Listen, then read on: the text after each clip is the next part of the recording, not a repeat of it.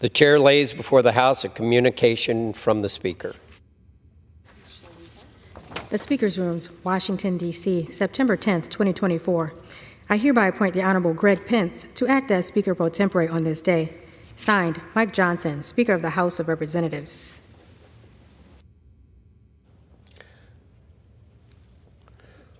Pursuant to the order of the House of January 9th, 2024, the chair will now recognize the members from lists submitted by the majority and minority leaders for morning hour debate. The chair will alternate recognition between the parties, with time equally allocated between the parties and each member other than the majority and minority leaders, and the minority whip limited to 5 minutes. But in no event shall debate continue beyond 11:50 a.m. The chair recognizes the gentleman from Texas, Mr. Arrington. Speaker, permission to address the House for 5 minutes. Recognized. Gentleman recognized.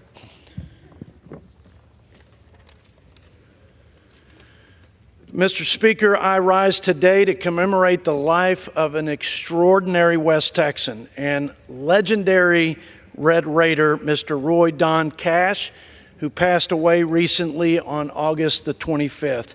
Born to Billy Roy and Billy Mae Cash in a little West Texas town of Shamrock, Texas in 1942. And let me tell you, there was nothing little about Big Don Cash, his stature, his presence, his character, his love for God and country. He'd make his way to Texas Tech, where he met and married another West Texan who would become his wife, Sandra K. Burleson. After graduating from Texas Tech, he was blazing the trail in the oil and gas industry, became a titan for United States energy and its contributions to our energy independence, giving our nation and our people a quality of life second to no other nation in the history of the world. He was also one of the most generous supporters and donors of Texas Tech University, not just with his treasure, but with his time and his talents. He gave back by serving on the foundation board. I think he is the only emeritus director of the foundation board, which speaks to how they perceived Mr. Cash. He gave back in scholarships and professorships and buildings and research and much, much more. He was the epitome of a Texas cowboy, and he was passionate about preserving the history and heritage of ranching through his time on the Ranching Heritage Association Board of Directors. Don was a dear friend of mine, and I would refer to him as the last John Wayne. I was vice chancellor at Texas Tech. He and Kay were integral to the success that we enjoyed over that roughly decade era when Chancellor Kent Hance was at the helm. And I think Chancellor Hance would say we wouldn't have been able to achieve the level of educational excellence, engagement of our community in West Texas and beyond, and scholarship, and preparing our young people for their leadership and pursuit of their dreams in this great country if it weren't for people like Don and Kay Cash. But he was the last John Wayne in my mind because he was rugged and tough. He was fiercely independent, humble and hardworking, and most of all, loving and selfless. Loving and selfless to his family, to his friends, and to the community he gave so much to over the many, many years of his life back in West Texas. They don't make him like Don Cash anymore, I can tell you that, Monica. They don't make him like Don Cash, and it's a crying shame because we need the character and caliber of men like Don Cash now in this great nation of ours more than ever. So I guess what I'd say to honor my friend is may Don Cash's cowboy spirit and his West Texas values live on forever, not just in his son Clay and his sweet daughter-in-law, Ashley, and his grandchildren, but in every single one of us. Because if you want to know what made America great, what will keep it great, it's the values of the American people. And nobody embodied those like Don Cash. Mr. Speaker, I also want to recognize and honor and commemorate Bill Pascrell. I'm a Republican. He's a Democrat.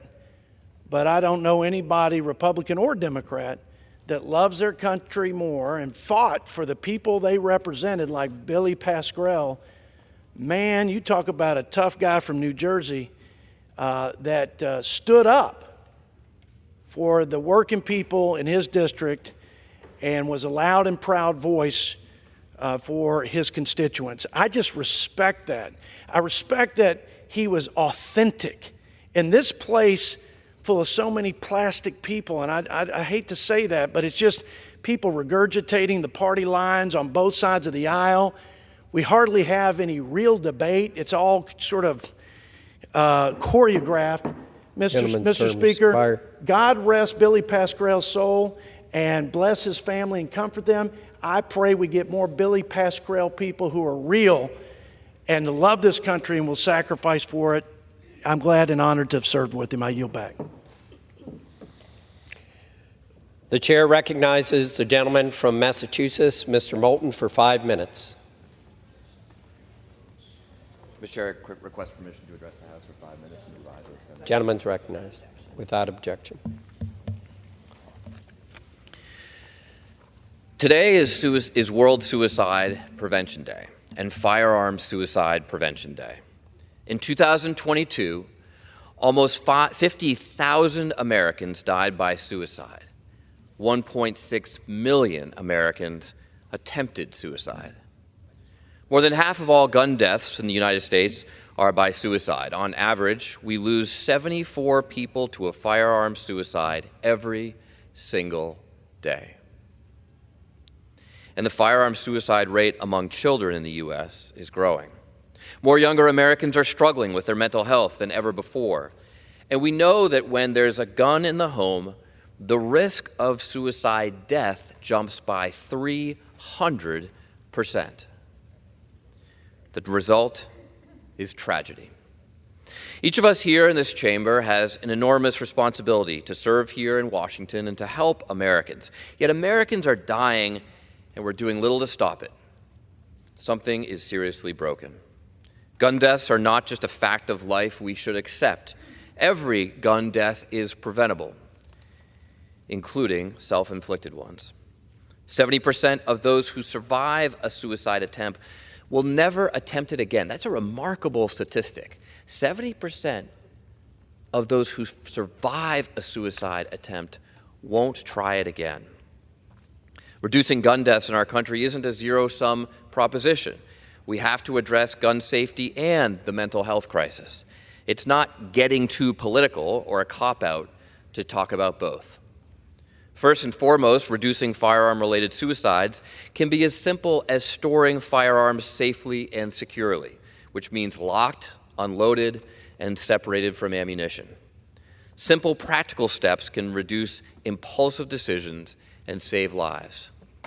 The 988 Mental Health Lifeline is already making a huge difference. Not only are millions of Americans calling and texting to get help in a moment of crisis, but even more, simply know where to get help if they need it.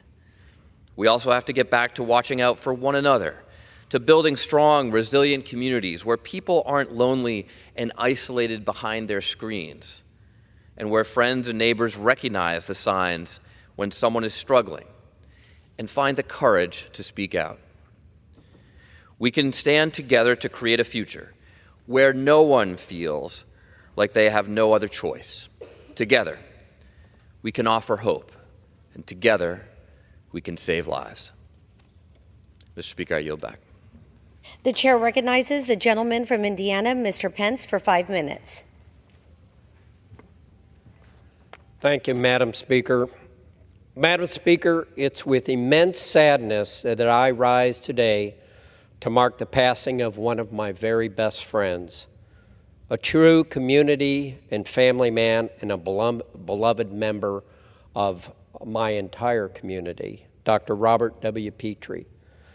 One of my dearest friends, Bob and I bonded over so much: our love for outdoors, fishing, hunting, of food and travel, and most importantly, our bonding over family.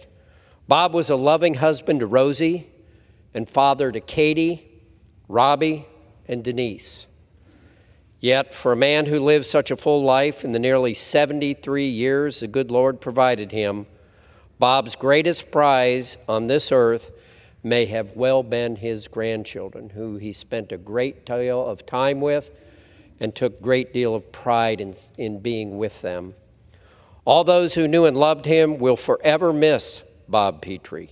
His legacy, the Petrie Way, will live on in those who served in his practice, those he loved, raised, and inspired throughout his life like he inspired me. Madam Speaker, as we say farewell for now to this wonderful man, we will keep Rosie, Katie, Robbie, and Denise, and the entire Petrie family close by and embrace them in our own families. And we will forever be grateful for the life of Robert Petrie, and one day we will see him again. God bless you, Bob. Madam Speaker, I yield back. The chair recognizes the gentlewoman from Oregon, Ms. Bonamici. Request unanimous consent to address the House for 5 minutes. The gentlewoman is recognized. Thank you, Madam Speaker. I rise today to honor a longtime staff member of my office, Joyce Fleming, and to offer her my most heartfelt congratulations on her retirement. Joyce embodies what it means to be a public servant. As an outreach and constituent caseworker in my Beaverton office for the past 12 years, she treated all Oregonians with courtesy, respect, and empathy. Like most of our best congressional staff, Joyce understands that advocacy for our constituents often takes more time and effort than one letter or phone call. She patiently navigated federal agencies, looking for creative solutions to complex problems, and she explored every avenue possible to find a positive outcome for the people we serve in Northwest Oregon. In fact, during the last town hall meeting I hosted, it seemed that more constituents showed up to see Joyce and to seek her out for assistance and to talk with me. I'm grateful for her work serving the 1st District of Oregon during the past 12 years. But Joyce's career in public service began well before my service in Congress and has spanned decades. Joyce began her congressional career in the office of U.S. Senator Mark Hatfield, before we had email and iPhones. Senator Hatfield was a former governor who spent 30 years in the U.S. Senate and ultimately chaired the powerful Appropriations Committee. He was a special kind of public servant, a statesman who worked across the aisle and focused on getting things done for Oregonians. Joyce's service has followed this model. She also spent more than 12 years in the Oregon office of my friend and colleague, Congressman Earl Blumenauer, and took a brief hiatus from federal service before coming to work in my Oregon office in 2012. A talented professional, Joyce was always one of the first staffers on my team who has always conducted herself with kindness and with integrity. She has helped guide and mentor many new staff members and has been a steadfast advocate for the people of Northwest Oregon. In closing, and on behalf of my entire team and the people in Northwest Oregon, I would like to reiterate my gratitude and appreciation to Joyce Fleming, who made it possible for me to do my job well and to help the people I am so honored to represent. Joyce, I congratulate you on your retirement and on your exemplary career serving the people of our state and country. Thank you. I yield back. Under the Speaker's announced policy of Chair now recognizes the gentleman from Tennessee, Mr. Rose, for 5 minutes.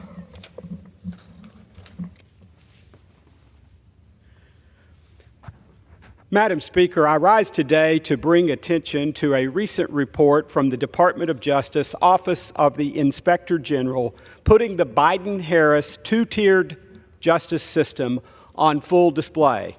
The recent report reveals that the FBI inadequately handled sensitive and classified materials. I repeat, the FBI mishandled classified documents according to their own Inspector General report. According to the memo, quote, electronic storage media slated for disposal are not physically secured.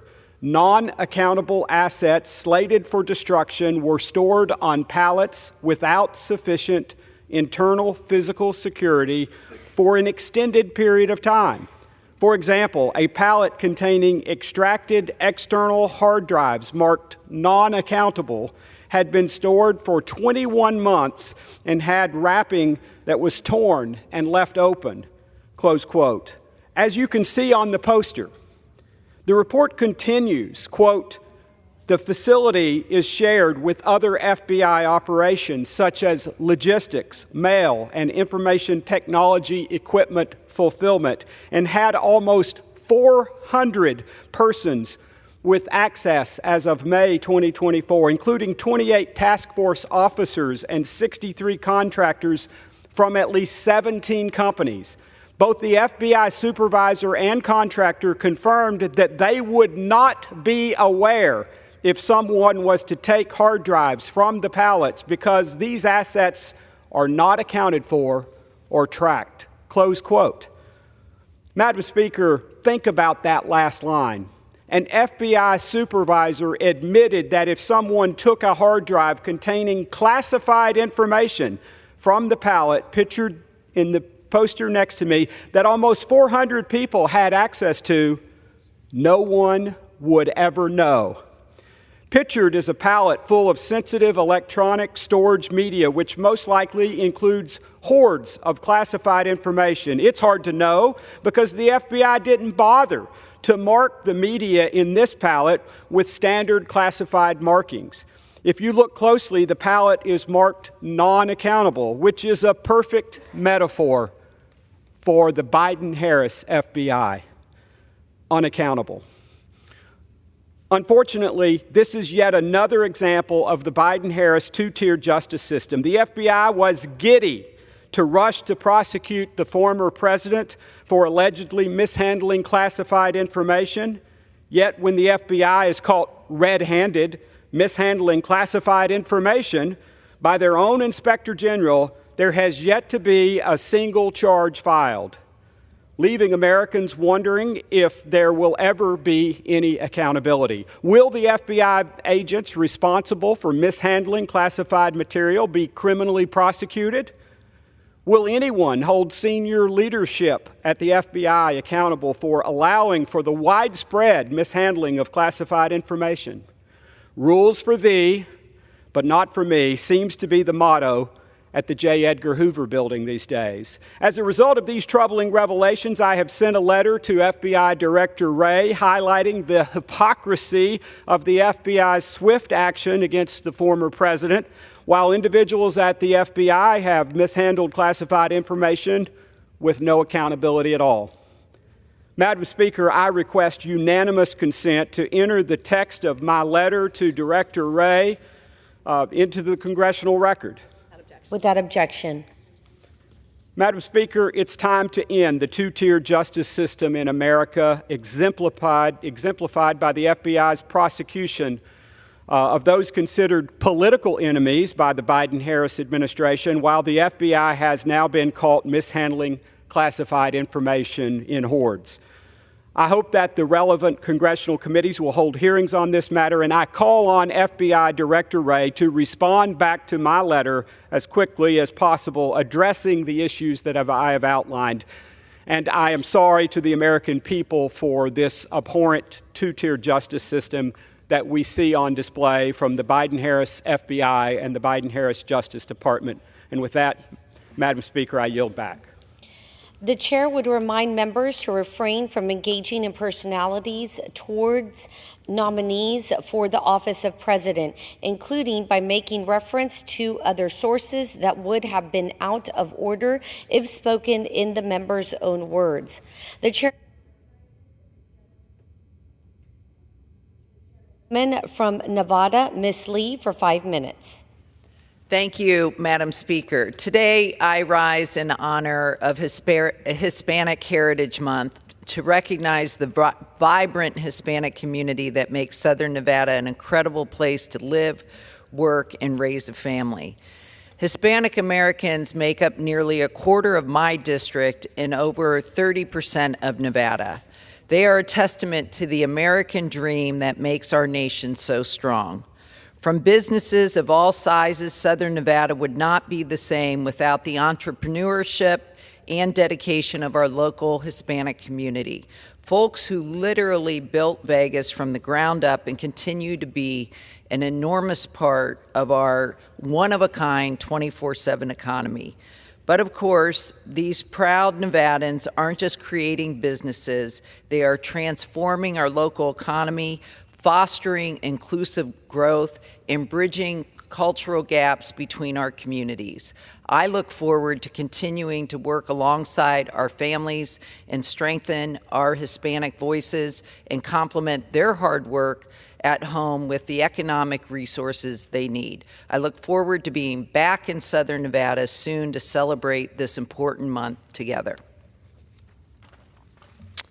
Thank you, Madam Speaker. Today I rise on behalf of working families across Southern Nevada.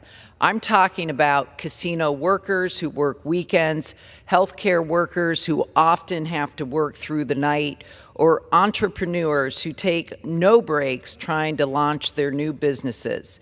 Each and every one of these parents are trying to do what should be a basic right in this country, to work one job and raise a family. But in order to do that, they need more money in their pockets and access to quality childcare. And we have a tool that can help make that a reality. It is expanding the child tax credit. That's why I was proud to vote for exactly that in the bipartisan tax package earlier this year that will lower costs and keep more money in Americans' pockets. Sadly, there are extremists right here in Congress who disagree. They want to cut the child tax credit, a proven tool for helping families who are struggling to make ends meet. And if Congress does not act, these extremists will win and the child tax credit will be slashed. I'm calling on the Senate to get this legislation to the President's desk and deliver the relief that working parents in Southern Nevada and beyond need. Thank you, and with that, I yield the balance of my time. The chair recognizes the gentleman from Virginia, Mr. Klein, for 5 minutes. Thank you, Madam Speaker. Madam Speaker, I rise today to recognize an extraordinary young man, Caleb Gilbert, the world champion of the 86th Annual All-American Soapbox Derby in Akron, Ohio, where he represented Harrisonburg, Virginia, to claim first place in the Super Stock division. Starting at just 7 years old, Caleb has dedicated countless hours to this sport, logging thousands of miles up and down the East Coast to compete in every kind of weather, rain, shine, and even snow. Last year, he became the national rally point champion in the stock division, racking up an impressive 1,198 points. His family, his father Ron, his mother Mary, and his younger sister Gracelyn have been his steadfast support, being by his side as he spent hours meticulously assembling and calibrating his car, which was painted to echo the iconic guitar of Eddie Van Halen. The Soapbox Derby community is full of camaraderie, helping to keep the spirit of this uniquely American tradition alive. Caleb has received mentorships from engineers in the automotive and aviation industries, and he's built lasting friendships with fellow competitors from around the country. Madam Speaker, please join me in congratulating Caleb Gilbert, our All-American Soapbox Derby world champion. Mr. Speaker, I rise today to congratulate the North Cross School boys tennis team in Roanoke, Virginia for winning the 2024 Virginia Independent Schools Athletic Association Division II State Championship. This momentous win marks a historic three-peat for the Raiders, who went 16-1 this season and now have added a fifth boys tennis state championship to North Cross School's trophy cabinet. The roster, consisting of Tyler Bloomfield, Attilio Chikazi, James Davey, Jacob Juneau, Christian Lang, George Luger, Henry Luger, Shar Nanda, Anderson Ratliff, Sam Schaefer, Paul Schaefer, Nikhil Sharigami, and Abram Sherman, exemplify the values of hard work and perseverance. Their individual and collective achievements serve as a true testament to their commitment to excellence. Commend North Cross School head coach Jim Schaefer and assistant coach Ryan Schlachter for their unwavering dedication to nurturing a team of such extraordinary talents. I want to highlight the remarkable accomplishments of first-team All-State members Henry Luger and George Luger, and second-team All-State Jacob Juneau and Tyler Bloomfield. Madam Speaker, I once again want to congratulate the North Cross Raiders boys tennis team on this incredible accomplishment, and I wish them the best for seasons to come. Mr. Speaker, I rise to honor the life and work of the late Patricia Buckley Moss. Widely known as P. Buckley Moss, or Pat, she was born and raised in New York, where she received her fine arts and graphic design degrees. She later moved to Waynesboro, Virginia in 1964 with her husband and children, and it was here that she drew some of the greatest inspirations for her art. From scenic landscapes with flocks of Canadian geese to the campuses of our alma maters, and especially her ability to portray these familiar sights in a way that resonated with her audiences, earned her the nickname, the People's Artist. Her talents extended to numerous philanthropic efforts, and she became a role model and champion for children's causes. Many local students will remember her visits to their art classes or her year charities, endowed scholarships, and grants to assist aspiring art students and teachers. Although Pat is no longer with us, her art and generosity will leave a lasting impact on the 6th Congressional District community. Madam Speaker, I yield back. The chair recognizes the gentlewoman from Ohio, Ms. Kaptur, for 5 minutes.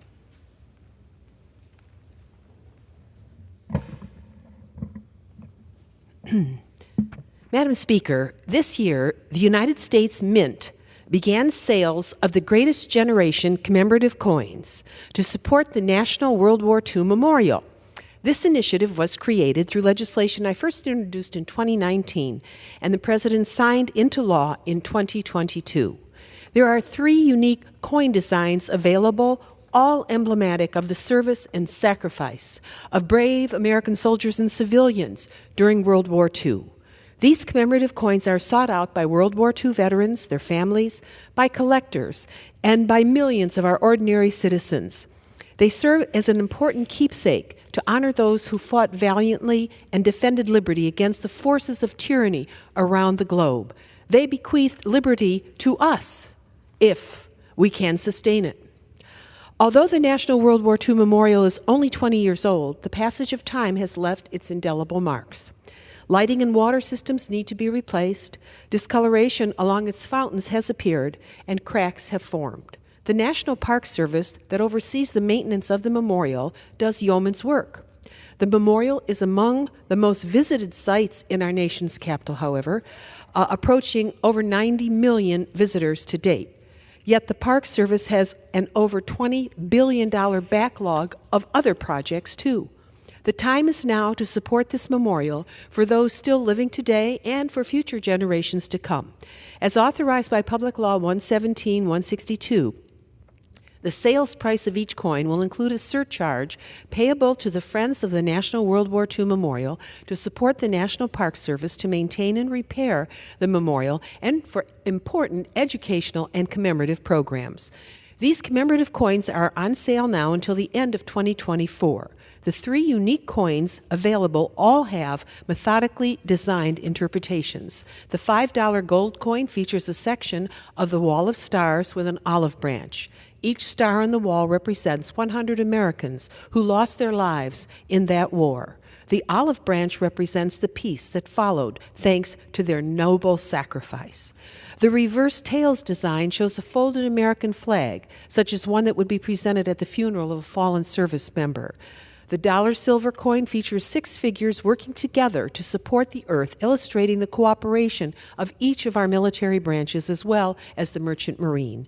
The reverse design features a view from Victory Pavilion in the World War II Memorial, and the sculpture depicts 4 eagles holding a laurel wreath, within which is a globe centered on the Pacific Ocean. Finally, the $50 clad coin depicts the memorial from the point of view of a person walking up a ramp leading to one of the towers, and the head side reimagines the Victory Medal that was awarded to all who served in the armed forces during World War II. The figure of liberation stands with open arms holding 2 halves of a broken sword, symbolizing the war's conclusion. All surcharges obtained for these commemorative coins will go to the upkeep of this memorial and education about our 20th century's greatest achievement, the victory of liberty over tyranny. Thanks to my Senate colleague, Senator Mike Rounds, and the over 300 bipartisan co-sponsors in the House for supporting this legislation. If citizens wish to purchase coins, people may visit www.usmint.gov. In conclusion, we owe our freedom to the heroes and heroines of World War II. We know, clearly, tyranny has not left our earth.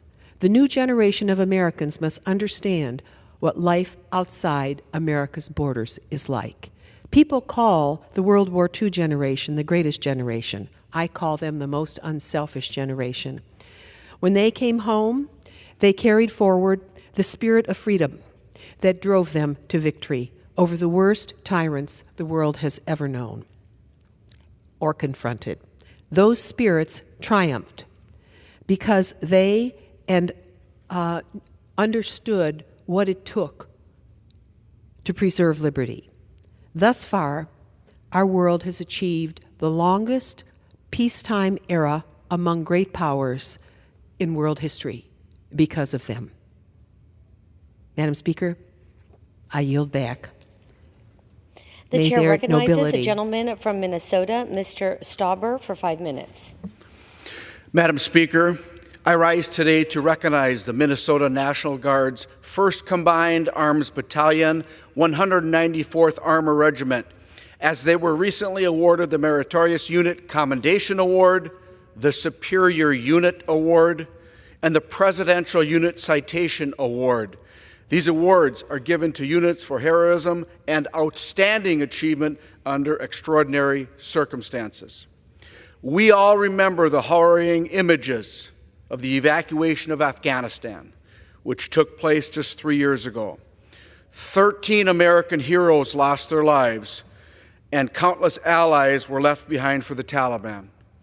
If not for the 194th, things could have and would have been much worse. During the evacuation of Kabul, the 1st Combined Arms Battalion rescued over 124,000 American citizens, government employees, and Afghan allies in under 15 days. This Brainerd, Minnesota-based unit made a difference in the world. And because of them, families were reunited and lives were saved. As the husband of the Minnesota Air National Guard's 148th Fighter Wing's first female command chief, who deployed when she was called upon, I have long recognized the superiority of the Minnesota National Guard. I could not be more proud to represent these exemplary soldiers. America is blessed to have such courageous patriots in her ranks, and we in Minnesota are lucky that they call our state home. In closing, I want to thank the men and women of the 194th Armor Regiment for their service during this infamous time. God bless you all for your sacrifices, and God bless America. Madam Speaker, I yield back. The chair recognizes the gentlewoman from Hawaii, Ms. Tokuda, for 5 minutes. Madam Speaker, I ask for unanimous consent to revise and extend my remarks. The gentlewoman is recognized. Thank you. Madam Speaker, on August 8th, Hawaii gathered to observe the one-year anniversary of the fires on Maui and in Lahaina. Today, as Congress reconvenes, I rise to honor and remember the family and friends that we lost. Their beloved mothers and fathers, sons and daughters, grandparents and grandchildren, brothers and sisters, friends and life partners. Their ages span almost a century, from our youngest Keiki, just 7 years old, to a cherished Kupuna, age 97. Many had lived their entire lives in Lahaina. Others chose to make Lahaina their home, having come from faraway places across the United States and abroad, like the Philippines, Mexico, and Scotland. Today I rise to read all 102 of their names into the congressional record. While they are no longer walking amongst us, they will never be forgotten by the family and friends they left behind, by our community, or by this Congress, in whose records their name will be forever remembered. Louise Abihai, Lori Allen, June Anbe, Angelica Baclig, Narcisco Belosis Jr., Vanessa Belosis, Melva Honeygirl Benjamin, Luz Bernabe, Maurice Shadow Buen, Buddy Joe Carter, Kirk Carter, Ediomede Pavian Castillo, Rex Cole, Lydia Coloma, Salvador Coloma, Alan John Constantino, Leticia Letty Constantino, Teresa Cook, Juan De Leon, Mary Lou Diaz, Virginia Virgie Dofa, Betty Jo Dykeman, Robert Dykeman, Jeannie Eliason, Po'omaikai Estores Lozano, Keiro Fuentes, just age 14,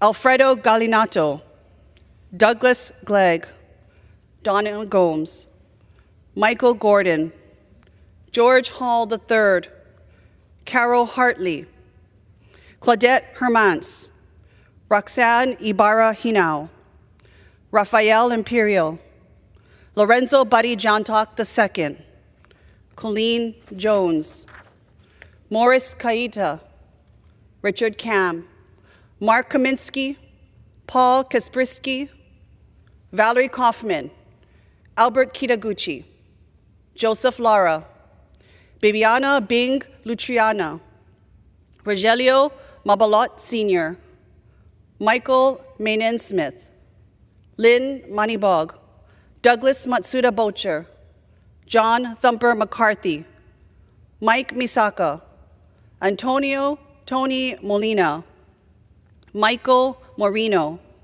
Tim Nakamoto, Todd Nakamura, David Nuesca Jr., Carolyn Ono, Matsuyuki Osato, Pablo Pagdiliao III, Tao Ponali, Bernard Portabes, Gwendolyn Kanani Puohu, June Mark Kiano, Felimon Kiano, Charlene Rabong, Rebecca Rands, Alfred Alfie Rawlings, Eugene Rocalizado, Justin Rocalizado, Maria Victoria Rocalizado.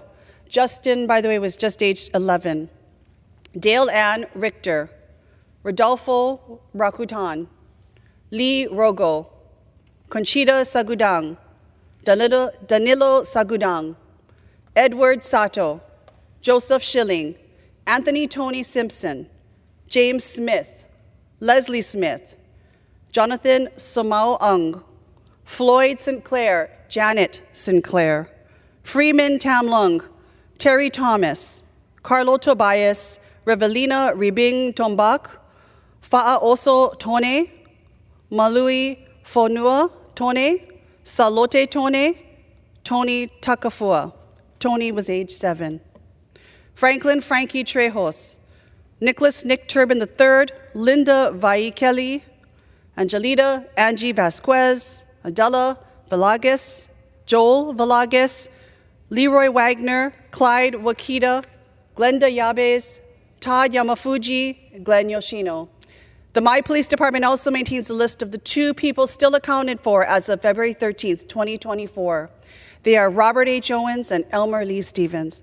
As we continue our work to recover and rebuild Lahaina, may the happy memories of those we lost carry our community forward and inspire us to live each day in their honor. Thank you, Mr. Speaker, and I yield back. The chair recognizes a gentlewoman from Texas, Ms. De La Cruz, for 5 minutes. Thank you. I rise today to mourn the loss of an extraordinary leader, Councilwoman Sonia Mendez of Seguin, Texas. Sonia served on the City Council since 2020 and served the city's residents with unwavering dedication. Her courage in the face of ALS was nothing short of inspiring.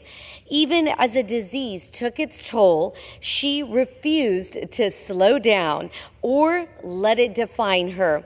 Her commitment to District 2 and her community never wavered, showing us the true meaning of service and resilience. Sonia's legacy will live on through the countless lives she touched and the work she did to make Seguin a better place. Let us honor her memory by continuing to serve with the same compassion and dedication she demonstrated every day.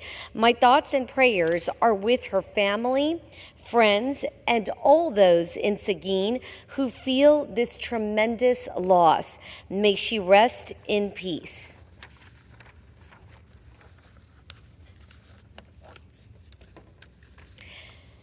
Today, I rise to honor and remember Army Specialist Lauro G. De Leon Jr. of Florenceville, Texas, who gave his life in service to our nation 20 years ago during Operation Iraqi Freedom. Lauro was just 20 years old and had a bright future ahead of him, yet he chose to serve his country with courage, knowing the risks, but driven by his deep sense of duty. In Iraq, Lauro faced fear and uncertainty, but his faith and love of his family sustained him. His mother, Grace, shared how prayer and faith in God guided him in his most dark moments. That unwavering faith is a testament to the kind of man Lauro was. Though 2 decades have passed, his sacrifice is still fresh and felt. Today, we remember Lauro's bravery, his love for his family, and his commitment to his great country. May we never forget his service, and may God continue to bless his family and all those who serve.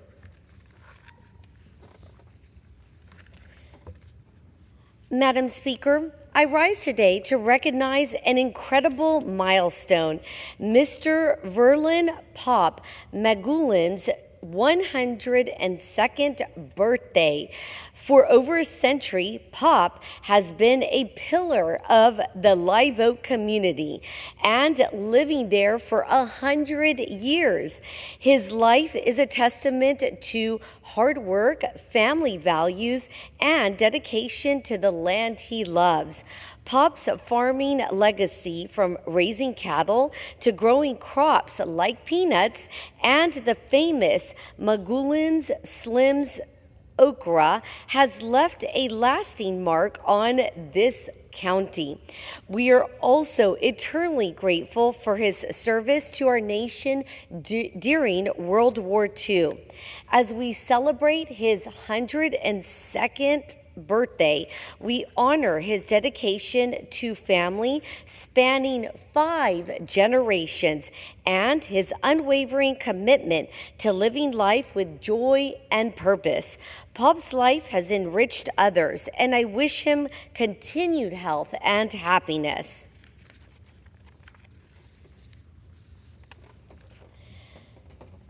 Mr. Speaker, I rise today to extend congratulations to City Manager Roy Rodriguez on his well-deserved retirement after more than 2 decades of remarkable service to the great city of McAllen. Roy's leadership has guided McAllen, Texas through an era of incredible growth, stability, and prosperity. Under his steady hand, the city has thrived, reaching new heights in financial strength and community development. Roy's commitment to the people of McAllen, Texas, will leave a legacy. As he closes this chapter, I hope Roy knows he has made a profound impact on the lives of so many. I wish him happiness, health, and a wonderful retirement. Thank you. I yield back. The chair recognizes the gentleman from Rhode Island, Mr. Amo, for 5 minutes. Madam Speaker, I ask for unanimous consent to address the House for 5 minutes and to revise and extend my remarks. The gentleman is recognized.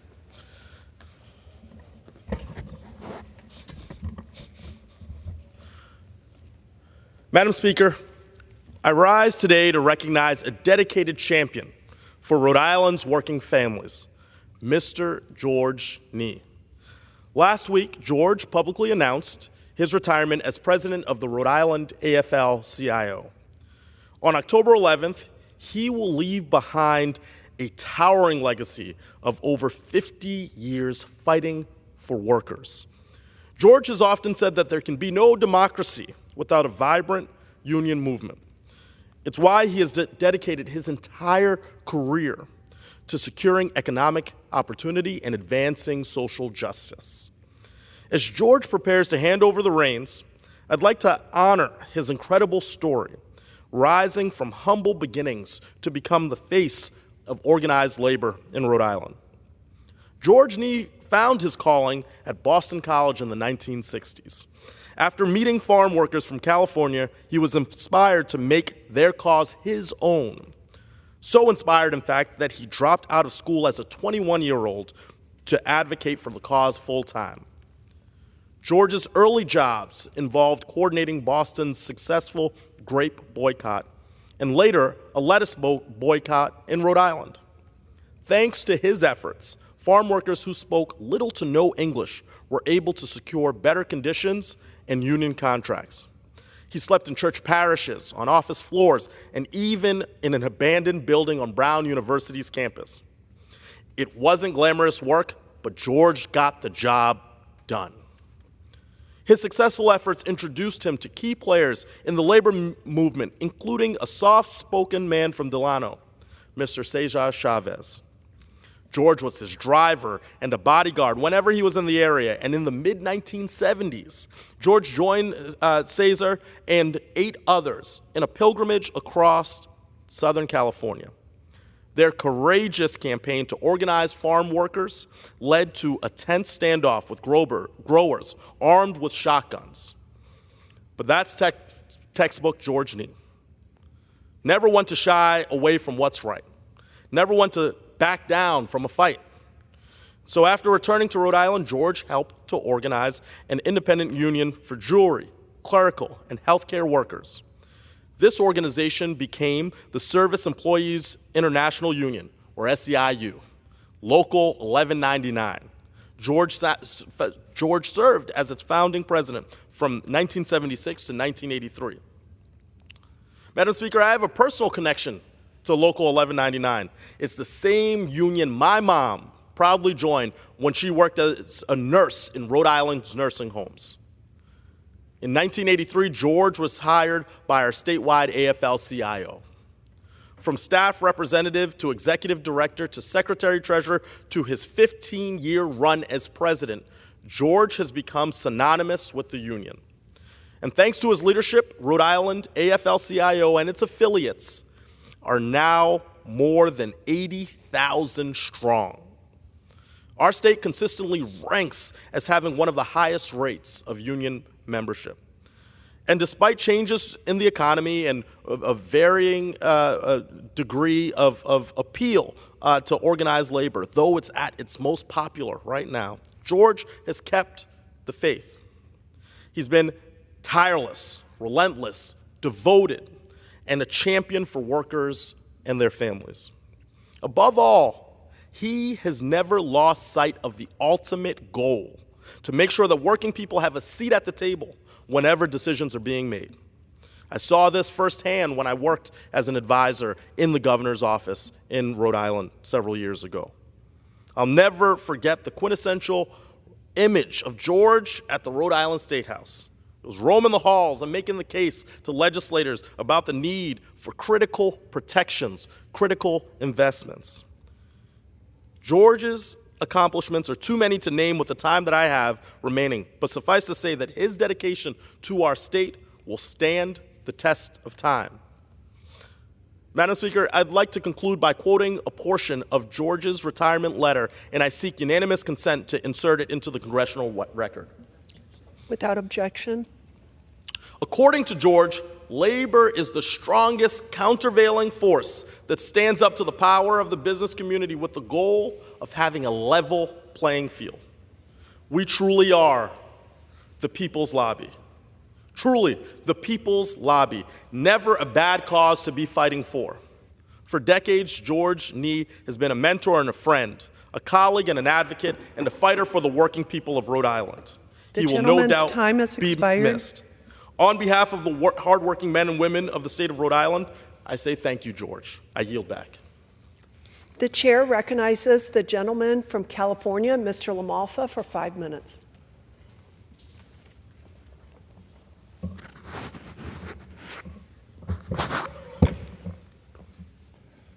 Thank you, Madam Speaker. Last year in California, the state's air pollution regulator, known as CARB, which stands for the California Air Resources Board, finalized a new rule that would require freight railroads in the state to adopt zero-emissions locomotives for industrial use, such as in local yards and ports, by 2030, and for normal long-distance hauling by 2035. So it is now requesting a waiver from the Environmental Protection Agency to proceed. And I'll tell you why EPA should deny this. This EPA CARB rule would effectively require all locomotives to operate in a zero-emissions configuration when operating in California, including out-of-state locomotives that would come into California and then proceed back out again. So they would have to unhitch if you're one of these non-compliant locomotives at the border and bring other locomotives in just to drive into our state. So this regulation would limit the useful life of thousands of locomotives across the rail network and requires a transition to zero-emission technology. Even by CARB's own admission, this rule will drive many short-line railroad operators and rail lines out of business. CARB also admits this rule will be shifting the transport of goods to trucks, which ultimately are going to raise highway miles traveled and likely raise emissions from trucks and overall the whole window of emissions, because you can have many trucks hauling up to 80,000 pounds typically versus a railroad with the many tons they can haul efficiently, which I guess would be the opposite of the goal of CARB by causing a raise of emissions and vehicle miles traveled. Rail operators have not been able to acquire yet the full Tier 4 locomotives due to the availability, and the technology isn't even fully developed on Tier 4 locomotives yet. So CARB, once again, is jumping the gun to move to even more stringent standards than what is even available on Tier 4. Essentially, they're mandating Tier 5 locomotives when Tier 4 locomotives don't even fully exist yet. It's just amazing. It would make more sense for the bureaucrats at CARB to take a break from their carbon-neutral crusade and let rail operators come up to Tier 4 compliant standards. If they could make the Tier 4, you would already see a dramatic cut in emissions across the board. These Tier 4 locomotives are 85% cleaner than older technology, instead of pushing net zero locomotives, which seems to be the holy grail, on such a ridiculous timeline. Because of their obsession with net zero and carbon reductions, they have actually worked against their own goals, as I mentioned, with forcing into trucks and on and on. It is estimated that EPA approval would result in close to 65% of the nation's Class 1 railroad locomotive fleet by being banned from operating in California by the year 2030. And he knows that there's other states that are going to do monkey see, monkey do like California does. General Van Ovost, the head of U.S. Transportation Command, expressed concerns this regulation will negatively affect the economy and military readiness posture of moving military equipment as they need to. By reducing its ability to transport goods and military equipment in and out of the state from other parts of the country, or having a lack of locomotives to do so, military operations could be severely impacted by this regulation. Imagine, we can't move the material we need on a timely fashion because of a California rule if the U.S. EPA gives them this waiver. A large collection of national, state, and local agricultural groups has expressed great concern that this CARB rule poses a significant danger to U.S. agriculture and its ability to transport ag product domestically or to our ports. You may have noticed a few years ago there was a giant port problem in California, a slowdown of work, not an all-out strike, but a slowdown where many ag products were left on the dock so long, those that are more perishable, you're having rotting produce, rotting agricultural food that wasn't getting shipped out, or in some cases even shipped in. So do we want to add to that problem with instead of the trucks at that time, having the railroads also be in that state? So it needs to be stated again that the technology required for these replacements does not yet exist for what would be called a Tier 5 locomotive. Freight railroads contribute only 0.5% to total U.S. emissions and about 1.7% to transportation-related emissions. All of this is to reduce the amount of CO2 in our atmosphere, which I'll remind you once again, which I've done many times on this floor. CO2 is only 0.04% of the gases of our atmosphere.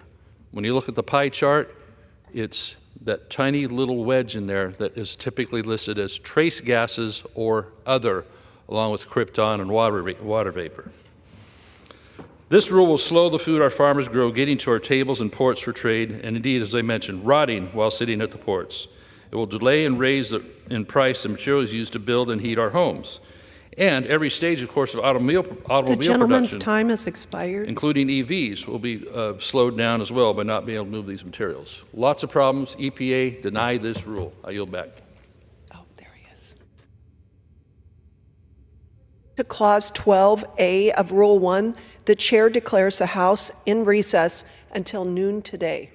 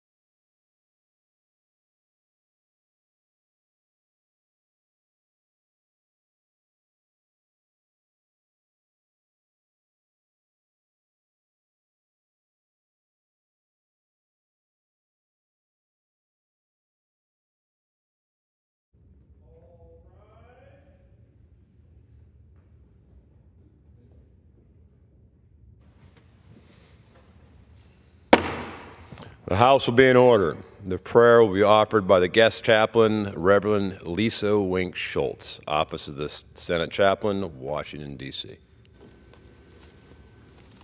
Let us pray. Bless the Lord, O my soul, and all that is within us. Bless your holy name. For you alone are holy, and all who live and breathe find their purpose in you.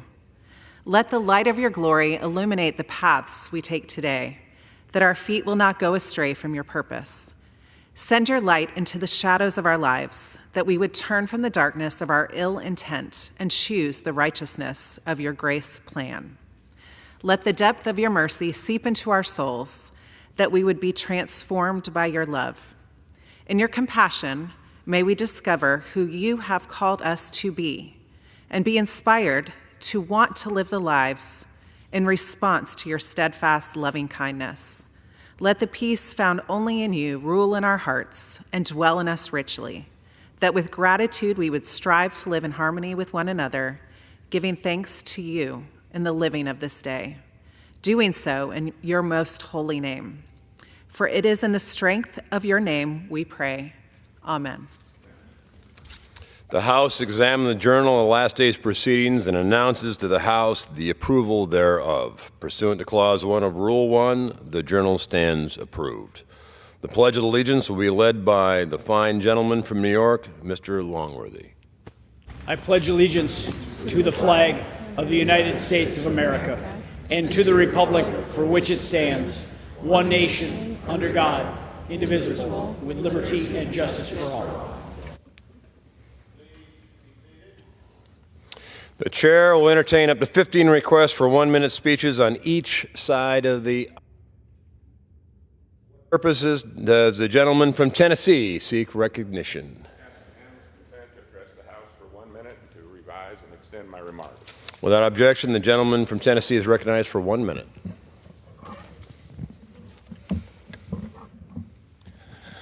Mr. Speaker, I rise today in recognition of Ray County's 18 years of participation in the Dolly Parton's Imagination Library. Parton first founded the program in 1995 in Sevier County, where she grew up. The library provides a monthly book to children from birth until age 5 as a way to promote early literacy. In 2004, Dolly Parton worked with the governor and the Tennessee State Legislature to expand the program statewide.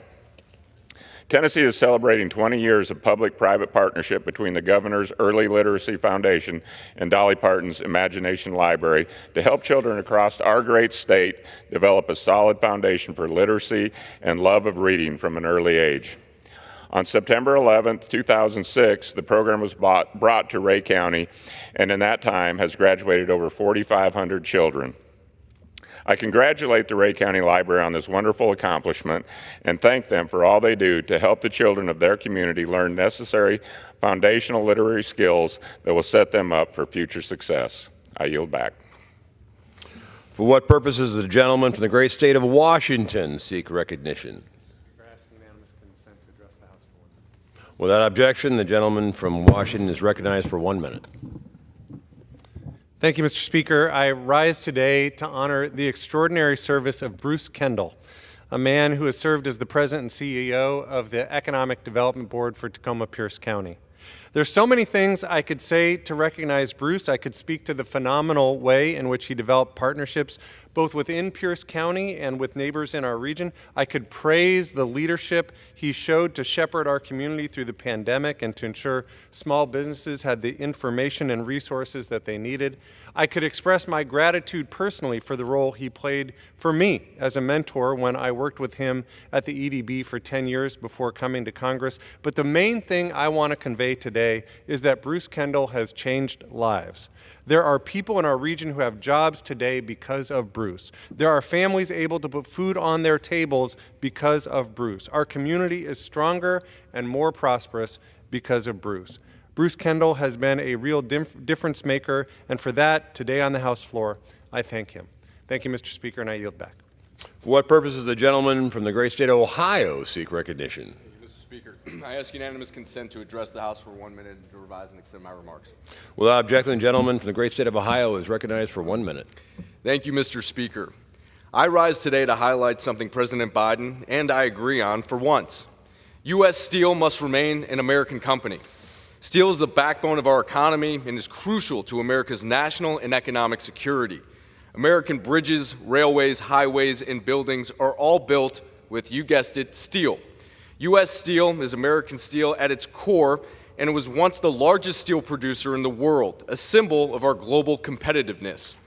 United States Steel should be owned by Americans. United States Steel should provide jobs to American workers. United States Steel should be here to forge America forward. Now, Mr. Speaker, I want to be clear.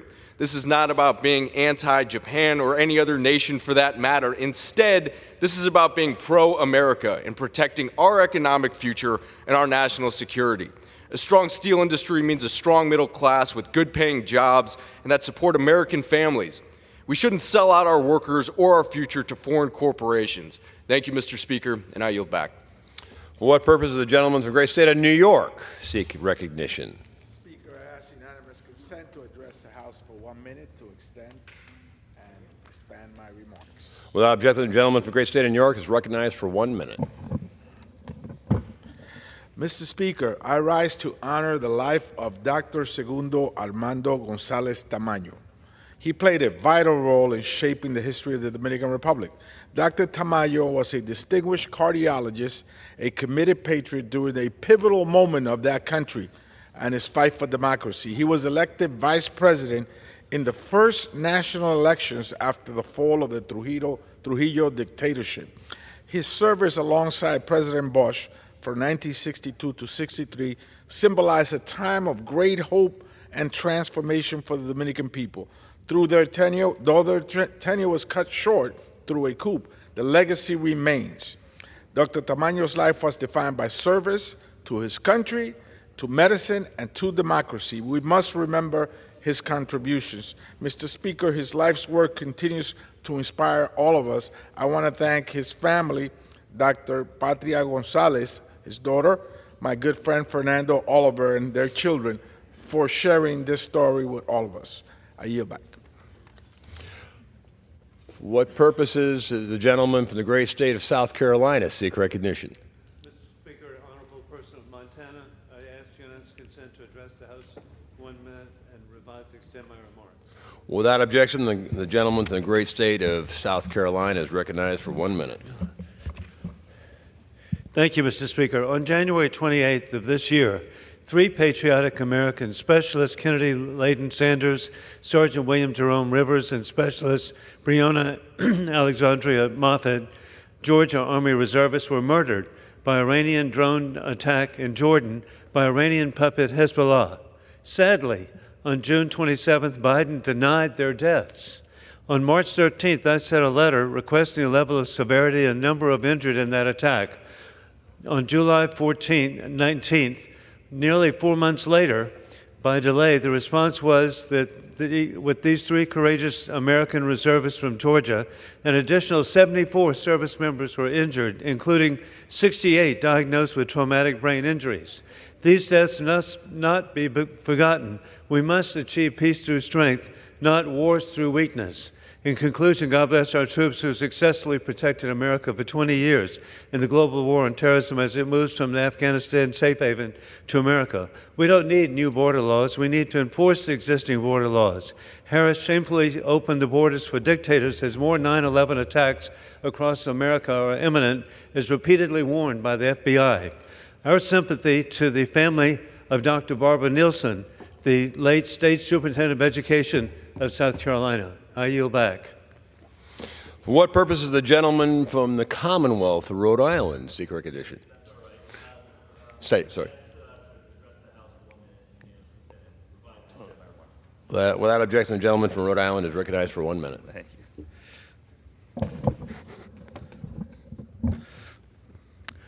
Mr. Speaker, I rise today to recognize the remarkable career of George Nee, a good friend, father, grandfather, and tireless advocate for working Rhode Islanders, who is retiring as president of the Rhode Island AFL-CIO after 4 decades of service. George has dedicated his life to improving the lives of working people and their families. At 21 years old, he left college to work for the Farm Workers Union, helping to organize Boston's grape boycott in the late 1960s and lettuce boycott in 1971. He worked closely with renowned labor leader Cesar Chavez and saw firsthand how these boycotts improved the lives of workers. George then created an independent union of clerical workers, healthcare workers, and jewelry workers in 1976 that grew to more than 1,500 members. In 1983, he joined the Rhode Island AFL-CIO, working his way up from staff representative to president in 2009, leading more than 80,000 union members as the quintessential happy warrior on behalf of working people in Rhode Island. In addition to hundreds of fights for fair contracts, better wages, better benefits, George boldly led the Rhode Island AFL-CIO in support of marriage equality and stood for common-sense gun safety laws. It is a real honor to recognize my friend George and to congratulate him on his impactful and tremendous career. And I yield back. For what purpose does the gentleman from the Commonwealth of Massachusetts seek recognition? Without objection, the gentleman from Massachusetts is recognized for 1 minute. Mr. Speaker, this August I conducted my annual farm tour, visiting 11 of the nearly 1,900 farms in my district. The farmers at Amherst Nurseries, Kitchen Garden Farm, Diamond Farm, Apex Orchards, Tip Top Orchard, Rattle Root Farm, Gove Farm, Pineo Family Farm, Community Harvest Project, Town Line Dairy, and Riddle Brook Farm produce everything from fresh fruits and vegetables to pasture-raised eggs and meat to cut flowers. Some are multi-generational family farms, while others are new operations with beginning farmers. Each farm approaches land stewardship with creativity and resilience and helps build community by supporting local food systems. I'm amazed by the determination of our farmers to ensure that they can provide for people in need. Mr. Speaker, our family farmers are committed to food security. They are making healthy food available and accessible, and we have a lot to learn from them about bolstering regional food systems. We need to do everything we can to support them so we can help them end hunger now. I yield back my time. For what purpose does the gentleman from the Commonwealth of Massachusetts seek recognition? Without objection, the gentleman from Massachusetts is recognized for 1 minute. Mr. Speaker, I rise today to outline my concerns with H.R. 8333, the Biosecure Act, which I voted against last night. This bill, though well-intentioned, is poorly drafted and shows the deficit of proper process. The Biosecure Act would only apply to contracts subject to the Federal Acquisition Regulation System, that is, the Department of Defense and Department of Veterans Affairs. This means that while Medicare and commercial plan beneficiaries could access the drugs comprehended by the Biosecure Act, veterans and service members could be alienated from treatments and cures that are available to other Americans. This bifurcation is not only unfair, it renders the disincentive to biotechs ineffective. This legislation also fails to provide due process so that Congress is not veering into potential bill of attainder challenges. In its form, the bill is not fit to function and makes no attempt to support a domestic CDMO or CRO industry. I yield back. For what purposes does the gentleman from the great state of New York seek recognition? Mr. Speaker, by the direction of the Committee on Rules, I call up House Resolution 1430 and ask for its immediate consideration. The clerk will report the resolution. House Calendar Number 88, House Resolution 1430.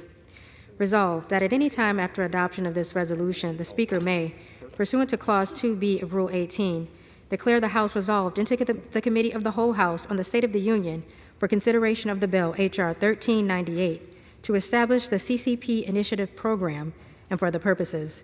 The first reading of the bill shall be dispensed with. All points of order against consideration of the bill are waived. General debate shall be confined to the bill and shall not exceed 1 hour, equally divided and controlled by the chair and ranking minority member of the Committee on the Judiciary or their respective designees. After general debate, the bill shall be considered for amendment under the 5-minute rule. In lieu of the amendment in the nature of a substitute recommended by the Committee on the Judiciary, now printed in the bill, an amendment in the nature of a substitute consisting of the text of Rules Committee Print 118-45 shall be considered as adopted in the House and in the Committee of the Whole. The bill as amended shall be considered as the original bill for the purpose of further amendment under the 5-minute rule and shall be considered as read. All points of order against provisions in the bill as amended are waived. No further amendment to the bill as amended shall be in order except those printed in Part A of the report of the Committee on Rules accompanying this resolution.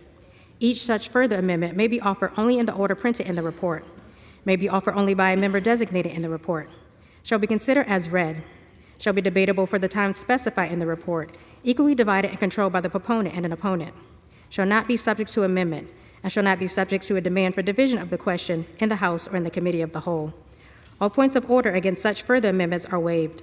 At the conclusion of consideration of the bill for amendment, the committee shall rise and report the bill as amended to the House with such further amendments as may have been adopted. The previous question shall be considered as order on the bill as amended and on any further amendment thereto to final passage without intervening motion except one motion to recommit. Section 2. At any time after adoption of this resolution, the Speaker may, pursuant to Clause 2B of Rule 18, declare the House resolved into the Committee of the Whole House on the State of the Union for consideration of the bill, H.R. 1425, to require any convention, agreement, or other international instrument on pandemic prevention, preparedness, and response reached by the World Health Assembly to be subject to Senate ratification. The first reading of the bill shall be dispensed with. All points of order against consideration of the bill are waived. General debate shall be confined to the bill and shall not exceed 1 hour, equally divided and controlled by the chair and ranking minority member of the Committee on Foreign Affairs or their respective designees. After general debate, the bill shall be considered for amendment under the 5-minute rule.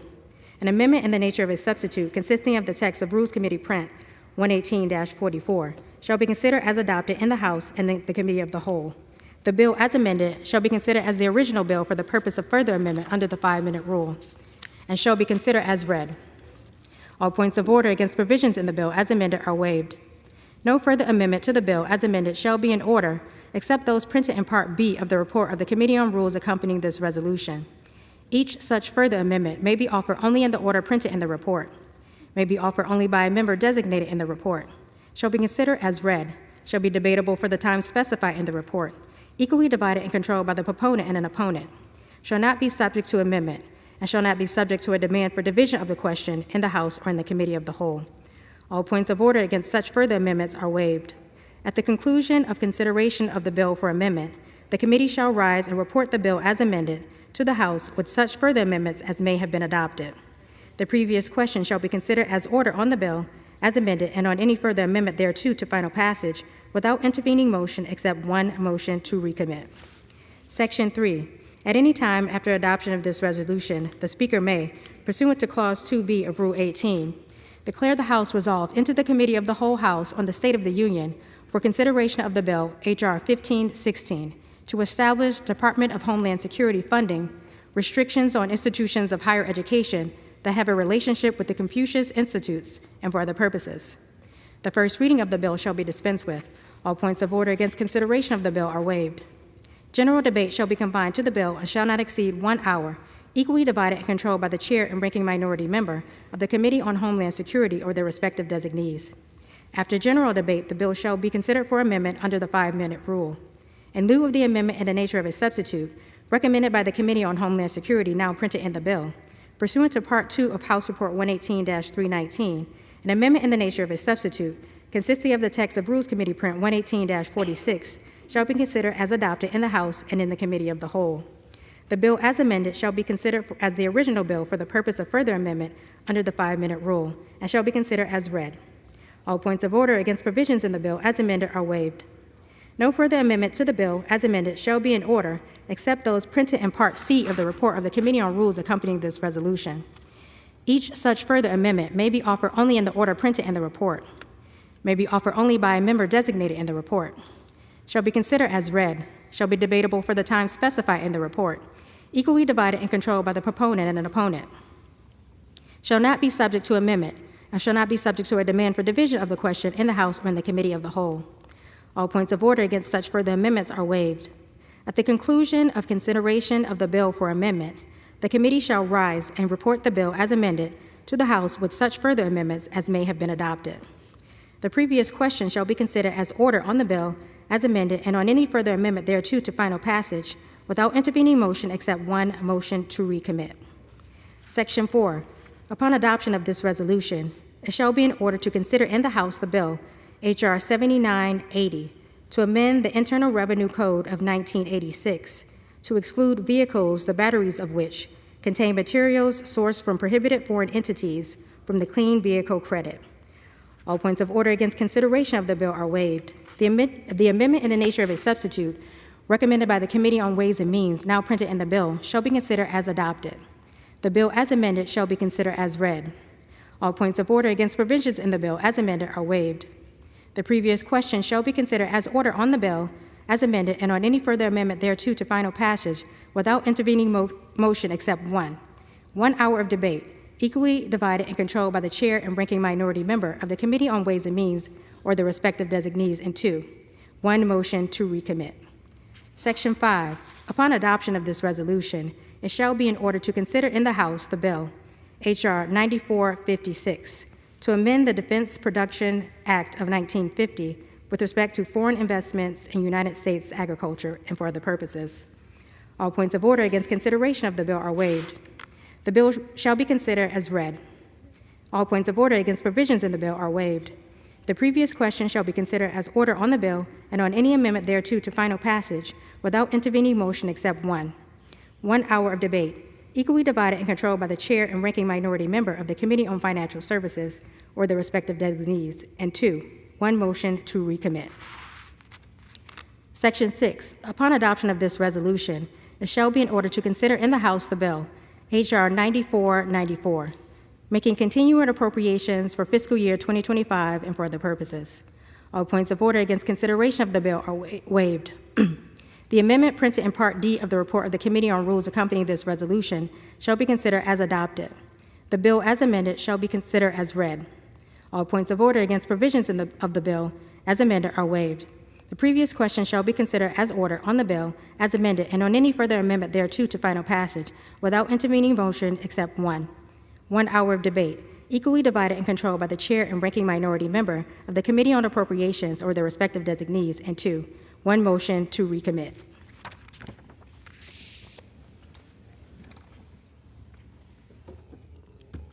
The gentleman from New York is recognized for 1 hour. For the purpose of debate only, I yield the customary 30 minutes to the distinguished gentleman from Massachusetts, Representative McGovern, pending which I yield myself as much time as I may consume. During consideration of this resolution, all time yielded is for the purpose of debate only. Mr. Speaker, I ask unanimous consent that all members have 5 legislative days to revise and extend their remarks. Without objection.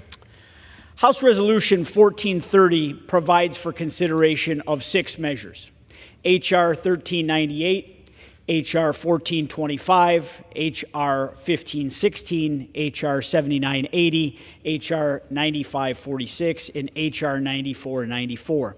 The rule provides for H.R. 1398 to be considered under a structured rule, with 1 hour of debate equally divided and controlled by the chair and the ranking minority member of the Judiciary Committee or their designees, and provides for 1 motion to recommit. The rule also provides for H.R. 1425 to be considered under a structured rule, with 1 hour of debate equally divided and controlled by the chair and the ranking minority member of the Foreign Affairs Committee or their designees, and provides for 1 motion to recommit. The rule also provides for H.R. 1516 to be considered under a structured rule, with 1 hour of debate equally divided and controlled by the chair and the ranking minority member of the Homeland Security Committee, and provides for 1 motion to recommit. The rule further provides for consideration of H.R. 7980 under a closed rule, with 1 hour of debate equally divided between the chair and the ranking minority member of the Committee on Ways and Means, and provides for 1 motion to recommit. The rule further provides for consideration of H.R. 9456 under a closed rule, with 1 hour of debate equally divided between the chair and the ranking minority member of the Agriculture Committee, and provides for 1 motion to recommit. And finally, the rule provides for consideration of H.R. 9494 under a closed rule, with 1 hour of debate equally divided between the chair and the ranking minority member of the Committee on Appropriations, and provides for 1 motion to recommit. Mr. Speaker, I rise in support of this rule and in support of the underlying legislation. The rule before us provides for consideration of 5 measures aimed at protecting the American people from the greatest threat to our sovereignty, our national security, and our prosperity, the Chinese Communist Party. Let's start with H.R. 1398, Protect America's Innovation and Economic Security from CCP Act of 2024. This bill will reestablish the CCP initiative at the Department of Justice, an effort that was originally established by President Trump, which successfully combated espionage, hacking, and theft of American trade secrets. And you know what? It worked. Under Trump's leadership, we saw 45 individuals convicted or plead guilty to espionage. But in yet another surrender to the woke mob, the Biden-Harris administration, with zero justification, they shut it down. They shut it down cold. They claimed it stoked anti-Asian bias. That argument is just not wrong. It's an insult to every American. Shutting down the China initiative proves that this administration cares more about appeasing the extreme left than it does our national security. H.R. 1398 will get us back on track, despite President Biden and Vice President Harris's refusal to do so. Now, while the Biden-Harris administration is shutting down efforts to prosecute spies, they're bending over backwards to negotiate a new pandemic accord with the WHO, an organization that sold out the United States and the world to the Chinese Communist Party during the COVID-19 pandemic. As of now, the pandemic accord the Biden-Harris administration is negotiating with the World Health Assembly is intended to tie our country to responsibilities and obligations overseen by an organization that lied for and covered for the Chinese Communist Party as it deceived the world about the origins and the spread of COVID-19. Now, let's not forget how, at the onset of COVID-19's pandemic in 2020, the WHO Director General visited Beijing and praised China for, quote, setting a new standard for outbreak control. Simultaneously, the CCP was busy arresting citizens for, quote, spreading rumors of a COVID-19 outbreak in Wuhan. That was in the first months of 2020.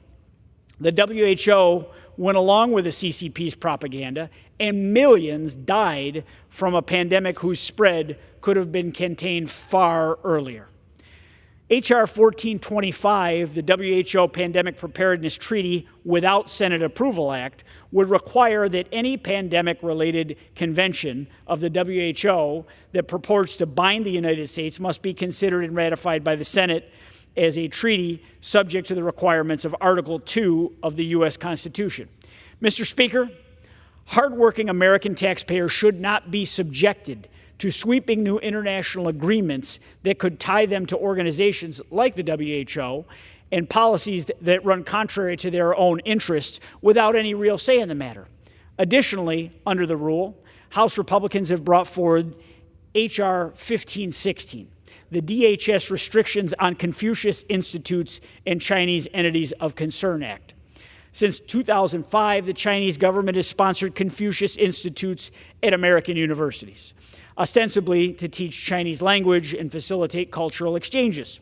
However, these institutes are a cover for the CCP's global influence and propaganda campaign.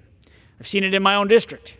This bill will cut off Homeland Security funding for any university that maintains relationships with these entities. Now, let's be clear.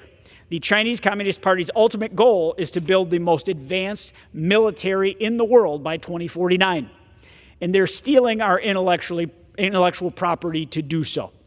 House Republicans simply will not stand by idly and let that happen at our higher learning institutions. Next under the rule, we're considering H.R. 7980, the End Chinese Dominance of Electric Vehicles in America Act of 2024, which would put an end to the Biden-Harris sellout to China in the name of a Green New Deal. The Inflation Reduction Act opened the door for Chinese companies to profit from electric vehicle tax subsidies, leaving American families to foot the bill for these policies while China laughs all the way to the bank. We've seen the Biden administration's game. They claim to be tough on China, but behind closed doors, they're cutting deals that enrich the CCP. In its rulemaking on the electric vehicle tax subsidy, the Biden-Harris administration decided that, quote, unofficial ties to the Chinese Communist Party were perfectly fine for the Chinese entity wishing to qualify. Now, apparently, my colleagues on the other side of the aisle and the Biden-Harris administration have little understanding of how communist China works.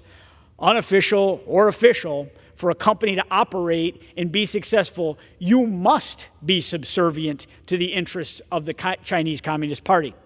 H.R. 7980 will put an end to this asinine America Last policy and ensure that vehicles with batteries sourced from foreign prohibited entities, like those connected to the CCP, do not qualify for this tax credit. Additionally, the rule provides for consideration of H.R. 9456, the Protecting American Agriculture from Foreign Adversaries Act. 40 million acres of America's farmland are in the hands of foreign entities. As a representative of the hardworking family farmers in Western New York and the Southern Tier, I know firsthand the impact that foreign entities gobbling up American farmland can have on the success of our domestic farmers.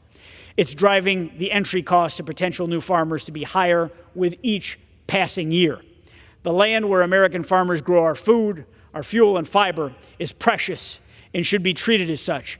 H.R. 9456 will ensure that the Secretary of Agriculture has a seat on the Committee on Foreign Investment in the United States and will require that the American people have a full understanding of just how much investment in our agricultural land is being pursued by China and entities connected to the Chinese Communist Party.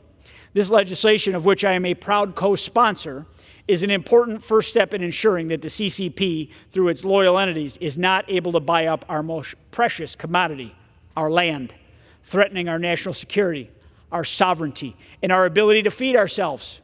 Food is security and will always be national security. And finally, Mr. Speaker, the rule before us includes consideration of H.R. 9494, a continuing resolution to extend government funding at current levels through March 28th, 2025. To date, the House has passed legislation to fund more than 70% of our federal government operations for fiscal year 2025. Meanwhile, Senate Democrats have failed to bring forward a single fiscal year 2025 appropriations bill to the floor. This continuing resolution avoids a government shutdown, but it also includes the SAVE Act, requiring proof of United States citizenship to vote in federal elections. Democrats' open border policies have turned our country into a sanctuary for illegal aliens, and now they want them to vote. The SAVE Act ensures that only American citizens decide America's future. The Democrats' open border policies have brought nothing but chaos and destruction to our communities as millions of illegal aliens have flooded into this country.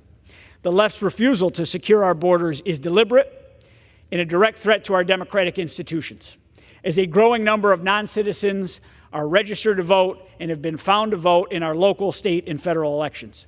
By allowing non-citizens to vote, they dilute the voice of every American citizen, undermining what should be a free and fair election. Mr. Speaker, our country was built on the principles of freedom, fairness, and justice. This administration's policies are a slap in the face to every immigrant who's followed a legal path to citizenship, who have respected our laws, and who have earned their right to participate in our democracy.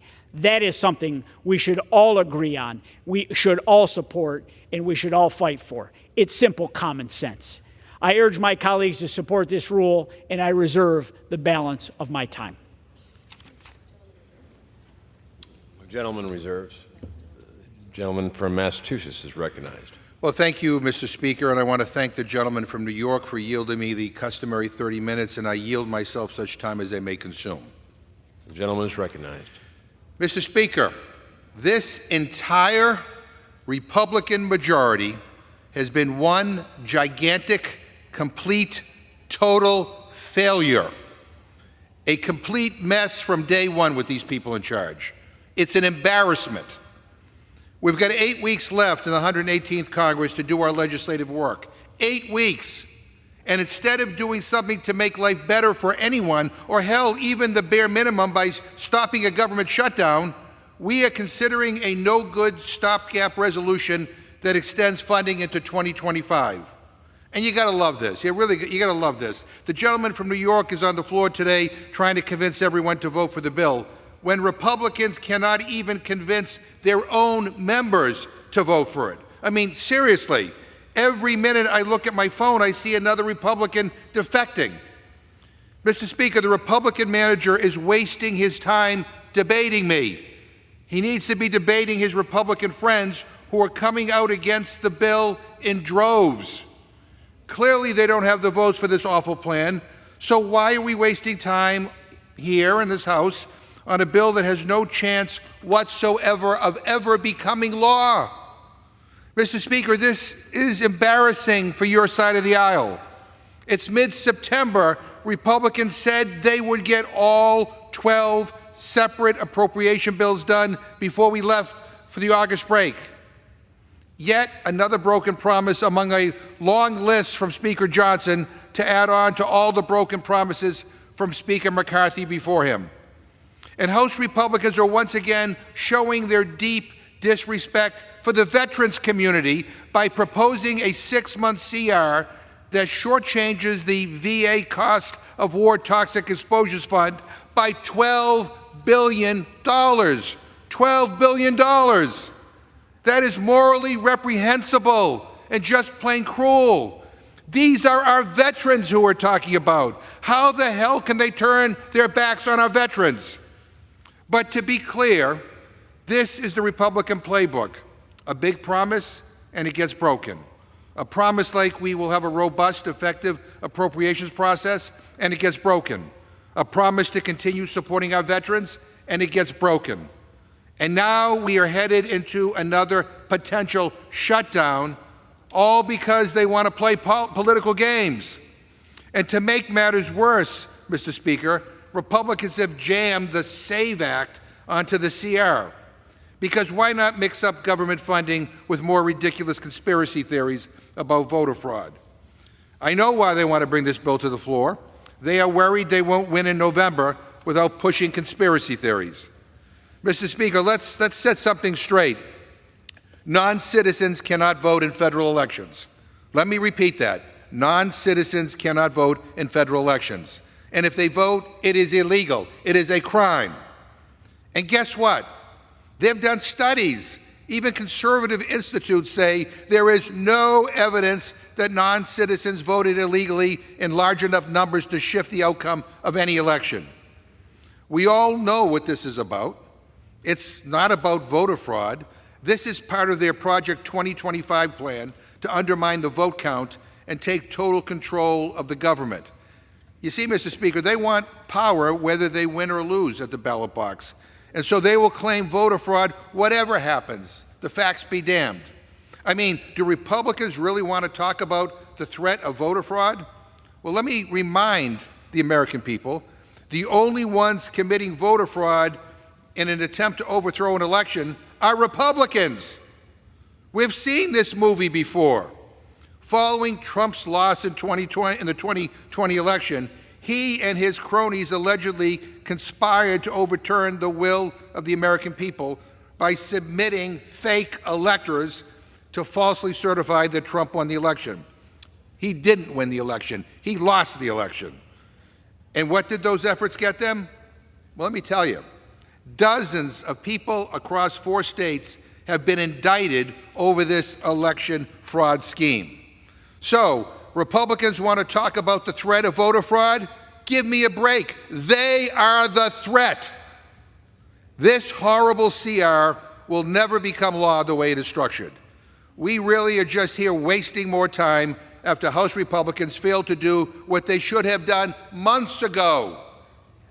This rule before us today would also bring to the floor 5 bills that Republicans claim will target China. 5 bills that are actually weak on China. 5 ineffective bills that don't get the job done and don't represent a real attempt to actually address some of the very serious concerns we have about the PRC. Mr. Speaker, I've been a critic of China's human rights record for decades, longer than some of my colleagues have been in Congress. Hell, I was sanctioned by the Chinese government in July. I can't travel to China. My wife can't travel to China. My son can't travel to China. My daughter can't travel to China. I can't even converse with any Chinese officials. You know, I've written strong, effective bills that would hold the PRC accountable. And so they don't like me. They sanction me, and I wear that sanction as a badge of honor. But let me be clear, these bills that the gentleman referred to are not about taking a strong stance against China. They're poorly written, weak bills that don't get the job done. It's like they're like written for a press release. Oh, I'm sorry, because they are meant for a press release, not about serious legislating. Believe it or not, we can strengthen our national security. We can stand up to China on human rights, and we can support our veterans and make sure they get the care that they need. We can fund the government, and we can do all of that and more if we work together. That's what people want. They want us to behave like adults. Sadly, Republican leadership is more interested in sound bites and Fox News headlines heading into November than they are about governing. And I would say they would rather put politics ahead of progress. But, Mr. Speaker, Project 2025 isn't just politics.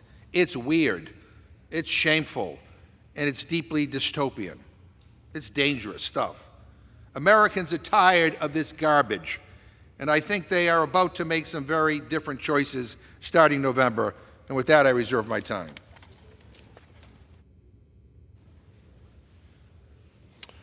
The chair would remind members refrain from engaging personalities towards nominees for the office of the president, and also maintain decorum on choice of vernacular. The gentleman from New York is recognized. Mr. Speaker, in case my colleague on the other side of the aisle has a case of amnesia, earlier this year, 195 Democrats proudly voted no on the passage of H.R. 8580, the fiscal year 2025 Military Construction, Veterans Affairs Appropriations Bill. This legislation includes $337.4 billion for the VA, $75.5 million above President Biden's own budget request, and $30.2 billion more than the fiscal year 2024 levels. It allocates $112.6 billion for medical care for our veterans. And, Mr. Speaker, 195 House Democrats, including my colleague from Massachusetts, voted no on this bill. And here we are, with Senate Democrats refusing to even bring up the bill on the floor. Every day they delay is a day that veterans across America are left wondering if their health care, their benefits, and their essential services will be there next year. This is simply unacceptable. Senator Chuck Schumer could bring this bill forward tomorrow. We could get this done for our veterans tomorrow. But instead, Senate Democrats have decided to play politics with the lives of our nation's heroes, labeling this vital funding as dead on arrival and offering no alternative while the clock ticks down. Mr. Speaker, it's time that my Democratic colleagues across the aisle stop playing politics in this chamber and in the upper chamber prioritize what really matters. Veterans across this nation depend on the services provided by the VA. Let's stop the hysteria in the political games. Let's pass this continuing resolution, avoid a shutdown, and continue our work to fully fund the VA. Our veterans have given everything for us, and I'm asking my colleagues to give them the support that they deserve. And now, Mr. Speaker, I yield 3 minutes to the chairman of the Rules Committee, the distinguished gentleman from Texas, Chairman Michael Burgess. The gentleman from Texas is recognized. I want to thank the representative from New York for yielding me the time. I rise in support of the rule. I rise in support of the underlying bills, in particular H.R. 9494, to provide continuing funding for the government of the United States for the next 6 months. House Republicans have done the work of funding our federal agencies. Our Appropriations Committee has passed all 12 bills out of committee.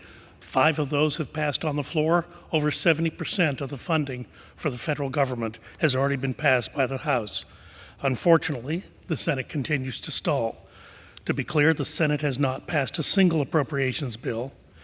Funding does expire at the end of this month. September 30th occurs the same time every year, just like Christmas, just like Halloween. Should not be a surprise to the Majority Leader of the United States Senate.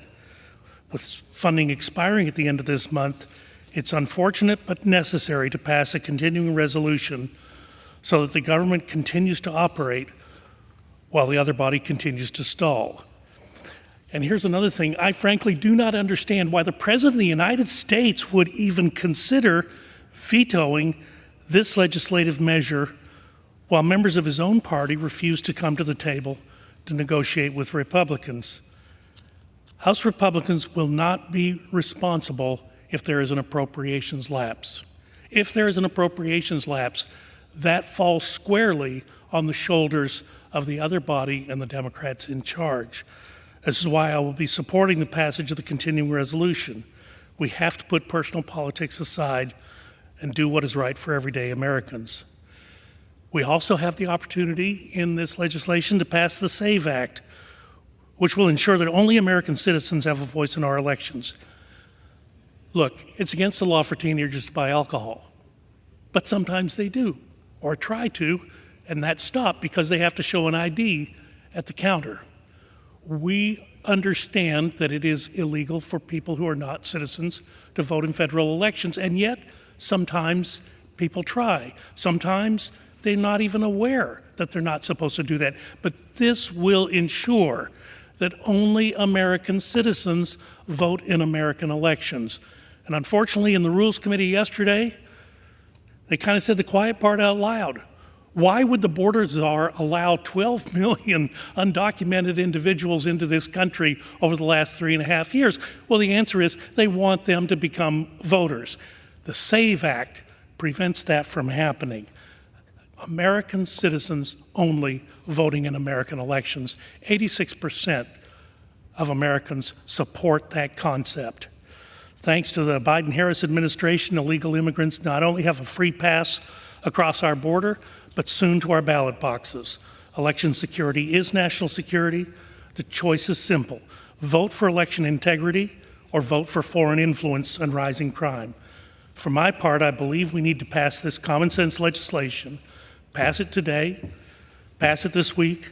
I urge members to support this rule today and the underlying legislation. Only American citizens voting in American elections. I yield back to the gentleman from New York. Reserve. Reserve. Gentleman from Massachusetts is Thank you, recognized. Mr. Speaker. Mr. Speaker, it's unbelievable. I mean, all we heard last night and we're hearing now on the House floor from the other side is that it's the Senate's fault.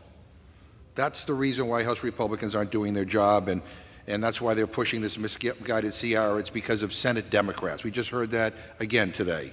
And guess what? I have a newsflash. Even Republican senators hate this CR plan. I ask unanimous consent to insert an article into the record from News Nation entitled, quote, House GOP government funding plan gets chilly reception from Senate Republicans, end quote. Without objection. Mr. Speaker, their own colleagues, their own Republican colleagues are worried that, and I quote, that this measure requiring proof of citizenship to register to vote would complicate the stopgap funding bill's path, and that this comes dangerously close to risking a shutdown. Now, here's an idea. If Republicans are so serious about this CR, maybe they should have done some work to shore up support within their own party. But let me just talk about how Republicans feel about this CR. Tom Massey on the Rules Committee, he tweeted, I'm voting hell no on the continuing resolution and the other matter act this week. I don't care which bright, shiny object is attached to it or which fake fight we start and won't finish. And then the gentleman from New York started to talk about national security. Here's another news flash for the gentleman, that the top Republican national security expert in the House, the chairman, the Republican chairman of the House Armed Services Committee, Mike Rogers, says he is a no on the CR. He says it's bad for the Pentagon, and he hopes that other House members will vote no too. That's your top guy on national security. He's voting no. It's reported from Melanie Zenona that Rep. Corey Mills says he has informed the whip team that he's a no on the 6-month CR plus SAVE Act. Also says there are quite a few other Republicans who are against it who haven't said so publicly. Matt Rosendale said, he tweets, 1 year later, the same old theatrics by the D.C. cartel of never voted for CR and never intend to. John Bresnahan reports that Representative Jim Banks is a no on the CR. Jordan Carney reports that Representative Burchett says he's currently a no on the CR plus SAVE plan. And he says that there are many, many others that want that want to vote no. Marjorie Taylor Greene, well, she's no on everything, so she's no on this as well. But I have to be honest with the gentleman. Your problem isn't House Democrats or Senate Democrats. Your problem is House Republicans. You can't even get consensus amongst your own members of your own party. So this is ridiculous that we're here debating this rule to bring up a CR that is going nowhere fast. And let me say, last night in the Rules Committee, our colleague, Representative Massey, he said, this SAVE Act isn't going to save anything. Again, Representative Massey, as everybody knows, is a prominent leader in the Republican caucus. He says, and particularly because it ain't never going to become law. It's a false promise to get all the Republicans half pregnant. And then you're going to get fully pregnant by the end of September when you vote for the CR that is not going to have it in it. I hate to break it to you, and I'm not telling you anything special, and I hate to break it to the Republicans, but you ain't getting the SAVE Act. And then he concludes by saying, but this is political theater, folks. And I got to tell you, it's bad political theater. And it's pathetic that here we are at this late date, approaching a government shutdown, and we get this garbage. And at this point, I'd like to yield 3.5 minutes to the gentlewoman from New Mexico, a distinguished member of the Rules Committee, Ms. Ledger Fernandez. The gentlewoman is recognized. Thank you, Mr. Speaker, and thank you, Ranking Member McGovern, to pointing out what we heard last night. This is all political theater. That's what we heard last night. That's what we're hearing on the floor today. But is that what I heard when I was in New Mexico? No, in New Mexico, what I heard in the fields and at the markets was ranchers and farmers actually anxiously asking about the Farm Bill. What I heard was veterans who marched in the Bean Day Parade describing how their health would suffer dramatically if we don't pass a VA supplemental. Families told me they want Congress to work together on a bipartisan matter, which this is not. They want us to work together to make their lives better. We have 12 legislative days to do Congress's basic job: fund the government, fund veterans programs, fund emergency programs, pass a farm bill. Instead of funding our nation's obligations, the Republicans are toying with a government shutdown yet again. Instead, the Republicans' Armed Service Committee chair called this temporary funding terrible. Your own chair of Armed Services called this, quote, terrible. Their CR also fails to fund disaster relief as wildfires, hurricanes, and floods devastate the countryside. Businesses and neighbors in New Mexico and across the country won't get the emergency relief they deserve unless Congress funds FEMA. Instead of living up to their obligations, Republicans are using this funding deadline to make it harder for American citizens to vote. They've included their voting restriction bill as a poison pill on this CR. What is the real-life consequence of their voting restriction bill? With a military ID, you can fight and die for this country, but Republicans won't let you use it alone to register to vote. Why would House Republicans make it harder for service members, for recently married or divorced women, for Native Americans, and for rural Americans to register and vote? Republicans and their presidential campaigners are fabricating a lie that non-citizens vote to sow fear and distrust of our elections. They are pushing their Project 2025 agenda today. New Mexicans don't want us to make it harder for them to vote. They are concerned about how hard it is to live. Yesterday, in the Rules Committee, a Republican witness said, "We could wait until later to take care of veterans funding." Why wait?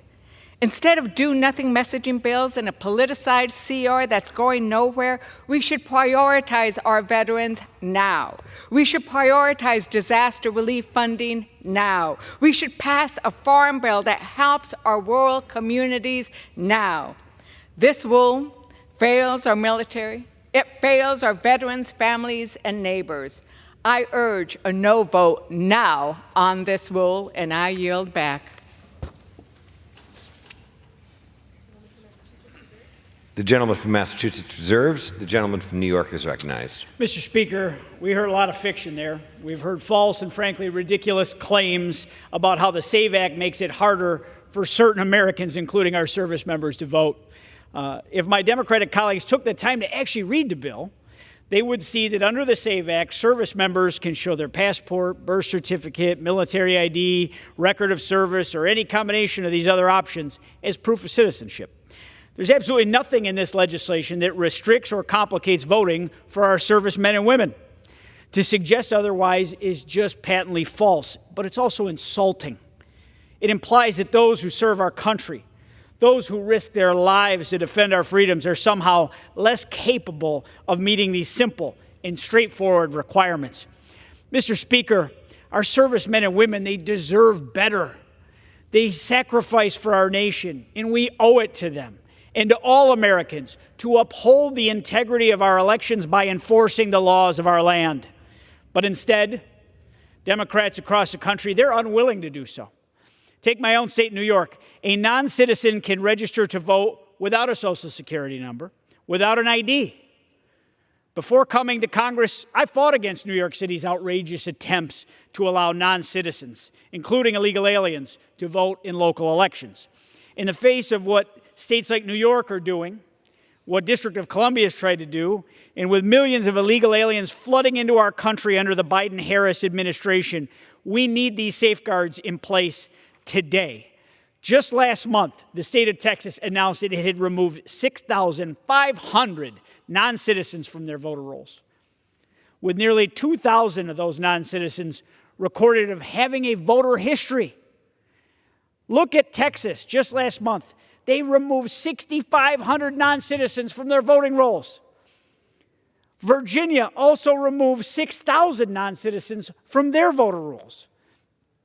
Mr. Speaker, we cannot take issue of voter fraud lightly. And we cannot rely on the honor system. As much as the other side of the aisle thinks it's A-OK to not require a photo ID in this country to vote, we can't take the honor system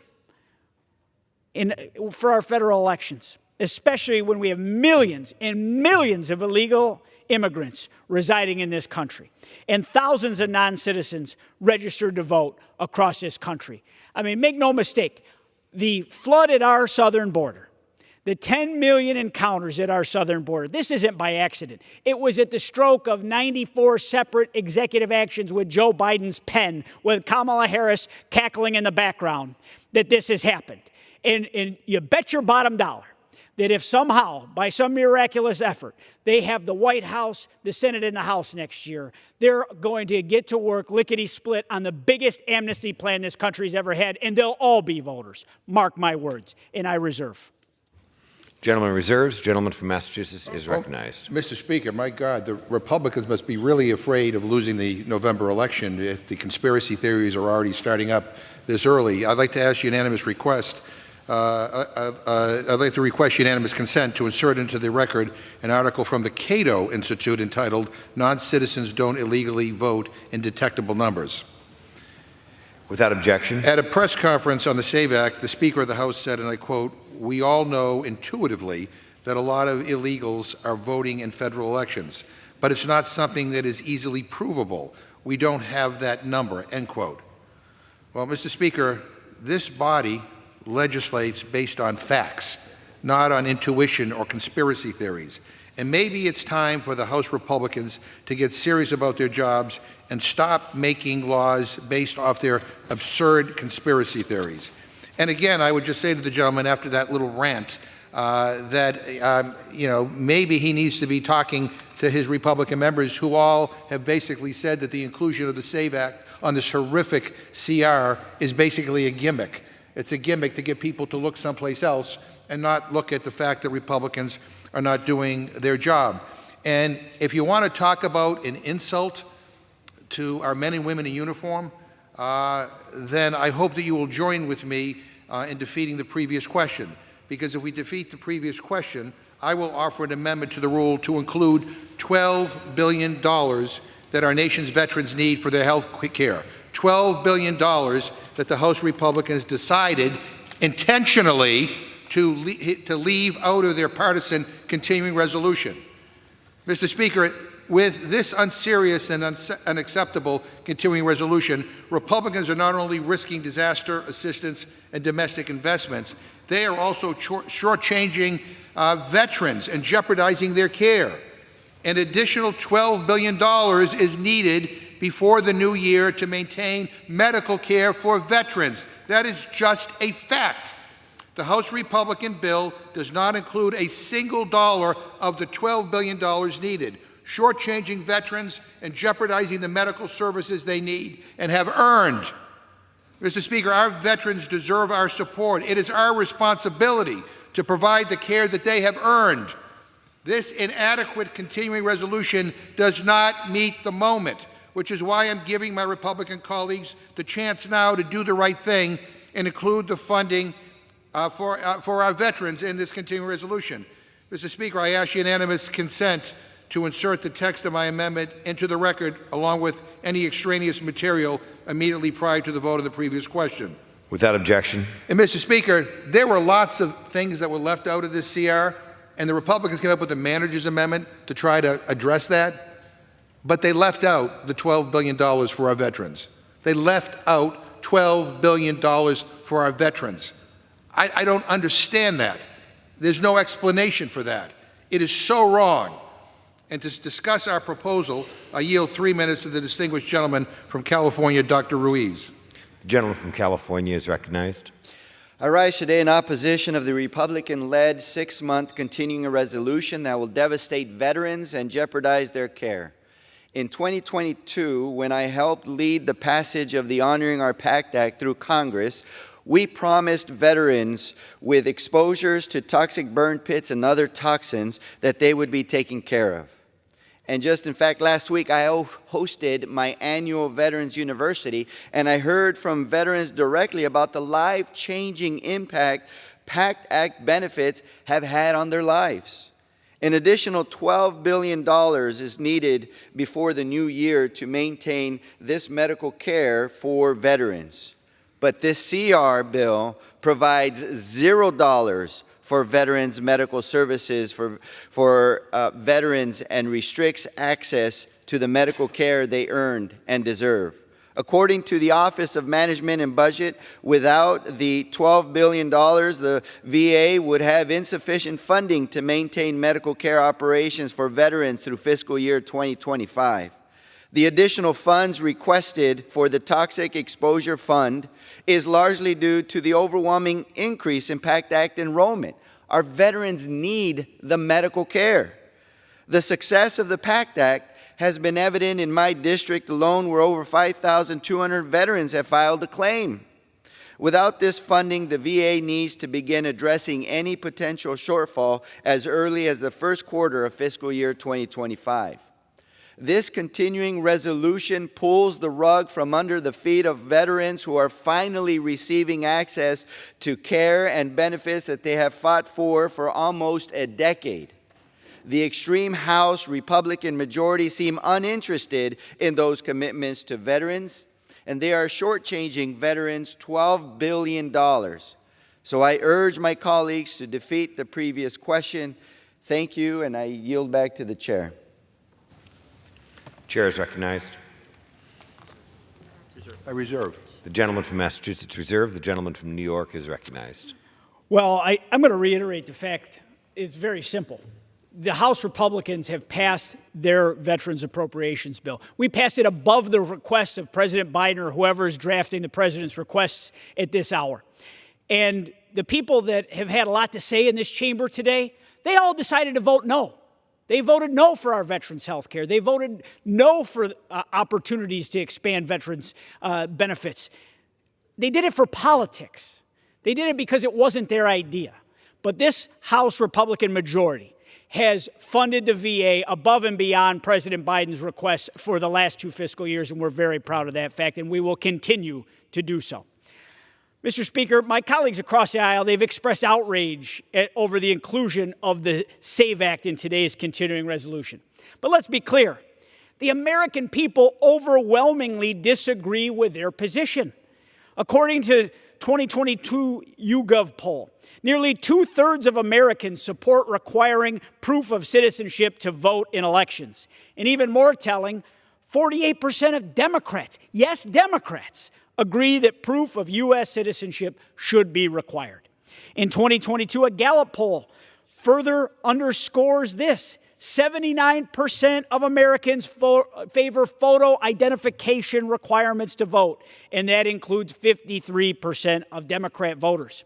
And just this year, the Pew Research Center found that 81% of Americans want all voters to show government-issued photo identification to cast a vote.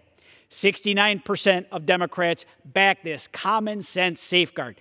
Why won't they? That's a question. What are you afraid of to require someone to prove who they say that they are? These aren't poison pills. This isn't partisanship.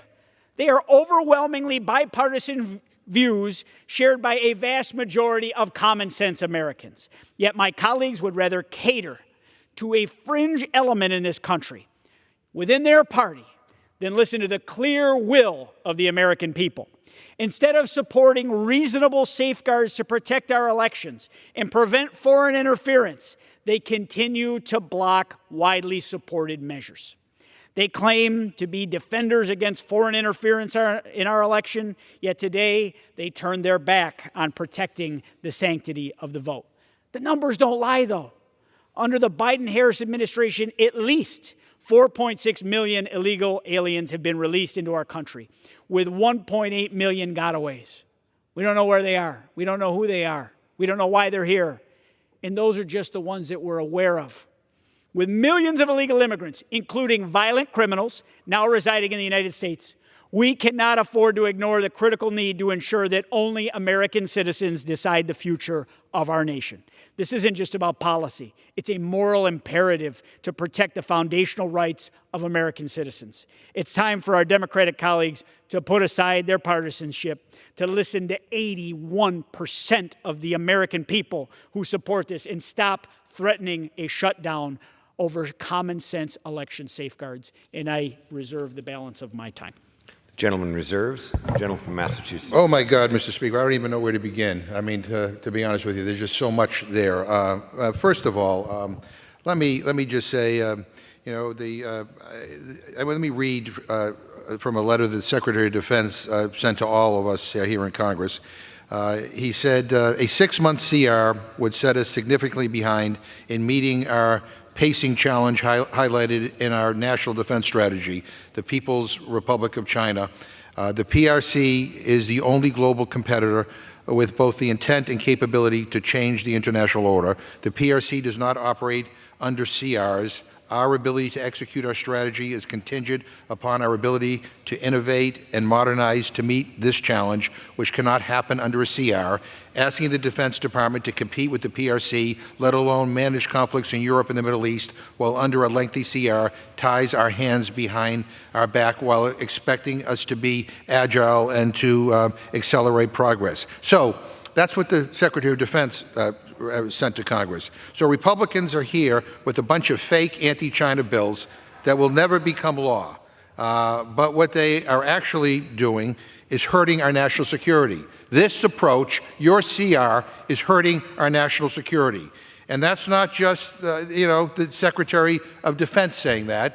As I said earlier, the Republican chairman of the House Armed Services Committee has said it, and is why he is opposing the Republican CR. So let's get that straight. The other thing is, on the SAVE Act, it is true that a military ID alone is not sufficient to meet the criteria of your SAVE Act. So, and is that how we thank the men and women who serve our country? In fact, many Americans don't have the kind of identification required to be able to comply with the SAVE Act. But that's even beside the point, because as Republican after Republican have said that this is a gimmick, this is going nowhere, this is just a soundbite during an election. This is not real. This is all theater. That's not me saying it. It's Republican after Republican saying that. And in terms of helping our veterans, let me tell you, the Republicans keep talking about the $112 billion in the bill for VA care.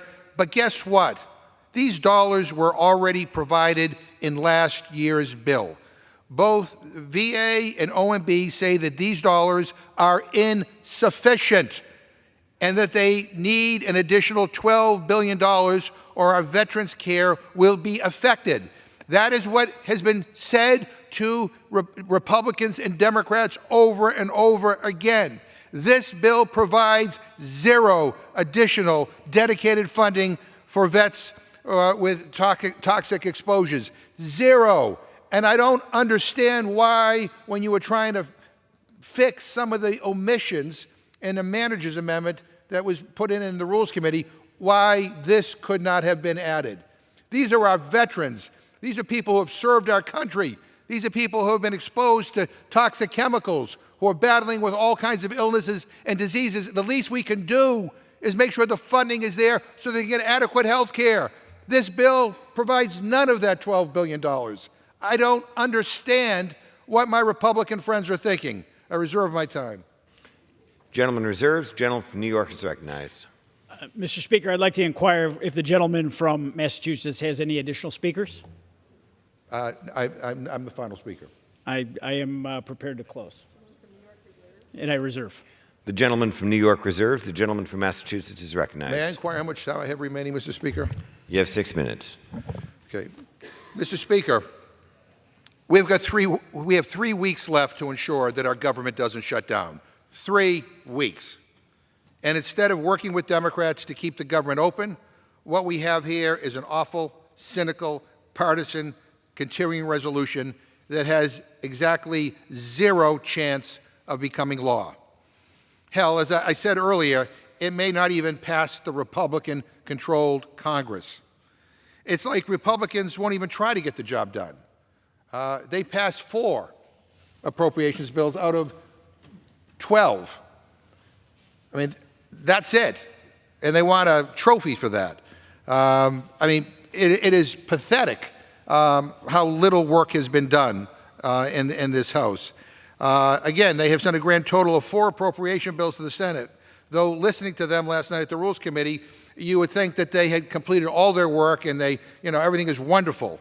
I mean, imagine thinking 30% was a passing grade. It's pathetic.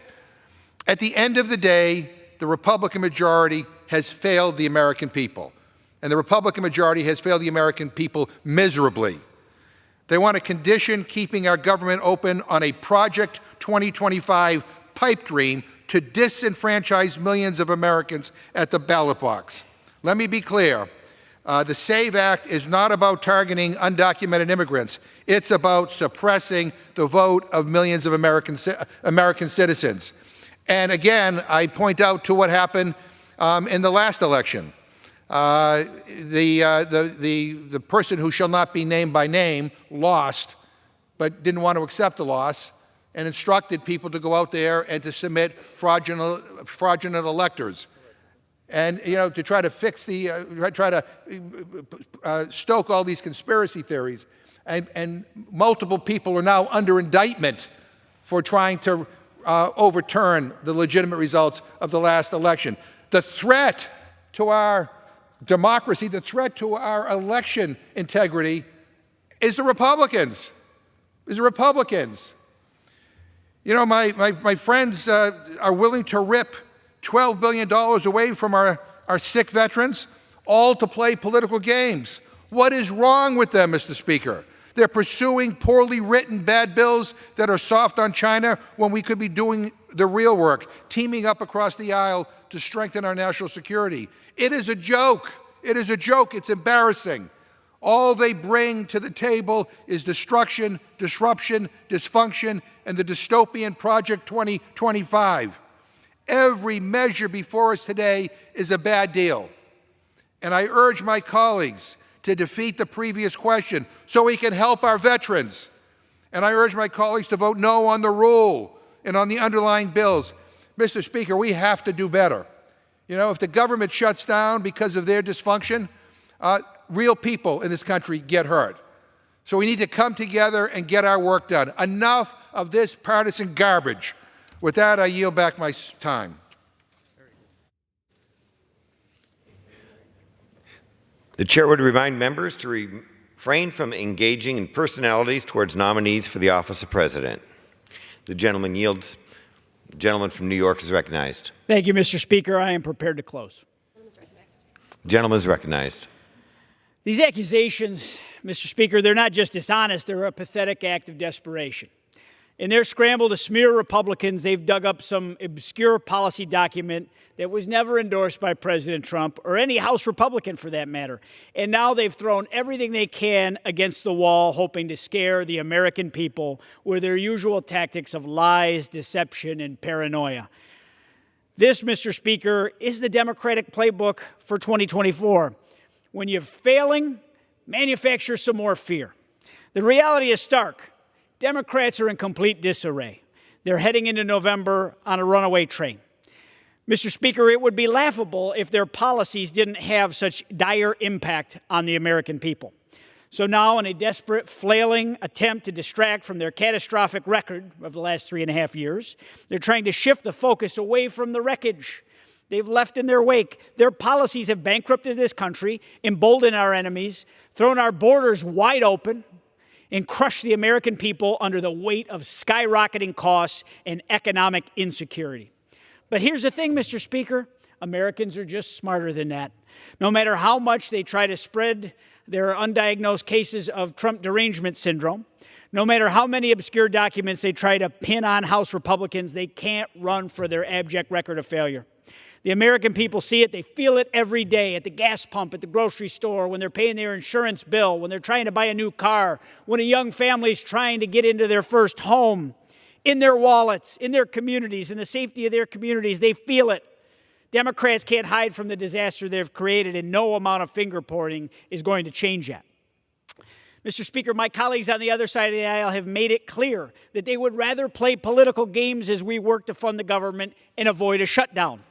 They'd rather hoot and holler about spending levels in one department than vote for a common sense appropriations bill or to create a stopgap so that we can continue our work and make sure that we don't have a shutdown. They would rather stand in full-blown opposition to straightforward provisions that would deter voter fraud and ensure our elections are fair, free, and protected fundamental right of real American citizens. My colleagues would also like to stand before us today and oppose common sense legislation that ensures that we put America first in our dealings with our greatest adversary, China, or any entity, an international organization that's connected or subservient to the Chinese Communist Party. We must do what the Biden-Harris administration has time and time again refused to do in its policies towards China. It's put the interests in the needs in the security of the American people absolutely first. I strongly support the rule before us today, and with that, Mr. Speaker, I yield back the balance of my time, and I move the previous question on the resolution. The question is on ordering the previous question on the resolution. Those in favor say aye. Aye. Those opposed, no. In the opinion of the chair, the ayes have it. Mr. Speaker. For what purpose does the gentleman... I ask for the yeas and nays. The yeas and nays are requested. Those favoring a vote by the yeas and nays will rise. A sufficient number having risen, the yeas and nays are ordered. Pursuant to Clause 8 of the Rule 20, further proceedings of this question will be postponed.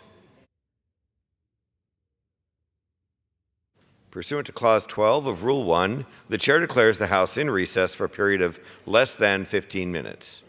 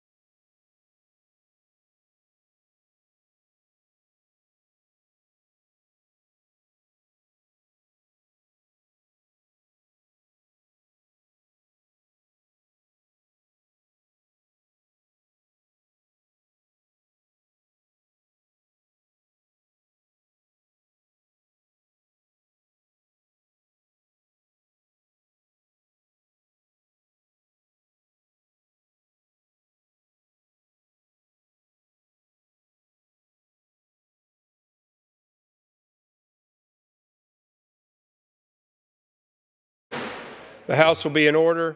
Proceedings will resume on questions previously postponed. Votes will be taken in the following order. Ordering the previous question on House Resolution 1430, adoption of House Resolution 1430 if ordered, and the motion to suspend the rules and pass H.R. 1103. The first electronic vote will be conducted as a 15-minute vote. Pursuant to Clause 9 of Rule 20, remaining electronic votes will be conducted as 5-minute votes. Pursuant to Clause 8 of Rule 20, the unfinished business is vote on ordering the previous question on House Resolution 1430, on which the yeas and nays are ordered. The clerk will report the title. House Calendar Number 88, House Resolution 1430, providing for consideration of the bill, H.R. 1398, to establish the CCP Initiative Program and for other purposes. Providing for consideration of the bill, H.R. 1425, to require any convention, agreement, or other international instrument on pandemic prevention, preparedness, and response reached by the World Health Assembly to be subject to Senate ratification. Providing for consideration of the bill, H.R. 1516, to establish Department of Homeland Security funding restrictions on institutions of higher education that have a relationship with Confucius Institutes and for other purposes. Providing for consideration of the bill, H.R. 7980, to amend the Internal Revenue Code of 1986 to exclude vehicles, the batteries of which contain materials sourced from prohibited foreign entities from the Clean Vehicle Credit.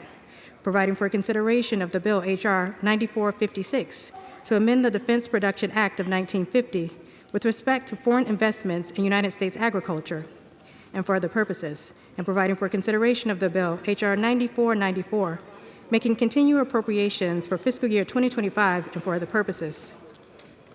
Question is on ordering the previous question on the resolution. Members will record their vote by electronic device. Again, this is a 15-minute vote.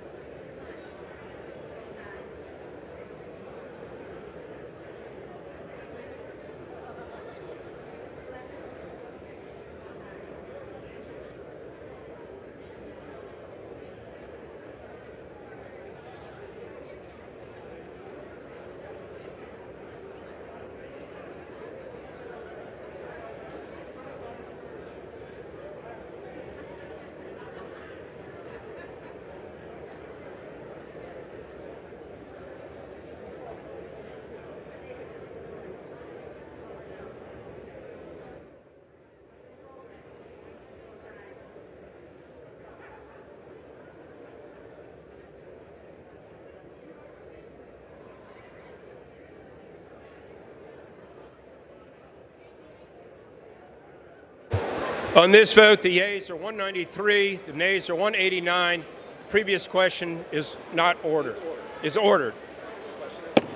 Questions on the adoption of the resolution. Those in favor say aye. Those opposed say no. Opinion of the chair, the ayes have it. Was the gentleman from Massachusetts? I ask for a recorded vote. Recorded vote is requested. Those favoring a recorded vote will rise. Sufficient number having arisen. Members record their votes by electronic device. This is a 5-minute vote.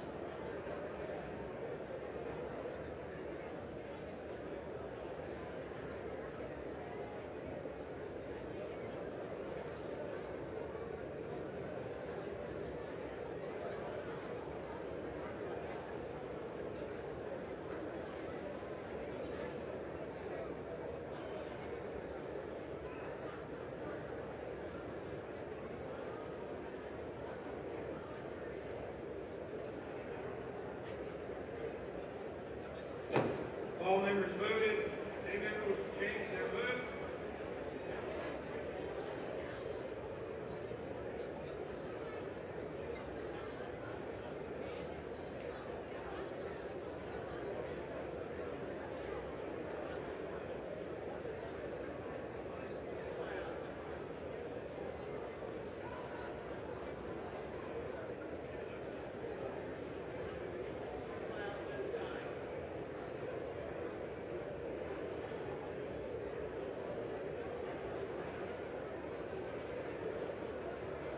On this vote, the yeas are 209, nays 206. The resolution is adopted. Without objection, a motion to reconsider is laid upon the table. Pursuant to Clause 8 of Rule 20 in the unfinished business, the vote on the motion by the gentleman from Kentucky, Mr. Barr, to suspend the rules and pass H.R. 1103 as amended, on which the yeas and nays are ordered. Clerk will report the title. H.R. 1103, a bill to require the President to remove the extension of certain privileges, exemptions, and immunities to the Hong Kong Economic and Trade Offices if Hong Kong no longer enjoys a high degree of autonomy from the People's Republic of China and for other purposes. Question is, will the House suspend the rules and pass the bill as amended? Members record their votes by electronic device. This is now a 5-minute vote.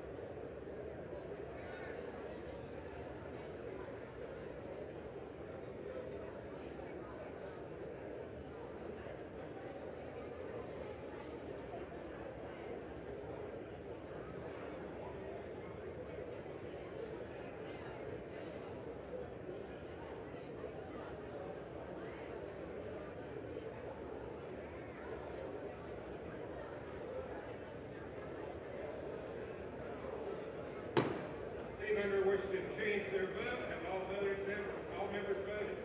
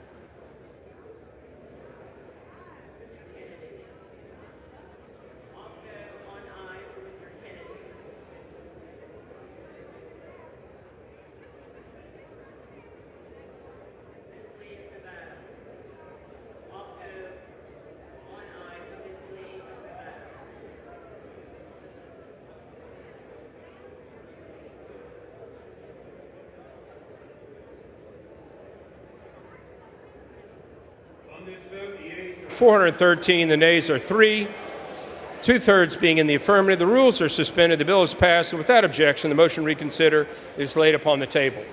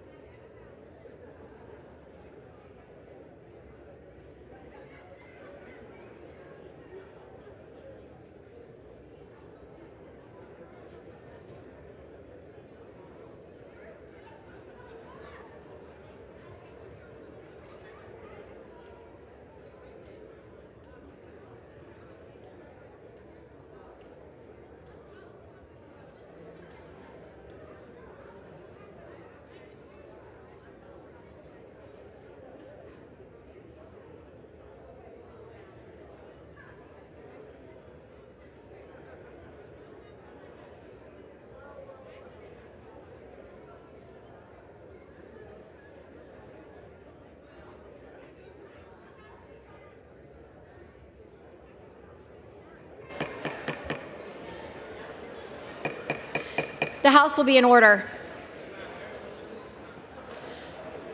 The House will be in order.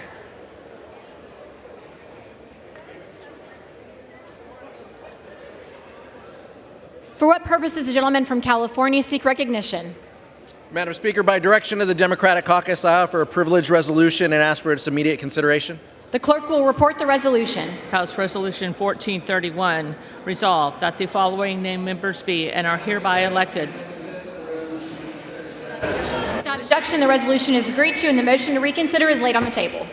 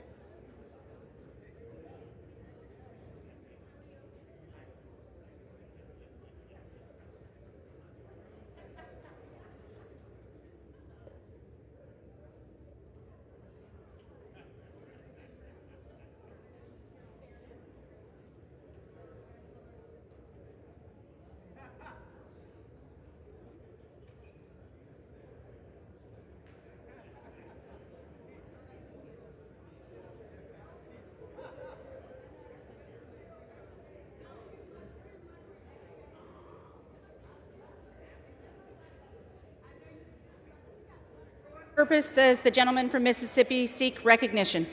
Madam Speaker, I ask unanimous consent that all members have 5 legislative days in which to revise and extend their remarks and to include extemporaneous materials on H.R. 1516. Without objection. Madam Speaker, pursuant to House Resolution... The gentleman will suspend. Pursuant to House Resolution 1430 and Rule 18, the Chair declares the House in the Committee of the Whole, House of the State of the Union for consideration of H.R. 1516. The Chair appoints the gentlewoman from Oklahoma, Mrs. Bice, to preside over the Committee of the Whole.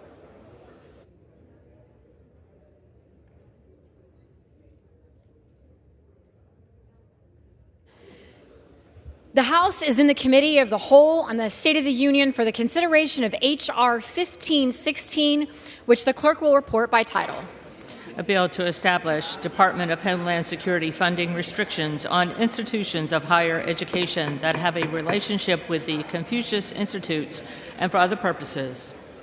Pursuant to the rule, the bill is considered read the first time. General debate shall be confined to the bill and shall not exceed 1 hour, equally divided and controlled by the chair and ranking minority member of the Committee on Homeland Security or their respective designees. The gentleman from Mississippi, Mr. Guest, and the gentleman from Mississippi, Mr. Thompson, will each control 30 minutes. The chair recognizes the gentleman from Mississippi, Mr. Guest. Thank you, Madam. The committee will be in order. Thank you, Madam Chairman. Madam Speaker, I yield myself such time as I may consume. Today I rise in support of Congressman Pfluger's bill, H.R. 1516, the DHS Restrictions on Confucius Institutes and Chinese Entities of Concern Act. We all know that the Chinese Communist Party will stop at nothing to undermine the United States and our allies as they attempt to reshape the world order. Proving this point is the extent the CCP is willing to go to expand its intelligence and influence apparatus. In the past 2 years, we have seen the CCP fly a spy balloon across the continental United States. We have seen troves of data collected from CCP-aligned mobile applications. And recently, we learned of an aide to the governor of New York who acted covertly with her husband to advance the agenda of the CCP within the New York State Capitol. One of our nation's most glaring vulnerabilities is the CCP's attempt to influence our nation's educational system. It should concern every American that billions of dollars from the CCP are flowing into our K-12 classrooms and institutions of higher education. Originally established to promote Chinese language and culture, Confucius Institutes have increasingly come under scrutiny for their ability to influence and control the narrative around critical issues affecting our nation's interest. These organizations have helped the CCP advance its strategic goals and gain valuable intelligence on the United States. Congress has taken steps to address this issue, but more remains to be done. The legislation that we are here to debate today is a critical step in stopping the CCP's reach into the American educational system by prohibiting DHS dollars from going to institutes of higher education if these institutes maintain a relationship with a Confucius Institute or a Chinese entity of concern. H.R. 1516 is delivering on our promise to the American people that House Republicans will do everything in our power to counter the growing threat posed by the Chinese Communist Party.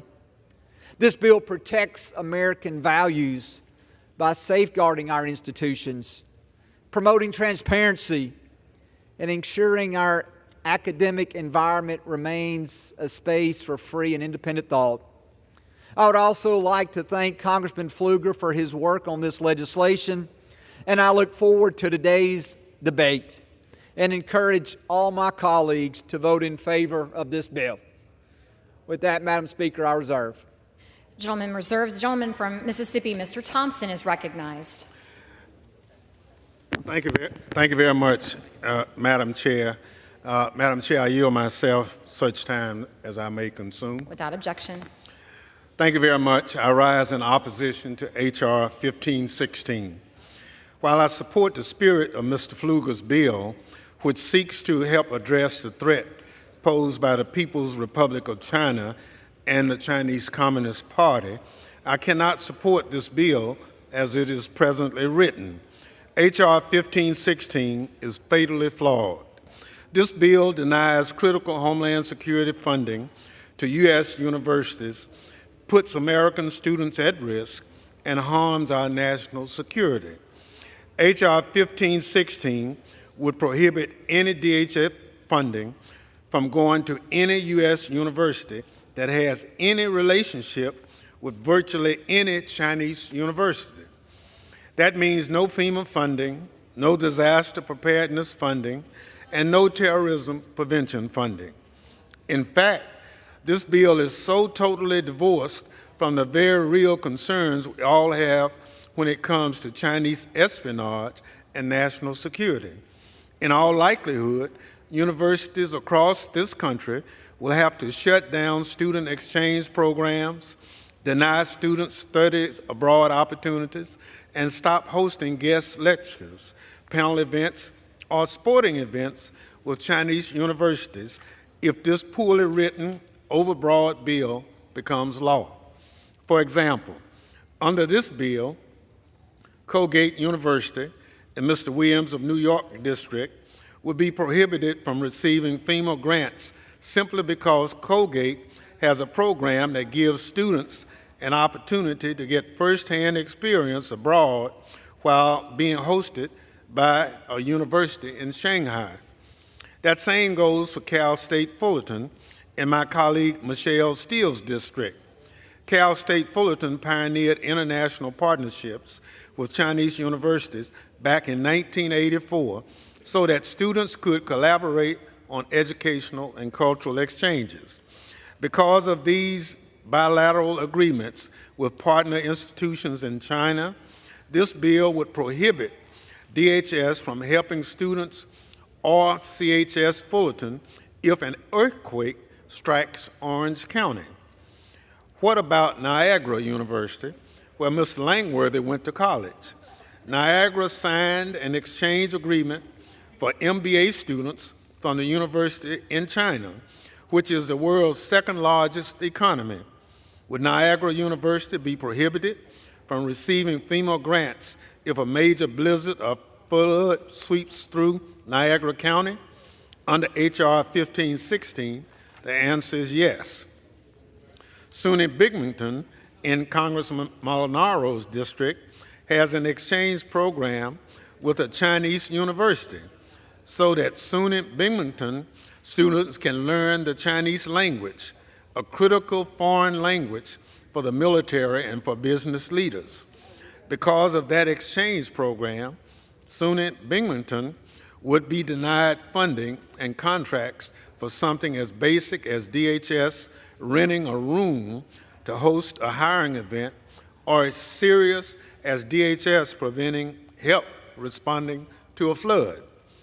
The same goes for Valdosta State University in Congressman Austin Scott's district. Since Valdosta State has a Chinese exchange program in urban planning and land resource management, it will lose any shot at DHS funding for research, hurricane preparedness, or terrorism prevention. Supporting this bill also means that the University of Iowa and Congresswoman Miller Meek's district would be cut off from DHS funding to help it prepare for a tornado or acts of violence just because Iowa has an informal requirement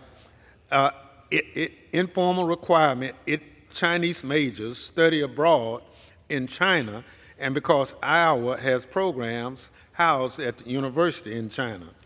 It also means that Hofstra University in Mr. D'Esposito's district would not be able to apply for FEMA grants because Hofstra has a dual degree program with Dongbei University of Finance and Economics in China. I go on listing how this bill, as it's written, could hurt universities and students in each of our districts. The bottom line is that this bill is not just absurd, it's cruel.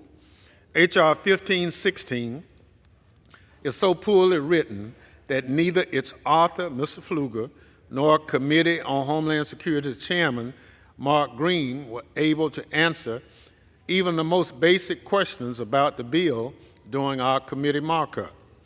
Democratic members pointed out at markup that the definition of relationship, which triggers the funding prohibition in this bill, would incorporate all sorts of agreements, including students' exchange programs and other cultural programs that help American students.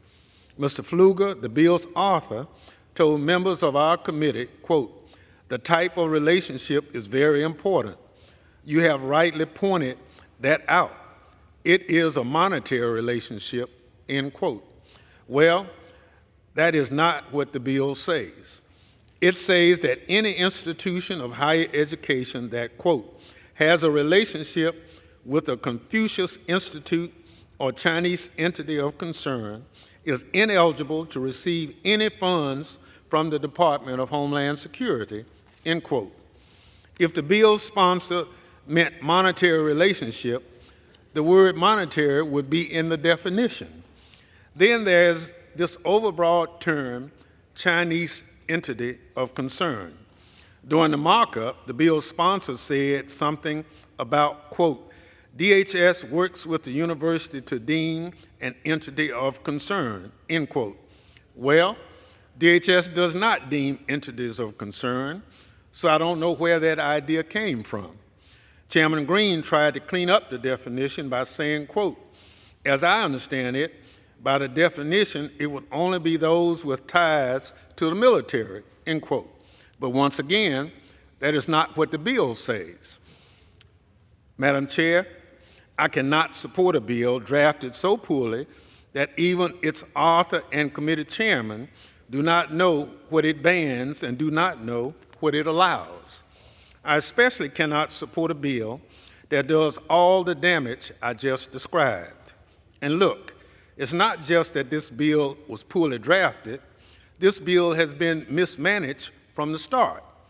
The bill's sponsor rejected bipartisan language agreed to by the Homeland Security Committee last Congress and reverted to the same bad language the committee had to fix in 2022.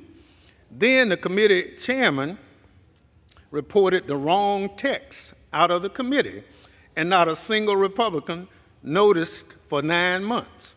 That is why the bill on the union calendar is not the same one that the Rules Committee print under now consideration. Madam Chair, if we were voting on the language the Republicans actually reported out of committee, the language all of your staff probably read when the committee went to congress.gov, we would be having a different conversation. I oppose H.R. 1516 because it's a poorly written and mismanaged bill that demonstrates a lack of seriousness among Republicans when it comes to the bipartisan desire to address the threat posed by the People's Republic of China and the Chinese Communist Party. Madam Chair, I reserve the balance of my time. The gentleman from Mississippi, Mr. Thompson, reserves. The gentleman from Mississippi, Mr. Guest, is recognized. Madam Speaker, I yield to my good friend, the gentleman from the great state of Texas, Mr. Pfluger, as much time as he may consume. Gentleman from Texas is recognized. Thank you, Madam Speaker, and I thank the chair for bringing this bill to the floor, H.R. 1516, the DHS Restrictions on Confucius Institutes and Chinese Entities of Concern Act. And you kind of got to ask yourself, well, why are we here? And I'll point back to last Congress in the 117th, where we had H.R. 7779, which was a bill that we actually worked together on in the Homeland Security under the chairman, my friend from Mississippi, but it was actually never brought to the floor. Not sure why that wasn't brought to the floor. That's why we're here today, is because we are serious about protecting our country. In the NDAA, it went to the Rules Committee and they voted it down. So that's why we're here. We're here because we didn't get a chance to actually get serious about our nation's most serious threat, which is the Chinese Communist Party, that's using every tool at their disposal to undermine our interest, to use malign activity. For years they've done this in conjunction with the People's Liberation Army They've exploited the open and collaborative nature of our society, of academia, to conduct widespread industrial military espionage inside the United States. Starting in 2004, various academic institutions across the country organized as Confucius Institutes as a way to promote Chinese language and culture, to support Chinese teaching internationally, and facilitate cultural exchanges on campus. However, it quickly became apparent that these institutes were nothing more than a Trojan horse acting as an extension of the CCP's global influence apparatus. And these institutions and operations have allowed the CCP to develop and have an immense impact on the decisions made by academic institutions and enable individuals to spy for the CCP on activities across the country and promote the CCP's aggressive national strategy, most commonly known as the military-civil fusion, to help the People's Republic of China develop the most technologically advanced military in the world by 2049. Thankfully, our society has woken up to these dangers, and now we as Congress are taking steps to correct that course. In fiscal year 21, the National Defense Authorization Act prohibited DoD funding from going to institutions of higher education that host Confucius Institutes. And it is time for DHS to do the same. If DoD has done that, why are we treating DHS any different for their funding? We must make every effort to protect Americans' tax dollars from being used to fund the CCP's nefarious activities. The legislation we're discussing today, H.R. 1516, ensures that schools prioritize the security of their scientific research and technological development efforts above a paycheck from the CCP or entities affiliated with the PLA. Specifically, this legislation restricts DHS funding from going to universities who maintain relationships with entities connected to the CCP or support the People's Republic of China military-civil fusion program. This safeguards our American taxpayer dollars. It safeguards our society, and more importantly, this is a bill that guarantees that U.S. institutions are free from the CCP's malign influence, protects students and faculties who speak out, and think about the research papers that are written that actually tell the truth about what's going on inside mainland China. This protects those students to be able to have the ability to write those things. Many of my colleagues today might argue that this bill is not the same bill passed out of committee last Congress. They're correct. It's far stronger than last bill.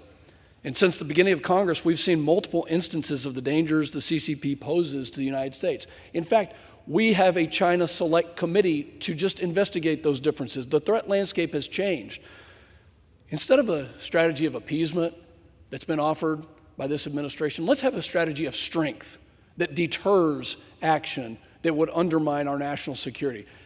I really don't understand the pushback on this for technical reasons. Get with the program and let's get behind the security of this United States. Think about the surveillance balloon that was flown across the continental United States. You know, we worked in good faith last Congress, and that bill was never brought to the floor. So this Congress, when the people have given us the responsibility for the security of this country, we're going to take action. There will be individuals who bring up the fact that there are only 5 known Confucius Institutes left in the United States and that they are no longer a threat. Untrue. The CCP has worked to rebrand their educational efforts and are operating in full force on college campuses across the United States. There's little to no transparency from universities in what type of assistance they receive from the PRC. And data collected by the Department of Education shows that universities in the United States have collected over $3.8 billion from entities connected to the PRC and the CCP.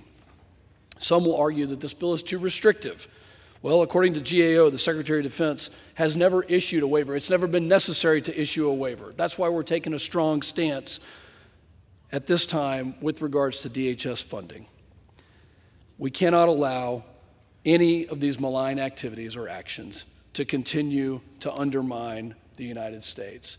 You're either going to take a step in support of the strength of the United States and push back on the CCP and rightfully identify that they want to undermine us in every single area, militarily, information-wise, diplomatically, and economically, or you're going to be on the side of somebody else's security. I know where I stand. I want to thank Chairman Green. I want to thank staff member, in particular Chase Savage, who has done an amazing job of not letting this issue go and maintains a strong stance.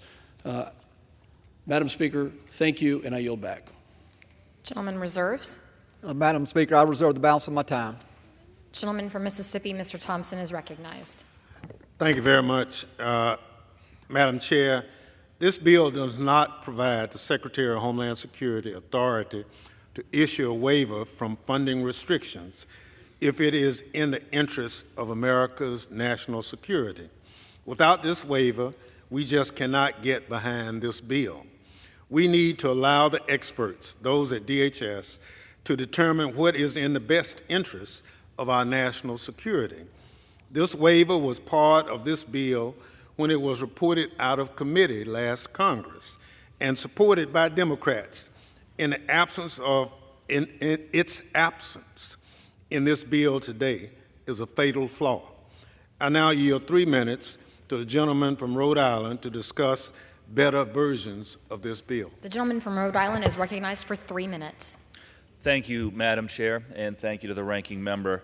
While the bill before us attempts to address a real and serious issue, I must oppose it in its current form because it is drafted in a way that is unnecessarily broad and would have a chilling effect on research and scholarship at American universities. Now, let's be clear. Intellectual property theft by the Chinese Communist Party is a serious problem that costs United States companies billions of dollars and threatens our national security.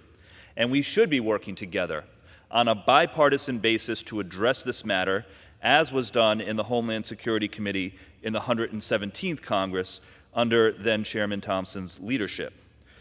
But unlike the bill that passed through the committee last Congress, this bill before us today would essentially prohibit any collaboration between U.S. and Chinese universities, even when that collaboration has no national security or commercial significance.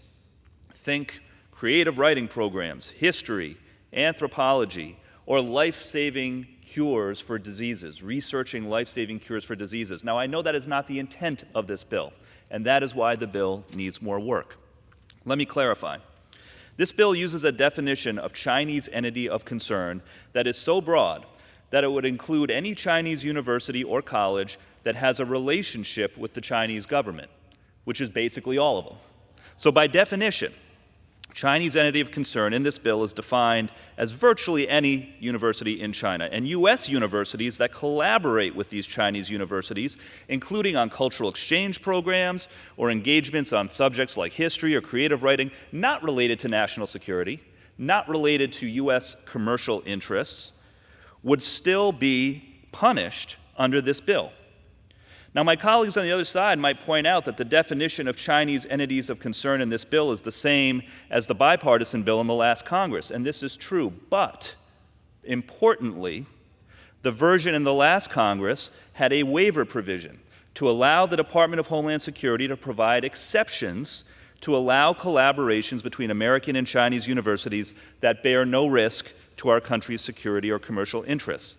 Crucially, the version of the bill we are being presented with today has no waiver provision. By the way, my colleague, Mr. Pfluger, mentioned that a similar law is in effect for the Department of Defense. That is true, but guess what? That law has a waiver provision. This bill does not. In effect, any collaboration between American and Chinese universities would be prohibited under this bill with no possibility for exceptions. For this reason, at the appropriate time, I will offer a motion to recommit this bill back to committee so that it can be refined and improved to strike the right balance between protecting America from CCP surveillance and IP theft without stifling research and learning opportunities for American students that pose no threat. If the House rules permit, I would have offered this motion with this important amendment to this bill. This amendment will include a waiver provision for DHS to waive on a case-by-case basis restrictions on institutions of higher education if the Secretary determines that the activities are of a benign nature, while still restricting research and development funding from going to institutions of higher education that have Confucius Institutes or other relationships with the CCP that are at risk of compromising U.S. interests. We can strike the right balance between protecting America's security and allowing research and innovation at American universities to be competitive with the rest of the world. At the end of the debate, I will insert into the record the text of this amendment, and I hope my colleagues will join me in voting for the motion to recommit. And I yield back. Gentleman reserves. Chair reserves. The gentleman from Mississippi, Mr. Guest, is recognized. Madam Speaker, I yield 2 minutes to the gentleman from the great state of Michigan, Mr. Molinar. Gentleman from Michigan is recognized for 2 minutes. Thank you, Madam Speaker. I rise today in support of H.R. 1516, Congressman Pfluger's important legislation on Confucius Institutes. The Chinese Communist Party seeks to exert its influence over all aspects of American society, and that includes the American education system. The CCP uses Confucius Institutes as a vehicle to promote a distorted picture of China and provide American universities with a financial incentive to stay on the party's good graces. Where missiles and ships are considered hard power, these institutes are soft power, projecting the long arm of the CCP onto our college campuses. You see, the Chinese Communist Party funds Confucius Institutes because it wants to manipulate the minds of young Americans, whether it be digitally on TikTok or physically through Confucius Institutes. We cannot allow American taxpayer dollars to support universities that allow the presence of these institutes to influence and manipulate their students. As chairman of the Select Committee on China, I support this legislation and urge my colleagues to vote yes, and I yield back. Gentleman yields. Gentleman reserves. Reserve. Gentleman from Mississippi, Mr. Thompson, is recognized. Madam Chair, I reserve. Gentleman reserves. Gentleman from Mississippi, Mr. Guest, is recognized. Madam Speaker, I yield 2 minutes to the gentlewoman from the great state of California, Ms. Deal. The gentlewoman from California, Ms. Steele, is recognized for 2 minutes. Thank you, Madam Speaker. We must do more to reduce communist Chinese influence in this country. This bill would withhold funding from universities who partner with the Confucius Institutes and other entities which spread Chinese Communist Party propaganda in our university campuses. Evidence of CCP's influence is everywhere. They're brainwashing our students, they hijack our medical supply chains, and they flood our communities with fentanyl. In addition to deadly drugs, China is also exporting communism. Our colleges must block this national security threat by cutting remaining ties to the CCP. If they don't, Congress can ensure accountability by passing this bill and blocking their federal funding. The Senate must also pass my Deterrent Act, which passed this body, and adds much-needed transparency to foreign donations and accountability for our colleges and universities. Such a law would hold schools like UC Berkeley accountable for failing to disclose with the Chinese government that they brought $220 million deal, and this campus brought Chinese researchers on our sensitive Berkeley Research Center. We must not allow CCP to infiltrate our students and campuses. We have to stop this. I really support this bill, and I yield back. Thank you. Gentleman reserves. Reserve. Gentleman from Mississippi, Mr. Thompson, is recognized. Thank you very much, Madam Chair. Madam Chair, this bill does not ban China from influencing our institutions of higher education. It just makes universities choose between relationships with Chinese universities and the Department of Homeland Security funding. This bill will not stop China's practice of exploiting the open and collaborative nature of American academia to conduct industrial and military espionage. I know that this is something that the sponsor of this bill, Mr. Pfluger, cares about, because those are his words. Unfortunately, this bill does not get us there. Mr. Chair, I reserve the balance of my time. The gentleman reserves. The chair recognizes Mr. Guest. Mr. Speaker, I yield to the gentleman from the great state of Washington, Mr. Newhouse, as much time as he may consume. The gentleman is recognized. I want to thank Mr. Guest for yielding Mr. Speaker, it's no secret to anyone in this room that the CCP is working around the clock to infiltrate and influence our institutions. In their attempts to undermine our economy and our livelihoods, they have made a concerted effort to target young Americans. For years, agents of the CCP and the People's Liberation Army have executed a strategy to influence our students in college, a time when many young Americans form political ideologies, and they also learn about the laws of the world and how we all interact in it. For many of these students, the CCP is there with a hand on the wheel that drives thinking in their favor and against the United States. I want to applaud my colleague, Mr. Pfluger, for his leadership on this issue. Prohibiting DHS funds from going to universities with Confucius Institutes and ties to the CCP is a huge step in loosening the CCP's grip on American institutions. Our universities must be held accountable for their associations and any tie to the CCP or the PLA, and they must not be rewarded with federal investment. Our positions on the CCP is clear, and we are doing what it takes to protect our students and our future. Now, yield back, Mr. Speaker. Yields. I reserve. The gentleman from Mississippi reserves. The gentleman from Mississippi, Mr. Thompson, is recognized. Thank you very much. If the gentleman from Mississippi is prepared to close, I am. We are prepared to close as well. We have no more speakers. Mr. Thompson, you're recognized. Thank you very much, Mr. Chair. Mr. Chair, I yield myself to balance of the time. Mr. Chair, we should not be on the floor today on this fatally flawed bill. Congressional Democrats recognize the threats posed by China and the Chinese Communist Party. In fact, we worked with Republicans last Congress to craft a bipartisan bill on this very issue.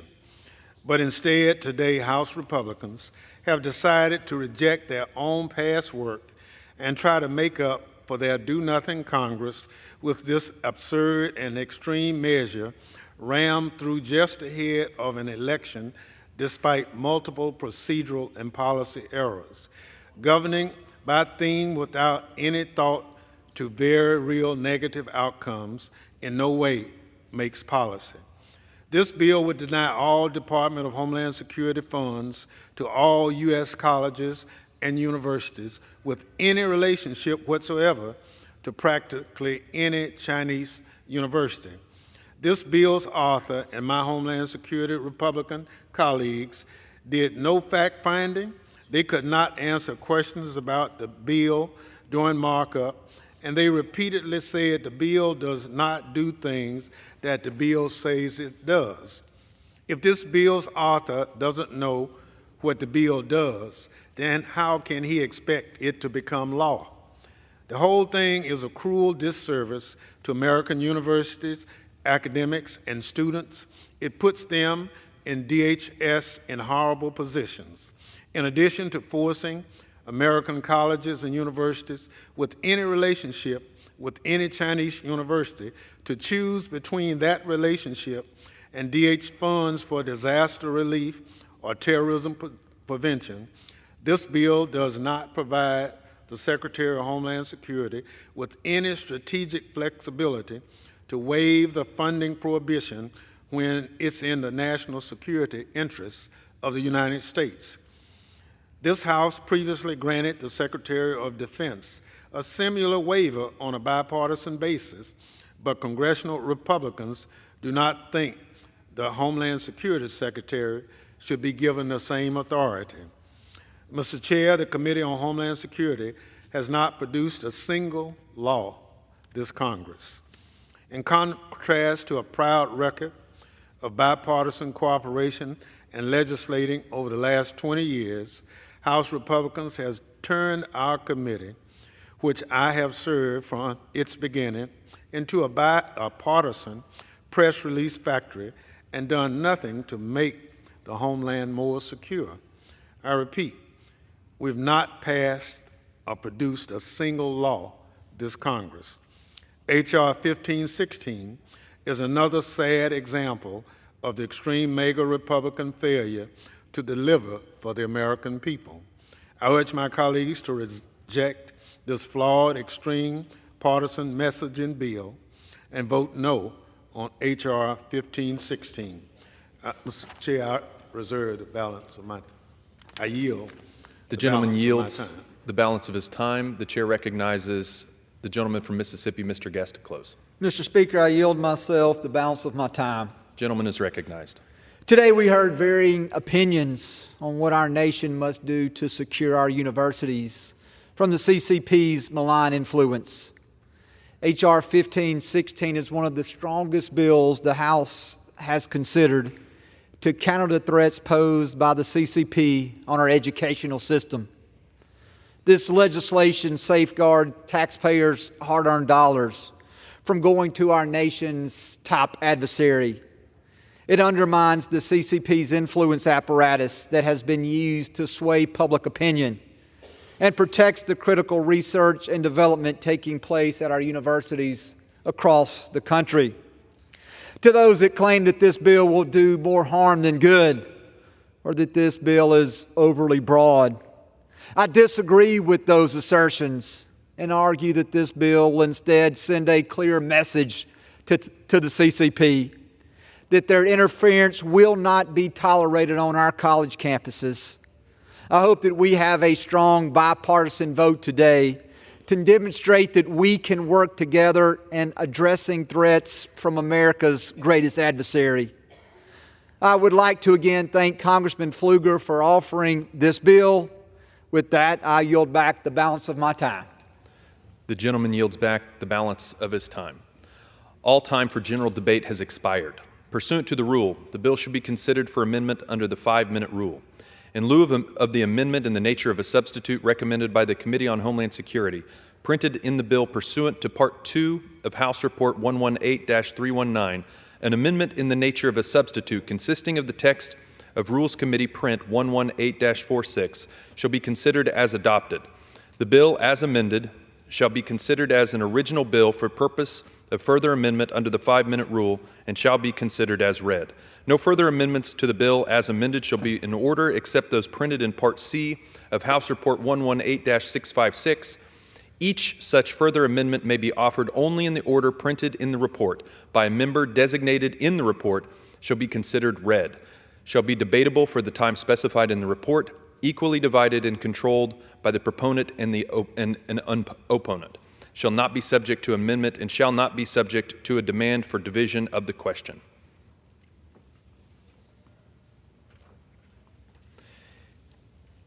It is now in order to consider Amendment Number 1, printed in Part C of House Report 118-656. For what purpose does the gentleman from New Jersey seek recognition? Mr. Speaker, I have an amendment at the desk. The clerk will designate the amendment. Amendment number 1, printed in Part C of House Report number 118-656, offered by Mr. Gottheimer of New Jersey. Pursuant to House Resolution 1430, the gentleman from New Jersey, Mr. Gottheimer, and a member opposed, each will control 5 minutes. The chair recognizes the gentleman from New Jersey. Mr. Speaker, I rise in support of my amendment, which would designate Chinese universities that purposely undermine the United States' relationship with Taiwan as entities of concern under H.R. 1516. We cannot condone partnerships with academic institutions that undercut the U.S.-Taiwan relationship. As a member of the House Permanent Select Committee on Intelligence, I understand just how vital the U.S.-Taiwan relationship is for both America and Taiwan's national security. Taiwan is a democratic firewall, a valued economic partner, and a global leader on semiconductors, one of the most critical technologies to American industry and competitiveness. The United States Congress must stand firmly with Taiwan and resolutely against the Chinese Communist Party, which aims to delegitimize our long-standing bipartisan relationship. Chinese universities have played an instrumental role in the Chinese Communist Party's strategy to intimidate Taiwan and interfere in its governing. Let me offer just one example of many examples. Earlier this year, the Center for Strategic and International Studies reported that researchers at Ji-I-Mun University suggested that Beijing develop plans for a, quote, shadow government that could take over Taipei in case of a, quote, reunification, the code word for invasion. They're essentially writing the day after invasion plan for the CCP. That's disgraceful and deeply disconcerting. The United States supports a free, democratic Taiwan. American universities and research affiliates should never support or legitimize this propaganda masked behind the guise of research. We would never, ever condone an American researcher working with Moscow to develop battle plans for Kyiv. Why should Taiwan be any different? My amendment will hold American universities accountable for their collaboration with Chinese universities that delegitimize the U.S.-Taiwan relationship. We will not stand for the schoolyard bullying tactics of the CCP, which are a threat to Taiwan's sovereignty and a challenge to America's global leadership. I was glad to see such an overwhelming bipartisan majority of the House come together to support the Indo-Pacific Security Aid Package in April. That bill made critical investments in our hard power and military assets. The Confucius Institutes are soft powers for China. By passing this amendment, we will help shore up the U.S.-Taiwan relationship on both fronts. As I said earlier, Taiwan is not and should not ever be a partisan issue.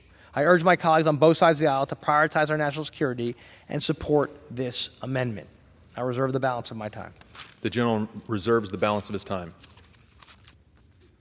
Does any member seek time in opposition? None. The gentleman from New Jersey may close. I yield. The gentleman yields. The question is on the amendment offered from the gentleman from New Jersey. Those in favor say aye. Those opposed say no. In the opinion of the chair, the ayes have it. The amendment is agreed to.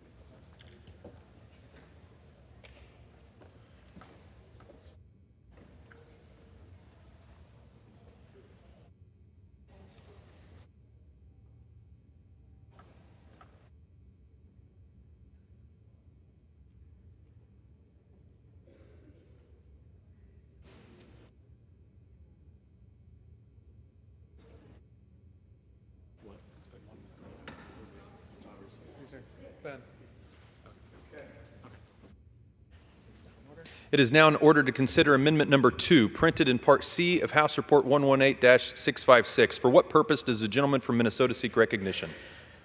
Thank you, Mr. Speaker. I rise today to offer my amendment, H.R. 1516. The gentleman will suspend. Does the gentleman have an amendment at the desk? I'm sorry, Mr. Chair, I do have an amendment at the desk. The clerk will designate the amendment. Amendment number 2, printed in Part C of House Report number 118-656, offered by Mr. Stauber of Minnesota. Pursuant to House Resolution 1430, the gentleman from Minnesota, Mr. Stauber, and a member opposed will each control 5 minutes. The chair recognizes the gentleman from Minnesota. Thank you for your patience, Mr. Chair. I rise today to offer my amendment, H.R. 1516, which would amend the definition of, quote, Chinese entity of concern, end quote, in Section 2 to account for the persecution of Uyghur Muslims in the People's Republic of China. Over the past decade, Communist China has persecuted the Uyghur population for their religious and cultural practices.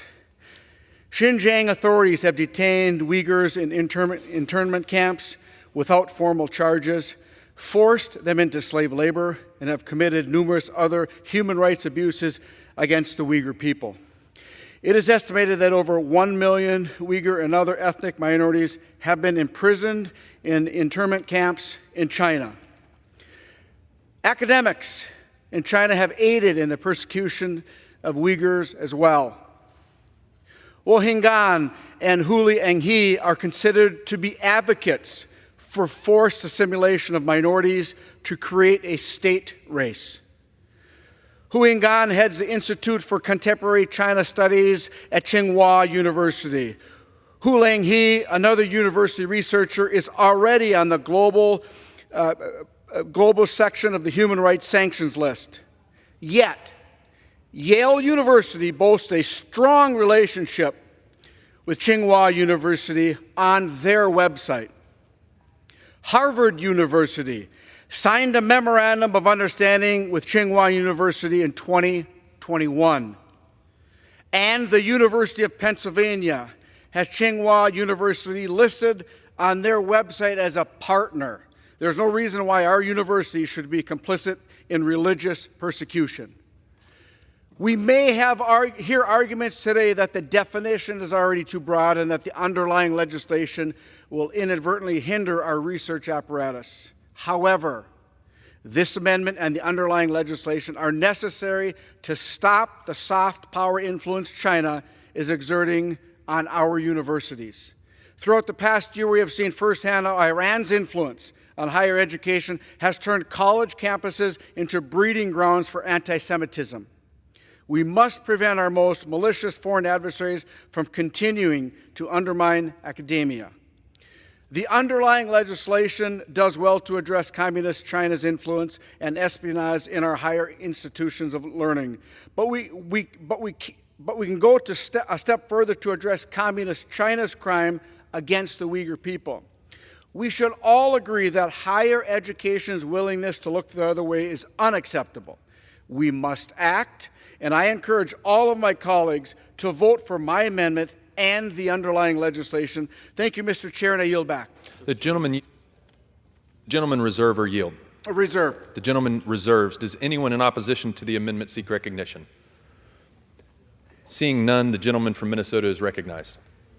I'm prepared to close. I would suggest voting for this amendment. It's a good amendment. The Uyghur people should not be held captive whatsoever, and the religious persecution by the Chinese, the people of the Communist country of China, must stop. Does the gentleman yield? I yield. The gentleman yields. The question is on the amendment offered by the gentleman from Minnesota. Those in favor say aye. Aye. Those opposed say no.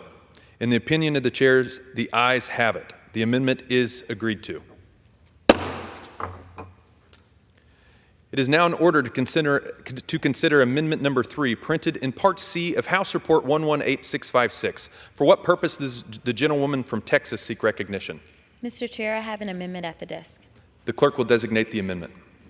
Amendment Number 3, printed in Part C of House Report Number 118-656, offered by Ms. Crockett of Texas. Pursuant to House Resolution 1430, the gentlewoman from Texas, Ms. Crockett, and a member opposed, each will control 5 minutes. The chair recognizes the gentlewoman from Texas. Thank you. My amendment today seeks to protect the bedrock of our democracy, free and fair elections, from attacks by foreign actors. And while I have great concerns about the underlying bill today, given its overly broad language and its impact for universities in need of DHS funding, whether it be for disaster relief or campus hardening or threat protection, the issue of election interference is one that cannot be ignored. We know that our democratic processes are under attack by foreign countries.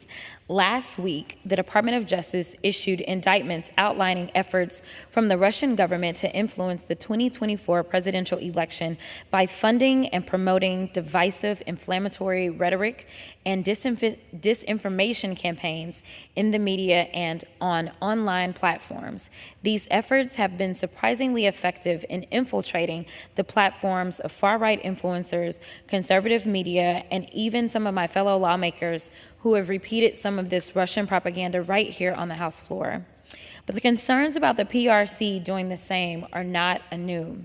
Last December, the National Intelligence Council detailed how, quote, the intelligence community assessed that China tacitly approved efforts to influence a handful of midterm elections involving members of both U.S. political parties. And just last Friday, the Office of the Director of National Intelligence issued a report titled 60 Days Until Election 2024, which stated, quote, the intelligence community is aware of the People's Republic of China's attempts to influence U.S. down-ballot races by focusing on candidates it views as particularly threatening to core PRC security interests. Make no mistake, preventing such influence and interference in our democratic processes is vital to maintaining our national security and the international security in the Indo-Pacific region. It also preserves the United States' free and fair elections, thereby legitimizing our electoral process and reinforcing the principles of democracy. This is not the first time congressional Republicans put a bill on the floor defining a foreign entity of concern or foreign adversary, and it will not be the last. And strangely enough, I'm starting to see a pattern. Attempts at election interference through mis- and disinformation is a problem. And with that being said, I am asking for support of my amendment. And with that, I will yield to the ranking member. Does the gentlelady yield or reserve? I will reserve. The gentlelady reserve. For what purpose does the gentleman from Mississippi seek recognition? Mr. Speaker, I would like to be recognized. I rise in opposition, though I am not opposed to the amendment. So ordered. The gentleman is recognized for 5 minutes. Mr. Speaker, as we look to the basis of the amendment, we see that this amendment deals with election interference, something that I believe both parties share concerns about. We know that in less than 60 days, people from across this great land, they will go to the polls and they will select our next president. They will determine which party controls the majority here in this chamber, as well as which party controls the majority in the United States Senate. I have great concerns that China and our other adversaries across the globe will use this opportunity to try to sow dissent among the American public, that they will try to pit Americans versus Americans by their disinformation platform that they will be pushing across traditional and across more than not social media. I believe that this is why it is so important that we do everything within our power to protect our election integrity, whether it be to stop the influence of China, Russia, Iran, any of our adversaries, but also to do what we can to protect our election by assuring that only United States citizens vote in our election. We know that many of our municipalities, some of our states have opened up elections both on a state and many times municipal levels to allowing non-United States citizens to vote in those elections. That's why I support the effort of Speaker Johnson to pass the SAFE Act, to attach the SAFE Act to a continuing resolution to make sure that those individuals, when they register, that they show proof of citizenship. So with that, Mr. Speaker, I support the basis of this amendment. I support election integrity. I support us doing all that we can to assure that those who are voting actually should be allowed to vote. But I support the basis of this amendment, which stands for the principle that our foreign adversaries, particularly those such as, in this case, China, that they be prevented from interfering in our elections. And so with that, Mr. Speaker, I yield back. Does the gentleman yield or does the gentleman reserve? Gentleman yields. Gentleman yields back. The gentlelady from Texas is recognized. Thank you so much, and I appreciate the remarks of the gentleman. I have had an opportunity to travel to various portions of Asia since I've been here. In fact, I don't think that there's any place that I've traveled to more. And I must say that as I have consistently traveled the world, and a lot of times with a number of my Republican colleagues, the one thing that I can say has been very bipartisan all term long has been our concerns about the rising threat of the PRC. And so I appreciate your remarks. I appreciate standing together, and that is standing against anyone that is a threat to our elections, as they are what makes America truly great. So thank you so much, and with that, I will yield. The gentlelady yields. The question is on the amendment offered by the gentlewoman from Texas. Those in favor say aye. Those opposed say no. In the opinion of the chair, the ayes have it. The amendment is agreed to.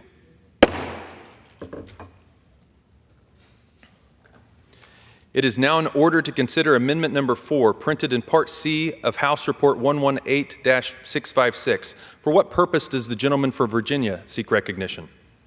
Mr. Chairman, I rise as the designee for the gentleman from Michigan, and I have amendment at the desk. The clerk will designate the amendment. Amendment number 4, printed in Part C of House Report number 118-656, offered by Mr. Klein of Virginia. Pursuant to House Resolution 1430, the gentleman from Virginia, Mr. Klein, and a member opposed, each will control 5 minutes. The chair recognizes the gentleman from Virginia. Thank you, Mr. Chair. This amendment to H.R. 1516, the DHS Restrictions on Confucius Institutes and Chinese Entities of Concern Act, adds a clear and concise reporting requirement to provide greater transparency to Congress. This amendment requires the Department of Homeland Security to submit a report to the House and Senate committees of jurisdiction detailing any institution of higher education that maintains a relationship with a Confucius Institute or Chinese entity of concern while receiving federal funding from DHS. Throughout many industries and sectors of the PRC, we have seen repeated attempts to disguise the fusion between civil and military life. Undoubtedly, however, the Chinese Communist Party uses Confucius Institutes to extend its national strategy of malign influence abroad. It is well documented that the CCP uses Confucius Institutes to disseminate their communist propaganda, encourage censorship, and discourage academic freedom in the United States. In fact, many colleges and universities have ended their relationships with Confucius Institutes or entities of concern over the past 5 years due to the threats that they pose. Moreover, FBI Director Christopher Wray confirmed to Congress the existential threat caused by counterintelligence and economic espionage from the PRC. Every sector of American society is fair game for the PRC, and infiltrating our colleges and universities to undermine our national security is no different. In closing, the Department of Defense has already restricted funds to these institutions that host a Confucius Institute. It is time for the Department of Homeland Security to fall into line. Congress has a duty to conduct oversight of institutes of higher education that value their relationships with Communist China over national security for the American people. I urge my colleagues to support this common sense amendment and support the underlying bill offered by Congressman Pfluger of Texas, and with that, I reserve. The gentleman reserves. For what purpose does the gentleman from Mississippi seek recognition? Mr. Chair, I claim time in opposition. And is recognized for 5 minutes. Mr. Chair, I rise in opposition to Mr. Klein's amendment. This amendment is impractical, infeasible, like the bill he's trying to amend. This amendment would require the Department of Homeland Security to identify and report on any U.S. college or university that has any relationship with a Chinese entity of concern. The Republican author of H.R. 1516 and the Homeland Security Committee Republicans who rammed this partisan bill through committee should have done a fact-finding before bringing this bill to the floor. Had they done so, then Mr. Klein would not be asking for this impractical amendment because his colleagues would have been able to tell him which universities in the United States have a relationship with a Confucius Institute or Chinese entity of concern. The problem at the heart of this amendment is the Republicans' made-up, overbroad definition of Chinese entity of concern. It requires a multi-part test to identify Chinese universities that participate in military-civil fusion, the Chinese Defense Industrial Base, and receiving funding from the Chinese Communist Party. I agree that those sorts of relationships between Chinese universities and the Chinese Communist Party are a problem. But the term Chinese entity of concern goes way past actual security risk and deems every Chinese university a threat without regard to actual national security concerns. For example, it encompasses any university in China that provides any support to the police. As a result, if a university in China were to provide support for a criminal investigation, such as a crime against a U.S. study abroad student, Suddenly, the university in China would qualify as a Chinese entity of concern. Even American university campuses located in China would be deemed a Chinese entity of concern if they were provided any sort of support to the police in China. If an American student at an American university's branch in China gets stabbed, that branch campus would become a Chinese entity of concern if it as much as provided translation services to the police to catch the perpetrator. This is absurd. This amendment would drain DHS resources and require DHS to dedicate teams of staff to gain considerable insight into internal Chinese government functions in order to identify which of China's 3,000 universities are an entity of concern. DHS has acknowledged that this would be a struggle. And if that wasn't enough, DHS would then have to figure out which university it provides funds to have a relationship with a Chinese university that meets the entity of concern definition. Those relationships would include perfectly innocent and valuable agreements, including student exchange programs and other cultural programs that help American students get a well-rounded education. H.R. 1516 is already poorly drafted and fatally flawed, so it's not surprising we're adding impractical into the mix with this amendment. Mr. Chair, I reserve the balance of my time. Reserves. The gentleman from Virginia is recognized. Thank you, Mr. Chairman. Mr. Chairman, I'd respond to the gentleman by saying that the Confucius Institutes are indeed a threat. They have actively rebranded their efforts and are alive and well on university campuses across the United States, and Congress has not been able to keep up in combating these new entities because of the rapidly evolving nature of these threats. There's little to no transparency from universities in what type of assistance they receive from the PRC. This is about taxpayer dollars. It's about taxpayer dollars flowing from the Department of Homeland Security to institutions of higher education in this country that are maintaining relationships with Confucius Institutes or Chinese entities of concern, and we owe it to taxpayers to ensure that their dollars are not going to further Chinese soft power influence in this country. So when over $3 billion have flowed from entities connected to the PRC and CCP to universities in the United States as of between 2020 and 2023, I think it's high time that we take action. So I urge support for the amendment, and I yield back. The gentleman yields. The gentleman from Mississippi is recognized. Mr. Chair, I yield. The gentleman yield. The question is on the amendment offered by the gentleman from Virginia. Those in favor say aye. Those opposed say no. In the opinion of the chair, the ayes have it. For what purpose does the gentleman from Mississippi seek recognition? Mr. Chair, I request a recorded vote. Pursuant to Clause 6 of Rule 18, further proceedings on the amendment offered by the gentleman from Virginia will be postponed. It is now in order to consider Amendment Number 5, printed in Part C of House Report 118-656. For what purpose does the gentleman from Virginia seek recognition? Mr. Chair, I have an amendment at the desk. The clerk will designate the amendment. Amendment Number 5, printed in Part C of House Report Number 118-656, offered by Mr. Klein of Virginia. Pursuant to House Resolution 1430, the gentleman from Virginia, Mr. Klein, and a member opposed each will control 5 minutes. The chair recognizes the gentleman from Virginia. Thank you, Mr. Chairman. I rise in support of this amendment, which adds the Chinese Academy of Sciences, or CAS, to the list of Chinese entities of concern outlined within the bill due to the vulnerabilities and threats posed by openly collaborating with an organization that answers to the Chinese Communist Party and compares notes with the People's Liberation Army. CAS has repeatedly been called out for its problematic ties with the CCP by both the House Foreign Affairs Committee and the Bipartisan Congressional Executive Commission on China, stating that it not only is a state-controlled entity, but reports directly to China's State Council.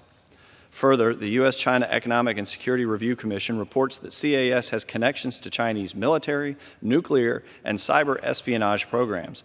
If that weren't enough to raise alarm bells, it may be of interest to know that the Chinese Academy of Sciences is the parent organization of the now infamous Wuhan Institute of Virology, which engaged in gain-of-function research.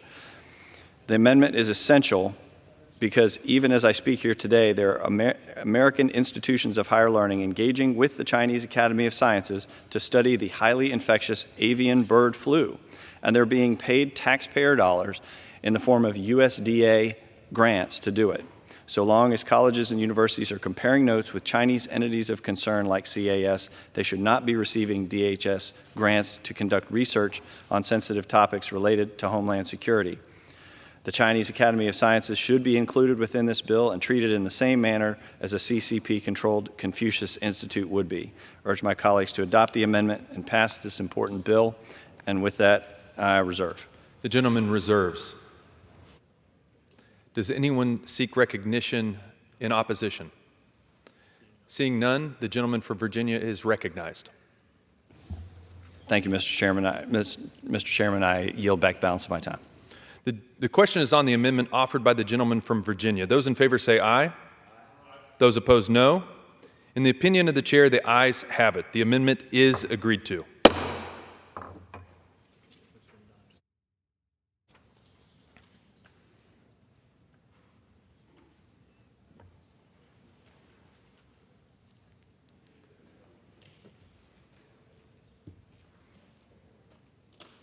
It is now in order to consider Amendment Number 6, printed in Part C of House Report 118-656. For what purpose does the gentleman from Iowa seek recognition? Thank you, Mr. Speaker. I have an amendment at the desk. The clerk will designate the amendment. Amendment Number 6, printed in Part C of House Report Number 118-656, offered by Mr. Nunn of Iowa. Pursuant to House Resolution 1430, the gentleman from Iowa, Mr. Nunn, and a member opposed will each control 5 minutes. The chair recognizes the gentleman from Iowa. Thank you, Mr. Speaker. I rise in support of H.R. 1516, including my amendment. As a career counterintelligence officer, I've faced off against China on more than one occasion, and I've seen how the Chinese Communist Party exploits data and manipulates minds. Specifically, the so-called Thousand Talents program is one of Chinese Communist Party's premier espionage initiatives. Launched in 2008, the program targets Chinese citizens with expertise in elite programs like the C9 or their top universities, and has a track record of competition in entrepreneurship, professions, and research.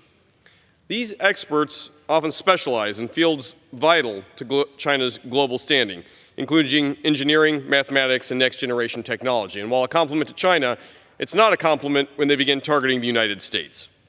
These individuals target U.S. institutions to receive an education at our universities, often backed and paid for by U.S. taxpayers, and then take the knowledge that they've learned back home to Beijing and start operating as agents of China. The CCP designated the Thousand Talents program to recruit 2,000 highly qualified overseas talents within 5 short years. Since its inception, the program has reportedly recruited more than 15,000 people, many of them serving as espionage agents. There are massive incentives for these individuals to steal intellectual property right here at home. In exchange for the information gathered in the U.S., these scholars receive large salaries, research funding, lab space, and other lucrative rewards upon returning to China. If the U.S. is to remain a global leader and innovation sectors continue to be undaunted, we must ensure that American research and solutions stay out of the hands of our near-peer competitors and certainly our enemies. My bipartisan amendment adds to the highly concerning Thousand Talents program to the list of Chinese entities of concern, ensuring that no Homeland Security funding goes to higher education institutions that have contracts or affiliations with the Thousand Talents program, or to put it in another term, espionage. Not only will this protect taxpayer funds, but it will protect Americans' economy, intellectual property, and national security from CCP counterintelligence operations. I urge everyone to not only support this amendment, but to support the good work being done by this committee. And I thank my colleagues on both sides of the aisle for standing up to China when they do wrong. Thank you, Mr. Chair, and with that, I reserve the balance of my time. The gentleman reserves. Does any member seek recognition in opposition? Seeing none, the gentleman from Iowa is recognized. I want to thank the chair and the leadership that's been done on both sides of the aisle in moving this forward and further advancing America's security here at home. With that, Mr. Chair, I yield the balance of my time. The gentleman yields. The question is on the amendment offered by the gentleman from Iowa. Those in favor say aye. Aye. Those opposed say no. In the opinion of the chair, the ayes have it. The amendment is agreed to. For what purpose does the gentleman from Mississippi seek recognition? Mr. Speaker, I move that the committee do now rise. The question is on the motion that the committee rise. All those in favor say aye. All those opposed say no. The ayes have it. The motion is adopted. Accordingly, the committee rises.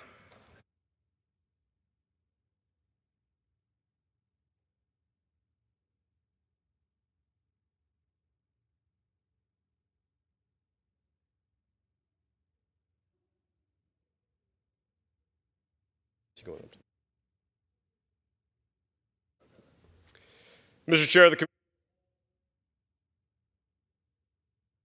Committee of the Whole on the State of the Union, having under consideration H.R. 1516, directs me to report that it has come to no resolution thereon. The Chair of the Committee of the Whole on the House of the State of the Union reports that the committee has had under consideration H.R. 1516 and has come to no resolution thereon. Pursuant to the Clause 12A of Rule 1, the Chair declares the House is in recess and subject to the call of the Chair.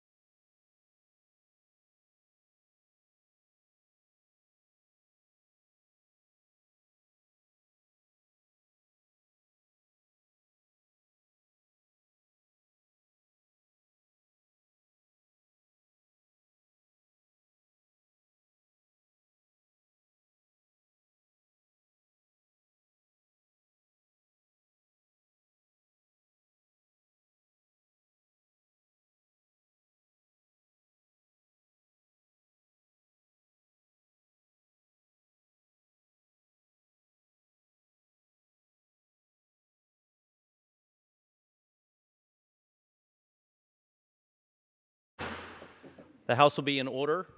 Pursuant to House Resolution 1430 and the Rule 18, the Chair declares the House in the Committee of the Whole House on the State of the Union for further consideration of H.R. 1516. Will the gentleman from New York, Mr. Molinaro, kindly take the chair?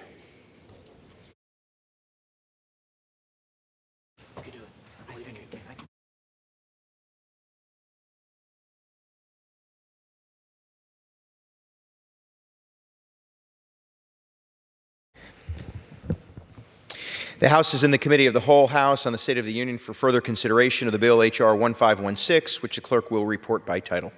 A bill to establish Department of Homeland Security funding restrictions on institutions of higher education that have a relationship with Confucius Institutes and for other purposes. When the Committee of the Whole rose earlier today, Amendment Number 6, printed in Part C of House Report 118-656, offered by the gentleman from Iowa, Mr. Nunn, had been disposed of. Pursuant to Clause 6 of Rule 18, the unfinished business is the request for recorded vote on Amendment Number 4, printed in Part C of House Report 118-656 by the gentleman from Virginia, Mr. Klein, on which further proceedings were postponed and on which the yeas prevailed by voice vote. The clerk will redesignate the amendment. Amendment Number 4, printed in Part C of House Report Number 118-656, offered by Mr. Klein of Virginia.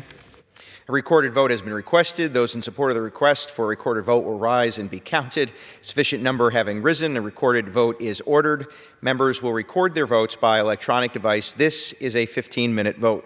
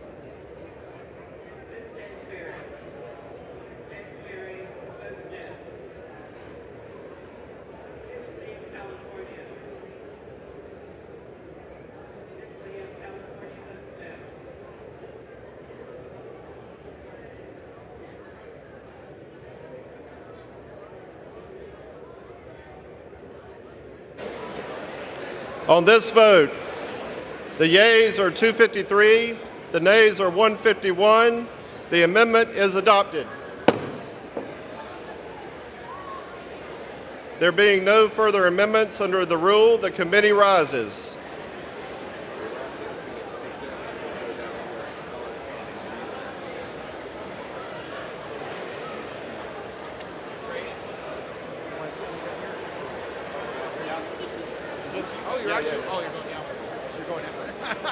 I thought he's.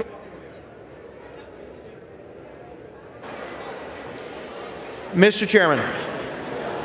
Mr. Speaker, the Committee of the Whole House on the State of the Union has had under consideration H.R. 1516, and pursuant to House Resolution 1430, I report the bill as amended by that resolution back to the House with sundry further amendments adopted in the Committee of the Whole.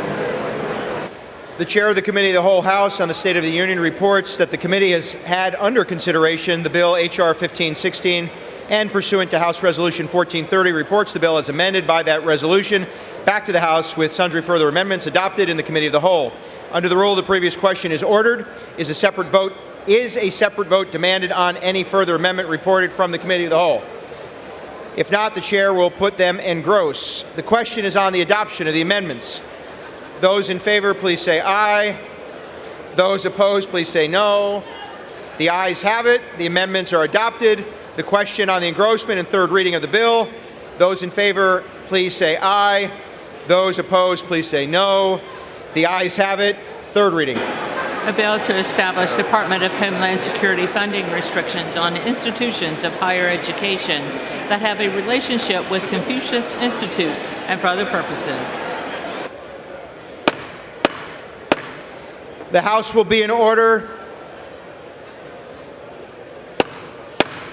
The House will be in order.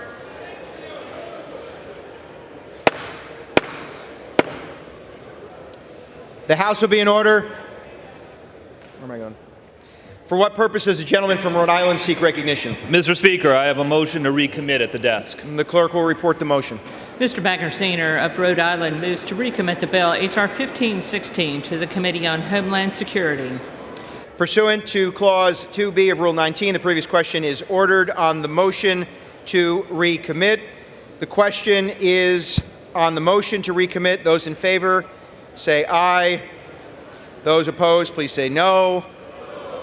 In the opinion of the Chair, the noes have it. Mr. Speaker, I ask for the yeas and nays. The yeas and nays are requested. Those favoring a vote by the yeas and nays will rise. A sufficient number having risen, the yeas and nays are ordered. Members will record their votes by electronic device. Pursuant to Clause 9 of Rule 20, the Chair will reduce to 5 minutes the minimum time for any electronic vote on the question of passage. This is a 5-minute vote.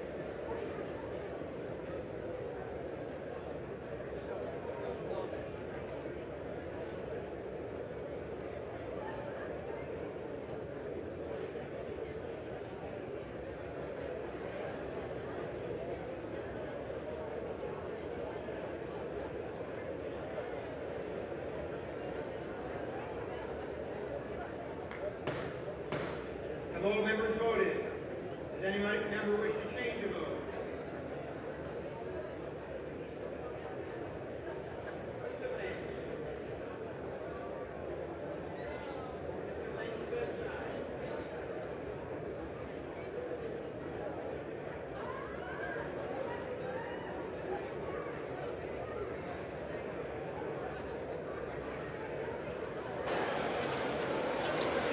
On this vote, the yeas are 197, the nays are 213. With 0 answering present, the motion is not adopted. The question is on the passage of the bill. Those in favor, please say aye. Those opposed, please say no. The ayes have it. The bill, for what purpose does the gentleman seek recognition? On that, I ask for the ayes and nays. The yeas and nays are requested. Those favoring a vote by the yeas and nays will rise. Sufficient number having risen, the yeas and nays are ordered. Members will record their votes by electronic device. This is a 5-minute vote.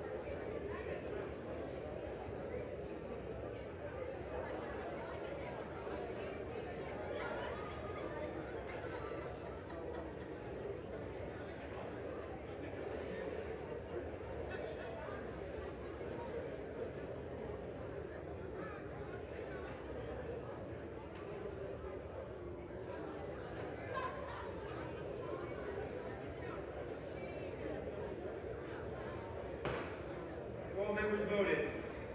Any member wish to change a vote?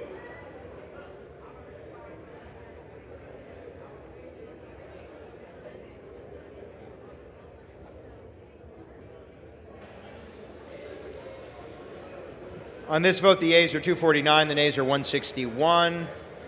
The bill is passed. Without objection, a motion to reconsider is laid on the table.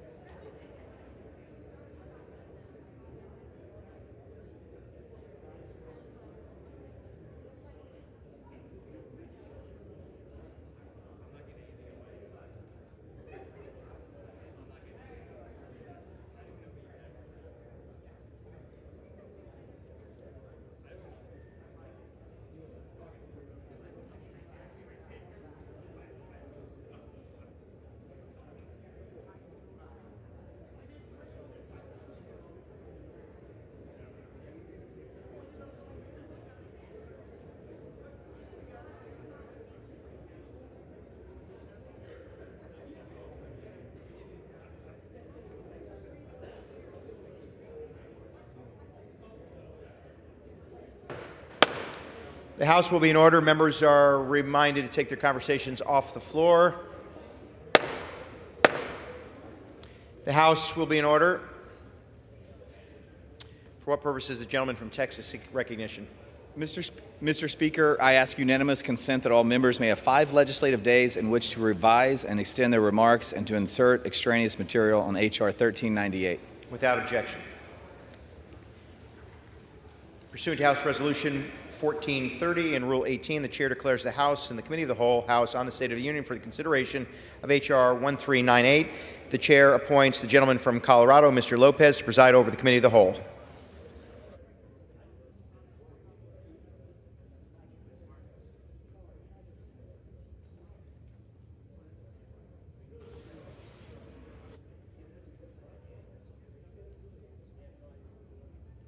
Want me to read it?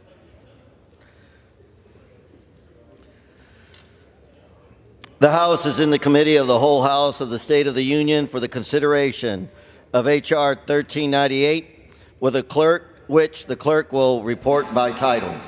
A bill to establish the CCP Initiative Program and for other purposes. Pursuant to the rule, the bill is considered read in the first time. General debate shall be confined to the bill and should not exceed 1 hour, equally divided and controlled by the chair and ranking minority member of the Committee on the Judiciary or their respective designees. The gentleman from Texas, Mr. Gooden, and the gentleman from New York, Mr. Nadler, which will control 30 minutes. The chair recognizes the gentleman from Texas. Mr. Chair, I yield myself such time as I may consume. The gentleman is recognized. Thank you, Mr. Speaker. H.R. 1398, the Protect America's Innovation and Economic Security from CCP Act, focuses our attention on the single greatest threat to the American people, the Chinese Communist Party. Our intelligence community has been raising these concerns for years, labeling China the defining threat of our generation. These concerns were also echoed in FBI Director Wray's testimony before our House Judiciary Committee back in July. China's multi-pronged war against our people, economy, and infrastructure has caused the CCP to infiltrate our communities, sow disharmony, and steal our hard-earned successes. The CCP achieves this by aggressively targeting and recruiting civilians to spy on other Chinese nationals and to steal critical data from their employers. Trade theft alone costs our economy over $500 billion annually, with China behind most of it. This bill addresses this problem by creating a dedicated program under the DOJ called the CCP Initiative, prioritizing a focus on countering economic espionage. The initiative establishes an enforcement strategy to protect critical sectors most vulnerable to the CCP's thievery: academic institutions, R&D labs, and the defense industrial base. The rollback of the China Initiative left us lacking a dedicated approach and no oversight on issues of critical national interest. This bill fixes the administration's mistakes by adopting a clear, multifaceted approach. It builds a framework of multi-agency cooperation and mutual consultation, ensuring that effective measures against our nation's greatest threat are never compromised by an incompetent executive wing. And to ensure the DOJ's cooperation and dedication of at least some resources in this area, an annual reporting requirement has been included. That secures, secures congressional oversight and involvement. The bill also requires no additional funding from Congress and has a negligible impact on the DOJ's current budget under the program. I'd like to underline that the worst affected by this rollback are people of Asian descent. People of Chinese origin in the United States, especially Chinese American citizens, are identified and disproportionately targeted by the CCP for their schemes. The CCP ruthlessly targets and harasses people, especially those who refuse to bow down and are considered dissidents. Letting this continue without a strong counter leaves our people extremely vulnerable to the CCP's cruelty, which emboldens China. Passing this bill will not only counter existing cases and deter new attempts to infiltrate our country, but also signals that the CCP's days of targeting our communities are over. I urge my colleagues to vote in favor of safeguarding our economy, our people, and our future against the greatest threat of our lifetimes, and join me in supporting H.R. 1398. I reserve the balance of my time. The gentleman of Texas reserves. The gentleman of New York is recognized. Mr. Speaker, I yield myself such time as I may consume. Gentleman is recognized. Mr. Chairman, I rise in strong opposition to H.R. 1398. This legislation, which would establish a so-called CCP initiative within the National Security Division of the DOJ, is simply a rehash of the Trump administration's failed China initiative by another name. Resurrecting this misguided program, as this bill would do, represents a clear step backwards. When the Trump Justice Department launched what it called the China Initiative in 2018, it claimed its purpose was to counter efforts by the Chinese government to steal American intellectual property. This might have been a laudable goal, but what actually resulted was little more than a series of unsupportable cases against Chinese academics at the height of their careers that left their reputations in tatters. The government was forced to drop many of these prosecutions. Others failed in court. Even more were overturned on appeal. No matter how you look at the data, a post-mortem analysis shows that the China Initiative was an undisputed failure. From the flimsy cases brought under this program to the so-called brain drain of scientists of Chinese descent who left American research labs, the China Initiative hurt our interests here at home. The Trump DOJ devoted significant resources to targeting professors of Chinese descent working in the United States, diverting crucial funding and personnel that could have been used to combat actual economic sabotage, espionage, and trade secret theft. But the China Initiative did not excuse me. But the China Initiative did not just waste valuable resources. If you were a person of Chinese descent working in American higher education, you were a suspect. Rather than keeping America safe, the China Initiative divided workplaces, ruined careers, and contributed to anti-Asian hate at the height of the pandemic. The resulting chilling effect hampered American innovation by discouraging foreign talent from moving to American companies and disincentivizing Chinese researchers from accepting positions at our institutions of higher learning. It is foolhardy to punish China by harming American innovation. But by discouraging researchers from working here, that is exactly what the Trump administration did with the China Initiative. Countries around the world send their best and brightest to the United States for education and to perform valuable research in our academic institutions. But instead of welcoming their contributions to our economy and to our society, programs like the China Initiative encourage them to take their training and their talents elsewhere. We cannot quantify those missed opportunities. There is no way to know what inventions never came to be. But we can realize when we made a mistake and move on. This bill would prevent us from doing so. Despite its well-documented failures, reviving the China Initiative is a key plank of the ultra-conservative Project 2025 agenda, the blueprint for a potential new Trump administration. Republicans cannot credibly argue that resurrecting this program is about keeping Americans and our business secrets safe, because we know that racially profiling professors of Chinese descent was unsuccessful. It did, however, contribute to an us versus them mentality that divided Americans and heightened tensions across the country. It is particularly disappointing that we are engaging in this partisan exercise because the fact is that Democrats and Republicans largely agree that China poses a threat to the United States. There are bipartisan bills ready for markup, ones that could pass on suspension today, but instead, the majority has chosen to take up bills that divide us. Since the end of the China Initiative, the DOJ has embraced a broader strategy to counter threats from hostile nations, not just China, but Iran, North Korea, and Russia. For example, the Disruptive Technology Strike Force has been lauded by both sides of the aisle for doing what the China Initiative failed to do. It collaborates across agencies to prevent nation-state actors from illicitly acquiring a most sensitive technology by successfully investigating and prosecuting illegal procurement networks. We are on the right path to protecting our nation's secrets and keeping Americans safe. This legislation would take us in the opposite direction. I oppose this legislation. I encourage my colleagues to do the same, and I reserve the balance of my time. The gentleman of New York reserves. The gentleman of Texas is recognized. Thank you, Mr. Speaker. You know, I have heard a lot about the ruined lives of intellectuals and academics. I've also heard about the conviction rate. You know, it is true there were only 8 convictions, but one of the comments made was we should focus resources on actual problems. Well, what happened when we did that? When we took away this China Initiative and replaced it with nothing? In the last 2 years, we've only had 2 convictions. So our Department of Justice has really failed to protect our domestic industry. It's really failed to protect those who've been preyed on by China, and the CCP initiative serves to correct that. And so I would like to yield to my colleague 3 minutes from Virginia. The gentleman is recognized. Thank the gentleman. I want to thank the gentleman from Texas for offering the bill and rise in support of it.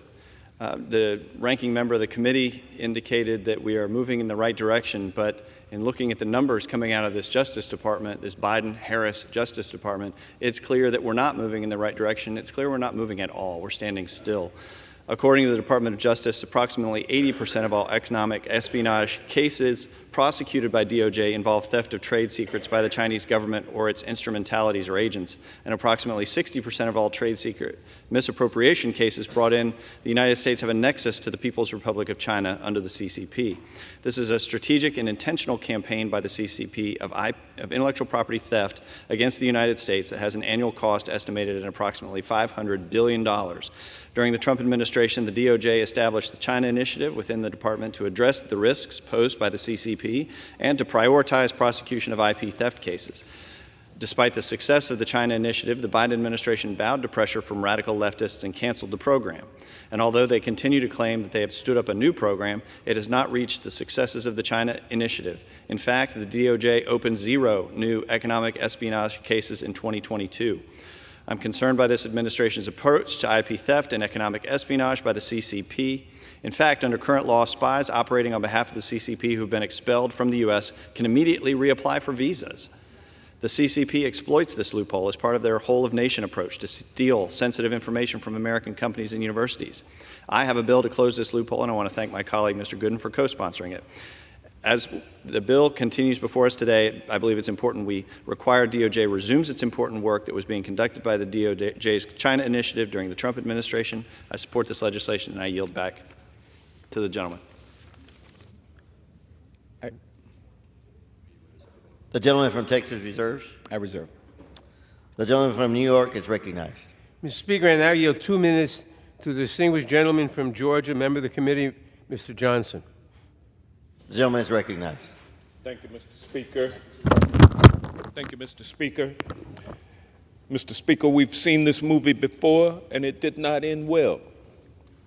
On the IP subcommittee, where I am ranking member, we have discussed with real concern about economic espionage and theft of trade secrets by the government of China.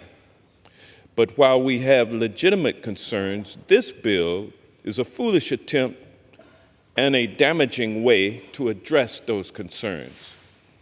The Department of Justice already had a China initiative from 2018 to 2022, and it failed to achieve any convictions related to economic espionage or trade secrets. Yet, it did cause significant real-world harm. Many academics faced long-term personal and professional damage, and there was a chilling effect on researchers of Chinese descent.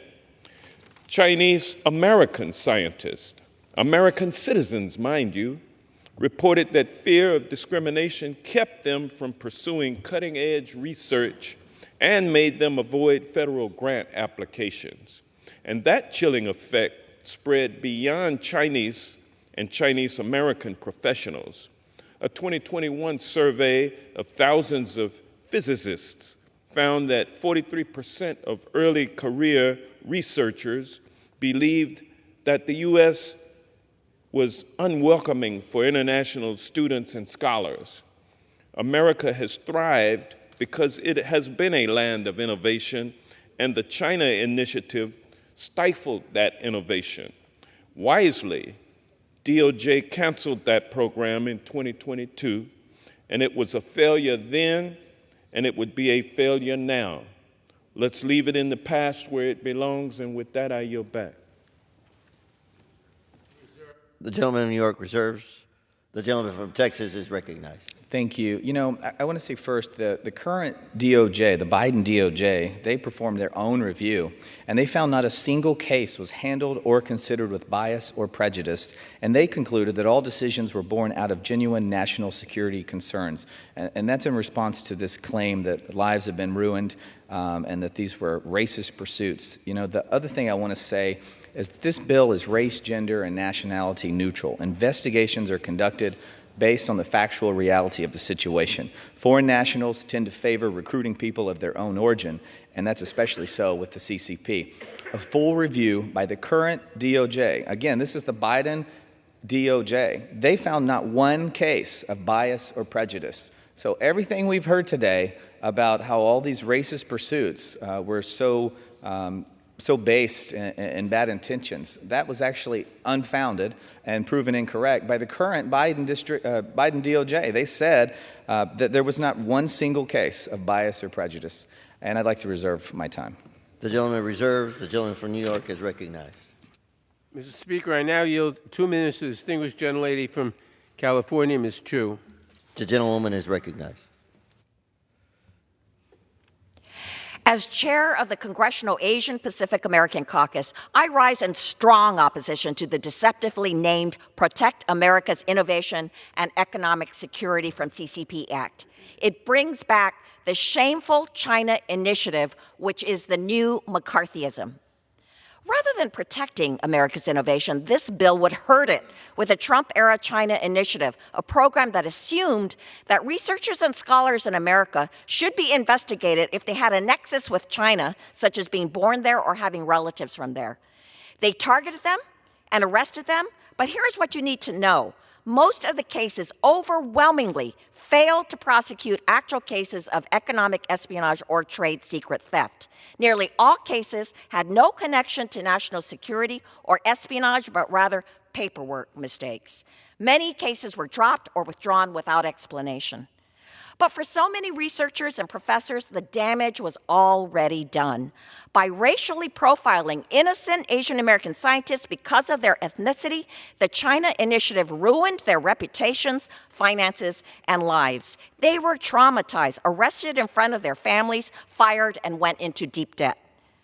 McCarthyism had deadly effects in the 1950s, and so does the China Initiative, harming our country's competitive edge by casting a chilling effect on our academic community. So let me be clear. While we all want to stop American secrets from being stolen, investigation should be based on evidence of criminal activity, not race and ethnicity. This bill brings back the shameful mistakes of the China Initiative. It would stoke anti-Asian xenophobia, and it would hurt American innovation by contributing to the reverse brain drain of talent from U.S. to the PRC, from which only the CCP itself stands to benefit. I urge my colleagues to vote no. The gentleman from New York reserves. The gentleman from Texas is recognized. Thank you, Mr. Speaker. I would think the chair of the Asian Pacific American Caucus would want to stand against China with me, but I will do it alone on behalf of those who are willing to stand up against the Chinese Communist Party. I denounce everything that's been said about this bill being racist. I absolutely denounce the false claims of racism. They are baseless. I actually join with the Biden DOJ in saying that the Trump prosecutions, there was no biasness, there was no racism. And I'd like to stand up for the Chinese American citizens that are being prosecuted, persecuted, searched after, and in some cases destroyed, while some of our friends across the aisle do nothing. They get on the mic and they say, you guys are racist for pushing this legislation, and I think folks are tired of it. I really do. I'm really tired of seeing Chinese police stations in cities across our nation. I'm really tired of turning on the news and seeing that a spy in the New York governor's office has been signing orders and doing all kinds of stuff in the name of the Chinese Communist Party. I'm really tired of hearing stories about American citizens, Chinese American citizens living here. These are our people. These are our people being persecuted by the Chinese Communist Party, and that's what this bill seeks to do. You can get up here and say this is racist and the last administration wasn't successful, but the facts are Republicans want to do something. We want to stand up to China, and we want to stand up for the Chinese American citizens who in many cases are seeing their representatives get on the microphone and say, you know what, we're not going to do anything. We're going to say that China's a threat, but we're really not going to support any legislation that it would do something about it. And so I am really excited about this bill. I'm even more excited about the Trump administration that's coming up, because we're going to really go after China. And Chinese Americans across the United States should really, really be excited about Donald Trump taking over as president, because they will finally have an advocate in the White House after 4 years of being disregarded. I reserve. The gentleman from Texas reserves. The gentleman from New York is recognized. Mr. Speaker, 2 comments before I call on the next speaker. Number one, I wouldn't count on the next Trump administration. Maybe, but I wouldn't count on it. Number 2, during the Trump administration, anti-Asian crimes spiked. And as I recall, we passed an anti-Asian crimes bill, which was signed into law by President Biden. I now yield 2 minutes to the distinguished gentleman from Texas, Mr. Vesey. Thank you very much. I rise today to... The gentleman is recognized. Mr. Chair, I rise today to oppose the consideration of H.R. 1398, the Protect America's Innovation and Economic Security from the CCP Act. This bill aims to combat Chinese espionage, protect U.S. intellectual property and trade secrets, and monitor threats to the U.S. infrastructure posed by China. And while these are very important goals, I don't want anyone to be mistaken, the program this bill lays out closely mirrors a Trump administration program called the China Initiative, which targeted academics at American institutions for crimes allegedly related to economic espionage. And despite the initiative's goal of combating that espionage, no one was convicted or even charged with spying in any China initiative case. However, what the program did do was stoke a lot of fear in the Asian American communities and contributed to a rise in anti-Asian hate, something that I think that all of us, regardless of party, should be against. And for this reason, at the appropriate time, I will offer a motion to recommit this bill back to committee. And if the House rules permit it, I would have offered the motion with an important amendment to this bill. My amendment will be composed of H.R. 3130, the Protecting Election Administration from Interference Act, which I co-led with my good friend Colin Aldred, also of North Texas. And what this bill would do is strengthen our democracy by establishing greater safeguards against potential election subversion efforts, something that unfortunately became very real, as most of us recall, in January 2021. It would ensure that elections and vote counting are performed fairly, transparently, and without partisan influence. The bill expands crucial protections for election administrators engaged in vote counting, canvassing, and election certification, and it also allows a framework for punishment for people who seek to intimidate, threaten, or coerce election workers. The gentleman's time has expired. I yield the gentleman another minute. The gentleman is recognized. Thank you, Mr. Speaker. The bill also expands protections for election administrators, again, that have been for election administrators engaged in vote counting, canvassing, and election certification. It allows for a framework of punishment for people, that seek to intimidate these workers. The bill also recognizes missing pieces from existing law in terms of protections for digital election records. And in an increasingly technological world that we all live in, we must keep our laws up to date with the times. At the end of the debate, I will insert into the record the text of this amendment, and I hope my colleagues will join me in voting for the motion to recommit. Mr. Speaker, I yield back. The gentleman from New York reserves. The gentleman from Texas is recognized. Reserve. The gentleman from Texas reserve. The gentleman from New York. Mr. Speaker, I now yield 2 minutes to the distinguished gentleman from Illinois, Mr. Krishnamurthy. The gentleman is recognized. Thank you, Mr. Speaker.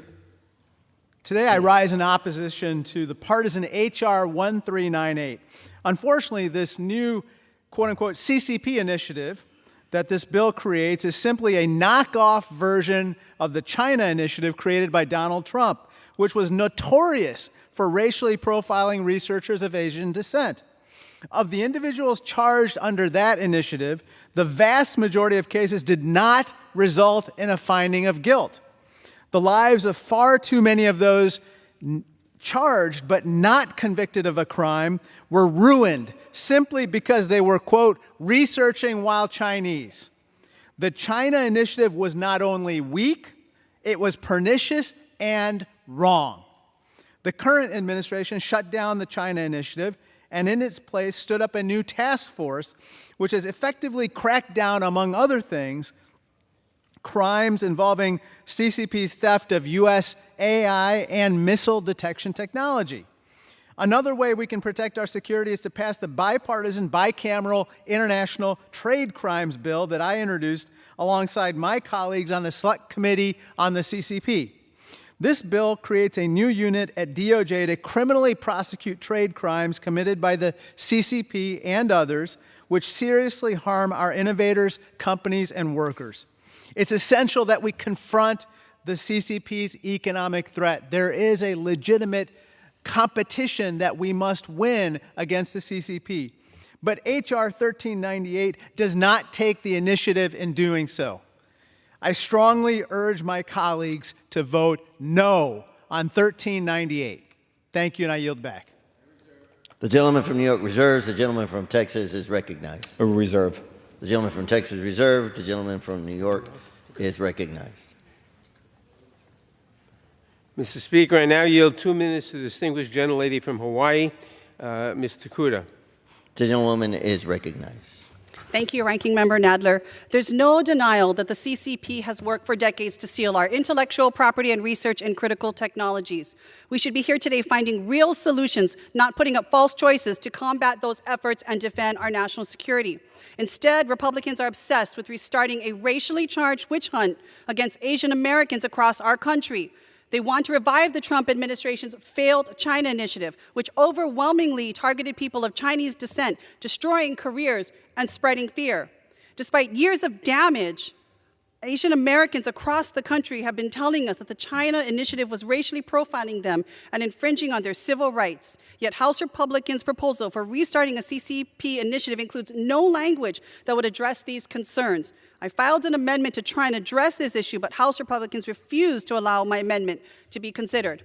In their single-minded focus on the CCP, they've forgotten the lessons of our country's history in targeting Asian Americans and the lives that have been destroyed as a result of it.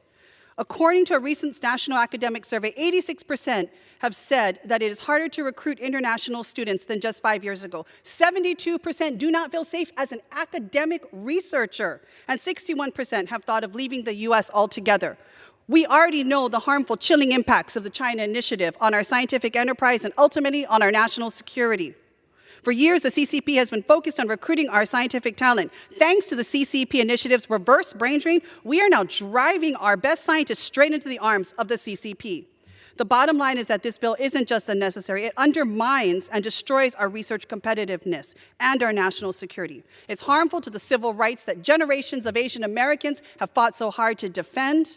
And I find it amusing that my colleague on the other side of the aisle feels that Republicans and Trump did so much for our Chinese Americans. From what I saw and what I felt as an Asian American woman, all we got from Trump was xenophobia, anti-Asian hate, and racism. We are not going to go back. We will not be re-victimized again, and it's downright un-American.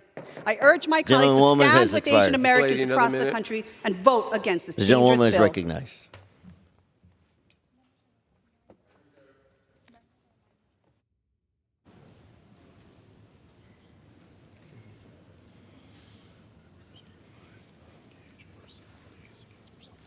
Members are reminded to refrain from engaging in personality of nominees for Texas is recognized. Thank you. You know, I'm sorry that my colleagues are amused because Republicans are horrified. We are sickened by what China is doing to Chinese Americans. And so if the Asian Pacific American Caucus, which love to put their sign up there while they denounce this fantastic bill, if they'd like a member of their caucus that will fight for and on behalf of Chinese American citizens, I'd be happy to join. Get me an application. But until that happens, until all members of this chamber wake up and realize that China is the real threat here, and realize that the main talking point, what they do is they come and anytime someone stands up against China, they start playing the race card because they know if they play the race card, they'll get folks to shut up. And China just loves it. I'm sure they're watching this debate in Beijing and laughing every time someone gets up and calls this policy racist. I'm sure they're just loving it to see folks get up and talk about the China initiative that the Biden DOJ so fantastically got rid of and what a success it was for China. The Biden DOJ has even said since then that there was no bias, there was no racism. So everything we're hearing today is just false. I'm not going to call someone a liar, but I'm going to tell you that what we're hearing today is false. I heard from Mr. Nadler before he reserved a while ago. He said Asian American crime against Asian Americans were up in the Trump era. What person with a brain in America thinks that Donald Trump is the reason crime is up anywhere? Joe Biden is the reason. Kamala Harris is the reason that crime is through the roof in this nation. Americans are unsafe. And Mr. Nadler said, I wouldn't count on a Trump victory. Well, frankly, I'm not going to count on anything in the days we live in, but I can count on the American people to not hold Donald Trump responsible for the crime epidemic that we are experiencing in this nation. I am baffled by the opposition to this bill and the silliness on the other side that insinuates Donald Trump is somehow behind some kind of crime spot. Give me a break. The American people know who is behind this crime, and they're going to watch her talk about it tonight. And if she won't talk about it, I hope Mr. President Donald Trump will as I know all Americans believe, he is the one to stand against this spike in crime that I'm so happy Democrats acknowledge exists. I reserve, excuse me. Gentleman from Texas reserves. Gentleman from New York is recognized. It has been said that figures don't lie, but liars figure. The figures are very clear. Crime has gone down under the Biden administration. I don't care what anybody in this chamber says.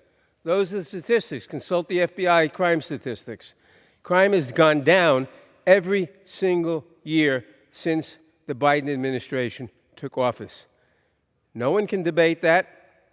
At least no one can debate that if you believe the FBI statistics or any other statistics, unless you're getting your information from the Trump campaign or from Project 2025 or other less than honest sources. Having said that, I urge the defeat of this bill, and I reserve. Gentleman from New York reserves. Gentleman from Texas is recognized. I'll just say this. If you believe that crime is down under Joe Biden, then you probably believe the border is secure. I reserve. Gentleman from Texas reserves. Gentleman from New York is recognized. What did he say? Reserves. I reserve. Gentleman from New York reserves. Gentleman from Texas is recognized. We're prepared to close. I'm prepared to close. Gentleman from Texas reserves. I'm prepared to close. The gentleman from New York is recognized. Mr. Chairman, using fear and division for political benefit while pushing policies that hurt American innovation and American ideals is irresponsible and dangerous. But that is exactly what we are doing here today. The China Initiative was a divisive program that made Americans afraid of one another and produced zero benefits. Donald Trump and the MAGA movement had 4 years to come up with new policy solutions, but they decided to play politics instead. Just last week, we learned that the Russian government was paying conservative influencers in an attempt to manipulate our elections. We also know that they are not the only hostile foreign nation trying to do so. We should be working to address that threat. We should be working to protect our elections. Instead, we are taking part in a partisan exercise that does nothing except take our eye off the ball from the real dangers to our people, our government, and our businesses. There is so much we could do together. Under the Biden-Harris administration, we enacted the Bipartisan Chips and Science Act, which has sparked tremendous investment in domestic manufacturing of computer chips, crucial to national security. That is what actual leadership, that is what actual policy solutions look like. Unfortunately, Republicans have chosen the politics of division. Instead of looking forward and developing new strategies for taking on the threats that face this nation, the Republican majority wants to take us back to the failed policies of the past. The Chinese government poses real threats, but this bill would do nothing to address them while setting back our efforts to take meaningful action. The China Initiative failed to address any of the actual threats posed by the Chinese government and succeeded only in ruining the careers of academics and scientists of Chinese descent while stifling American innovation.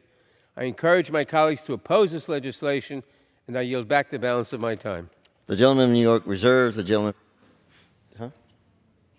yields back. The gentleman from Texas is recognized. You know, fear and division is what the Chinese Communist Party hopes that will become all about. This bill seeks to stop China and the Chinese Communist Party's efforts to destroy this nation. That is their ultimate goal. So every time a member of Congress gets up and says any effort to defeat China is a racist effort, it's really unfortunate. But I do believe that common sense will prevail. I do believe we'll pass this tomorrow, and I want to thank everyone for their support. This bill is an important tool, one of many tools that we're passing this week. And we're spreading the word and sharing with the American people that Republicans are serious about standing up to China, that Donald Trump is serious about standing up to China. And despite the fact that we've taken the last 4 years off and let China climb ahead, we've opened our borders and said, send as many millions of folks as you want. We've let the crime rate spike. And we've just let it happen. It's a real shame. But I do believe the American people deserve better, and I think they'll vote for better. And I appreciate my colleagues' consideration and urge a yes vote, and I yield back. The gentleman yields back. All time for general debate has expired. Pursuant to the rule, the bill shall be considered for amendment under the 5-minute rule. In lieu of the amendment in the nature of the substitute recommended by the Committee on the Judiciary, printed in the bill, an amendment in the nature of substitute consisting of the text of Rules Committee Print 118-45 shall be considered as adopted. The bill as amended shall be considered as the original bill for the purpose of further amendment under the 5-minute rule and shall be considered as read. No further amendment to the bill as amended shall be in order except those printed in Part A of House Report 118-656. Each such further amendment may be offered only in the order printed in the report by a member designated in the report, shall be considered read, shall be debatable for the time specified in the report, equally divided and controlled by the proponent and the opponent, shall not be subject to amendment, and shall not be subjected to a demand for division of the question.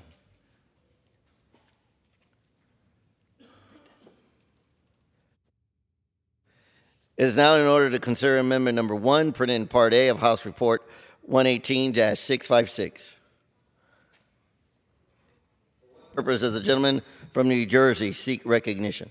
Mr. Speaker, I have an amendment at the desk. The clerk will designate the amendment. Amendment number 1, printed in Part A of House Report number 118-656, offered by Mr. Gottheimer of New Jersey. Pursuant to House Resolution 1430, the gentleman from New Jersey, Mr. Gottheimer, and a member opposed each control 5 minutes. The chair recognizes the gentleman from New Jersey. Thank you, Mr. Speaker. I rise in support of my amendment, which would require the Department of Justice's report, as mandated under this bill, to examine public-private sector coordination regarding economic espionage threats. According to the Center for Strategic and International Studies, there have been 224 documented cases of Chinese espionage directed at the United States since 2000. And that doesn't even count the more than 1,200 cases of intellectual property theft lawsuits brought by American companies against Chinese stakeholders. These tactics cost Americans billions, yes, billions with a B, each year. Individuals tied to the Chinese government have been caught spying on companies that are producing our nation's critical infrastructure. In 2022, a Chinese national was convicted of spying while working as an engineer at General Electric. Back in 2014, the Department of Justice charged 5 Chinese military hackers for spying on U.S. Steel, Westinghouse Electric, and more. From energy to consumer electronics to advanced technologies, CCP-backed individuals aim to steal secrets that give Chinese industry a leg up over American industry and undermine our country and economy. This espionage is as much a national security threat as it is an economic issue. And as member of both the Intelligence and Financial Services Committees, I believe it's critical that the public and private sectors work together to direct, coordinate, and develop responses to espionage. Private sector companies are the hardest hit by this espionage, and they've been on the front lines of responding to breaches and hackers. We in the federal government have much to gain by coordinating with the private sector. With this amendment, we're making it clear that protecting American innovation is a team effort. We need everyone, business leaders, the intelligence community, lawmakers, and researchers working together to stop economic espionage, maintain America's economic leadership, and guarantee our national security. I urge my colleagues to join me in supporting this common sense amendment, and I reserve the balance of my time. The gentleman from New Jersey reserves. For what purpose does the gentleman from Texas seek recognition? I rise to claim time in opposition, although I am not opposed. The gentleman is recognized. The amendment would require the annual report to Congress in this bill to include a description of the level and effectiveness of coordination and information sharing between government entities and private companies about economic espionage threats. American companies and innovations have led the way for over a century, and the first line of defense to preventing economic espionage and intellectual property theft is the vigilance of the owners of this property. Including this information in the report will ensure that Congress can adequately oversee the CCP initiative and ensure that it's meeting its objectives, and I yield back. The gentleman yields back. The gentleman in New Jersey is recognized. I yield the balance of my time. The question is on the amendment offered by the gentleman from New Jersey. Those in favor say aye. Those opposed say no. In the opinion of the chairs, the ayes have it. The amendment is agreed to.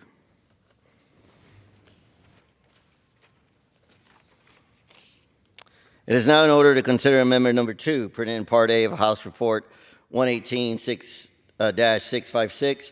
For what purpose does the gentleman from New Jersey seek recognition? Mr. Speaker, I have an amendment at the desk. The clerk will designate the amendment. Amendment number 2, printed in Part A of House Report number 118-656, offered by Mr. Gottheimer of New Jersey. Pursuant to the House Resolution 1430, the gentleman from New Jersey, Mr. Gottheimer, and a member opposed each will control 5 minutes. The chair recognizes the gentleman from New Jersey. Thank you, Mr. Speaker. I rise in support of my amendment, which would require the Department of Justice's report, as mandated under this bill, to examine the Chinese Communist Party's financial intelligence capabilities, and more broadly, the role of China's intelligence agencies in economic espionage. Let me start by outlining the scope of the problem. China is the main source of economic espionage against the United States. About 80% of the economic espionage cases that the Department of Justice prosecutes involve China and its affiliates. Anything we can do to monitor Chinese intelligence ecosystem will help in our fight to stop economic espionage here at home. As a member of the House Financial Services and Intelligence Committees, I'm keenly aware of the public-private sector fusion in China. Because of its 2017 intelligence law, the CCP and Chinese intelligence agencies have disproportionate power over the country's industry. As we've seen with TikTok, industry and government are working in concert at the direction and funding of the CCP and to undermine our country. Chinese intelligence agencies are the linchpin to understand the coordinated campaign to steal and profit from American trade secrets. That's precisely why I've offered my amendment. We need the United States federal government to monitor these agencies' role in economic espionage. Maintaining America's economic competitiveness is something that we all can agree on. I urge my colleagues on both sides of the aisle to support this amendment so we can get a fuller picture of Chinese intelligence agencies' role in economic espionage and actually stop them in the process. Thank you, and I reserve the balance of my time. The gentleman from New Jersey reserves. For what purpose does the gentleman from Texas seek to be recognized? I rise to claim time in opposition, although I am not opposed. Without objection, the gentleman is recognized. This amendment would require the annual report to Congress in this bill to include a description of the CCP's financial intelligence capabilities. The CCP's decided that the fastest way to catch up to the technological leadership of the United States is to steal U.S. intellectual property. This theft is not only an economic issue, but also a national security issue, and technological success often leads to financial success. By engaging in financial intelligence activities, the CCP can ascertain which companies and entities have the most valuable intellectual property. And to appropriately counter the economic and national security threats posed by the CCP, we need to understand their ability to conduct financial intelligence activities. So thank you, and I yield back. The gentleman yields. From New Jersey is recognized. Thank you, Mr. Speaker. Thank you, Mr. Gooden. I appreciate the support for these two amendments, and I yield the balance of my time. The question is on the amendment offered by the gentleman from New Jersey. Those in favor say aye. Those opposed say no. In the opinion of the chair, the ayes have it. The amendment is agreed to. It is now in order to consider amendment number 3, printed in Part A of House Report 118-656. For what purpose does the gentleman from New York seek recognition?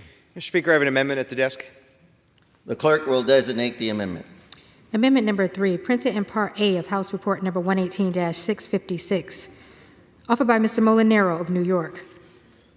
Pursuant to the House Resolution 1430, the gentleman from New York, Mr. Maliano, and a member opposed each will control 5 minutes. The chair recognizes the gentleman from New York. Thank you, Mr. Speaker. You pronounced my name better than my own grandmother, so thank you. The underlying bill, the Protect America's Innovation and Economic Security from CCP Act, importantly counters the Chinese Communist Party's illegal and grossly unethical practice of stealing trade secrets, economic espionage, and hacking against American companies. The bill does this, as we note, by establishing a special office at the Department of Justice whose sole purpose is to identify and prosecute those who engage in this illegal behavior.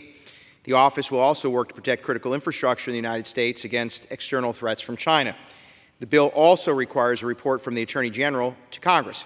My amendment includes in this report an assessment of the economic loss to the United States as a result of hacking and trade secret theft by China.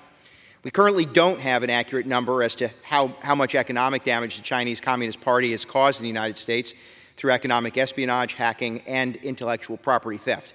My amendment will allow us to quantify the true monetary toll China is causing to our economy and our businesses, and allow us to see how impactful this underlying legislation really is.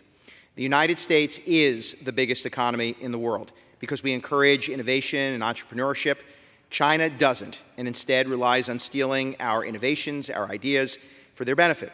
This amendment will highlight just how damaging China is to our economy. I urge my colleagues to adopt this amendment, and I reserve the balance of my time. The gentleman from New York reserves. For what purpose does Mr. Nadler seek Mr. to be Speaker, recognized? I claim the time in opposition, though I am not opposed. Objection. The gentleman is recognized. Thank you, Mr. Chair. I claim that this amendment would add to the annual report a study on the impact of hacking and trade secret theft by the PRC on the United States economy. If anything, this amendment highlights the magnitude of agreement between Republicans and Democrats on the danger from the government of China to our economy and our security. I have no problem with the Department of Justice increasing its reporting to us. I, too, would like to know how hacking by PRC-affiliated groups impacts the United States economy. For that matter, I'd like to know how it impacts our elections and our national security, too. If this bill only consisted of its annual report section, we could all agree and move on. Agreement, however, is not a possibility under this partisan exercise. The China Initiative is part of the Trump Project 2025 agenda, not because of its potential for good bipartisan work. Rather, when the China Initiative was an active program, it divided Americans and encouraged foreign scientists to leave our research labs. This bill would do the same, and improving the reporting section, unfortunately, will not change that. I reserve the balance of my time. Mr. Nadler reserves. For what purpose? The gentleman from New York is recognized.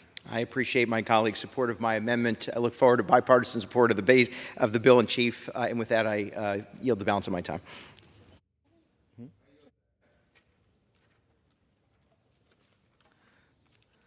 The question is on the amendment offered by the gentleman from New York. Those in favor say aye. Those opposed say no.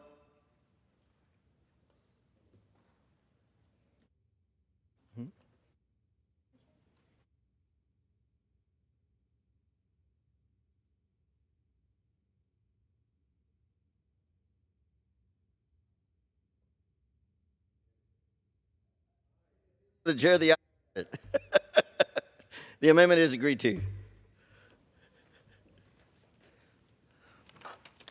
It is now in order to consider Amendment Number 4, printed in Part A of House Report 118-656. For what purpose does the gentleman from New York seek recognition? Mr. Speaker, I have an amendment at the desk. The clerk will designate the amendment. Amendment Number 4, printed in Part A of House Report Number 118-656, offered by Mr. Molinaro of New York. Pursuant to the House Resolution 1430, the gentleman from New York, Mr. Molinaro, and a member opposed each will control 5 minutes. The chair recognizes the gentleman from New York. Thank you, Mr. Speaker. The amendment at the desk, my amendment, adds a requirement to the bill in chief that the Department of Justice identify all cases of intellectual property theft of American small businesses by the Chinese Communist Party. Even in upstate New York, we have businesses that have reported firsthand how their innovations have been completely stolen by the Chinese Communist Party. Now, just because China doesn't believe in capitalism doesn't mean they can steal our nation's best and brightest ideas and the hard work of good Americans. All of this created through the opportunities of capitalism and what capitalism provides. This amendment will help us better understand the true scope to which China is harming our small businesses and our economy and provide us with information needed to best target the criminal actors behind these cowardly crimes. Again, I urge my colleagues to adopt the amendment, and I reserve the balance of my time. Gentleman from New York reserves. For what purpose does Mr. Nadler seek to be recognized? Mr. Speaker, I claim the time in opposition to this amendment, though I am not opposed. Objection. The member is recognized. Mr. Chair, this amendment would require agencies to identify intellectual property theft of small businesses by the CCP. I have no concerns with adding this to the legislation, and I agree that it is important that we root out instances of intellectual property theft of small businesses.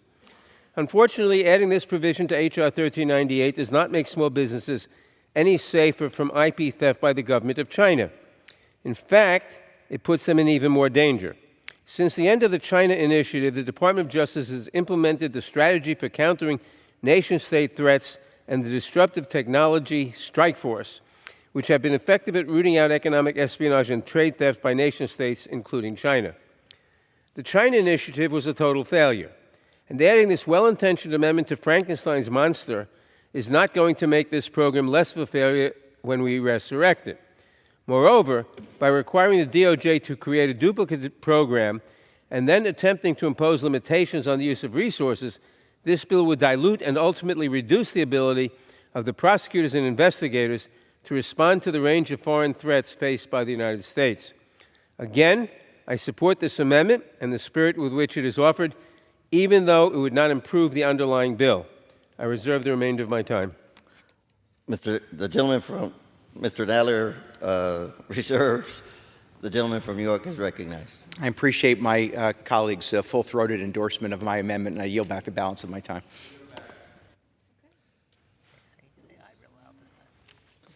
The question is on the amendment offered by the gentleman from New York. Those in favor say aye. Those opposed say no. In the opinion of the chair, the ayes have it. The amendment is agreed to. It is now in order to consider Amendment Number 5, printed in Part A of House Report 118-656. For what purpose does the gentleman from Florida seek recognition? I rise as the designee for the gentleman from Florida, and I have an amendment at the desk. The clerk will designate the amendment. Amendment number 5, printed in Part A of House Report number 118-656, offered by Mr. Mills of Florida. Pursuant to the House Resolution 1430, the gentleman from Florida, Mr. Mills, and a member opposed, each will control 5 minutes. The chair recognizes the gentleman from Florida. Thank you, Mr. Speaker. I'd like to thank the gentleman from Texas, Mr. Gooden, for crafting this legislation that protects America's innovation, economic security from CCP activity. I rise today in support of this bill, as well as to offer an amendment on behalf of Congressman Byron Donalds, my fellow Florida man. This amendment would modify the underlying bill to include an analysis of the national security risks of the CCP's unmanned aircraft and associated elements in the national airspace system. Chinese drones are accounting for about 70% of the global drone market and 90% of the U.S. drone market. Additionally, Chinese drones have actively been undercutting U.S. government contracts from U.S. companies by at least 50%. Federal, state, and local governments use these Chinese drones for activities that include highly sensitive information from evaluating critical infrastructure and military operations. Data stored from Chinese drones are subject to Chinese cybersecurity law, which requires New York operators to store select data within China and allows Chinese authorities to receive critical data notification. China also dominates in critical manufacturing parts, including the semiconductors and communications equipment that are found in almost every drone today. China has been known to have the capabilities to track and affect flights of the CCP drones, which could become troublesome even to those American aircraft. If you haven't picked up yet, the Chinese drones are a major national and economic security risk to the United States. This amendment will provide a crucial analysis of CCP unmanned aircraft and associated elements in the national airspace system, which will enable the United States to craft solutions to defend ourselves from these national and economic risks. Congressman Donalds is right to be concerned with the proliferation of Chinese drone technology and the security threats which they pose. I'm proud to offer this amendment on behalf of my Florida man and urge all members who want to protect America's innovation and economic security to join me in supporting it and the underlying legislation. With that, I reserve the balance of my time. The gentleman from Florida reserves. For what purpose does the gentleman from New York seek to be recognized? Mr. Chairman, I claim the time in opposition to this amendment, though I am not opposed. Objection. The gentleman is recognized. Mr. Chairman, this amendment would require an analysis of the use of unmanned aircraft by the PRC, as well as related elements such as communication links and components required to operate safely and efficiently in national airspace. I appreciate that the gentleman from Florida is curious about spying by the PRC in the United States. I think we all are. As with all of these other amendments, even if by themselves they are a good or even just neutral idea, they cannot make the China Initiative Redux any better. I've said this repeatedly throughout this process. Excuse me. We agree on the threat from the government of China. So what is the purpose of bringing up a bill that divides us? I would also note that the investigation into the PRC's use of CUAS to spy on the United States is being conducted by multiple agencies, including the Pentagon, the Department of Homeland Security, and the FBI. Some Republicans in Congress have fought to defund the FBI and CISA over the past 2 years. Agencies that are working to counter nation-state threats are the very same ones that some of my colleagues across the aisle want to destroy. If we want to keep America safe and our economy strong, the best action we can take is to fund the government entirely and in a bipartisan fashion. But instead, we are here in this chamber playing politics instead. I reserve the balance of my time. The gentleman from New York reserves. The gentleman from Florida is recognized. I want to thank the gentleman from New York for his support and endorsement, and also an understanding that I hear what you're saying. But I will just say one thing. We must be reminded of the China Initiative 2018, which was established, which was eliminated by the Biden-Harris administration in February of 2022, where over $500 billion prior to that had been stolen by the Chinese CCP and the PRC.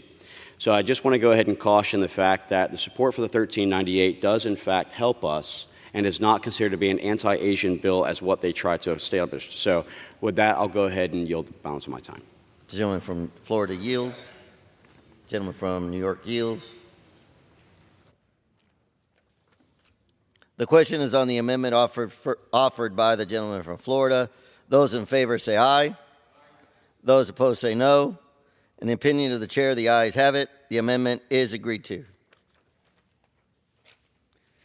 It is now in order to consider amendment number 6, printed in Part A of House Report 118-656. For what purpose does the gentleman from Florida seek recognition? Mr. Speaker, I have an amendment at the desk. The clerk will designate the amendment. Amendment number 6, printed in Part A of House Report number 118-656, offered by Mr. Mills of Florida. Pursuant to the House Resolution 1430, the gentleman from Florida, Mr. Mills, and a member opposed, each will control 5 minutes. The chair recognizes the gentleman from Florida. Thank you, Mr. Speaker. I'd also like to thank once again the gentleman from Texas, Mr. Gooden, for yielding me the time and putting together this important bill, the Protect America's Innovation and Economic Security from CCP Act. I rise today in support of this legislation as well as to offer an amendment to it. As has been noted, the annual cost of intellectual property theft is estimated to be around $500 billion annually. What are we doing about it? The Trump administration created a program to counteract this espionage and prosecute individuals that were taking advantage of American ingenuity and innovation. But leave it to the Biden-Harris administration to cancel yet another program that was working. It's ironic how this has happened so many times, Mr. Speaker. Trump policies at the border are keeping Americans safe, and better cancel them. Trump policies are working to grow the economy and people's paychecks, better cancel them. Trump policies are promoting peace around the world, we can't have that. Following the Biden-Harris shutdown of the Chinese initiative, there were zero, I repeat, zero, new economic espionage cases that were opened in 2022. It reminds me of the progressive DAs in Democrat-run cities that have stopped prosecuting crimes and that are saying, look, crime is down, you're safe with me now. Well, we're not safe in this country, Mr. Speaker, nor are we safe from the threats abroad with the Biden-Harris administration. My amendment is very straightforward. When the DOJ prosecutes bad actors linked to Chinese Communist Party, and they certainly will, they are directed to share that information with the Department of Defense and the Department of Commerce so they can update their blacklist and further protect the American companies. This includes down to the subsidiary level when CCP entities that get caught try to invade detection through corporate proxies. For example, we've seen when the Aviation Industry Corporation of China, also called AVIC, and the China Airborne Missile Academy was placed on the DoD's Chinese military companies list. While the DoD and defense contractors are prohibited from acquiring materials from AVIC, equipment made by the sanctioned company continues to find its way into our defense supply chains through a subsidiary company, OVED, and part of AVIC.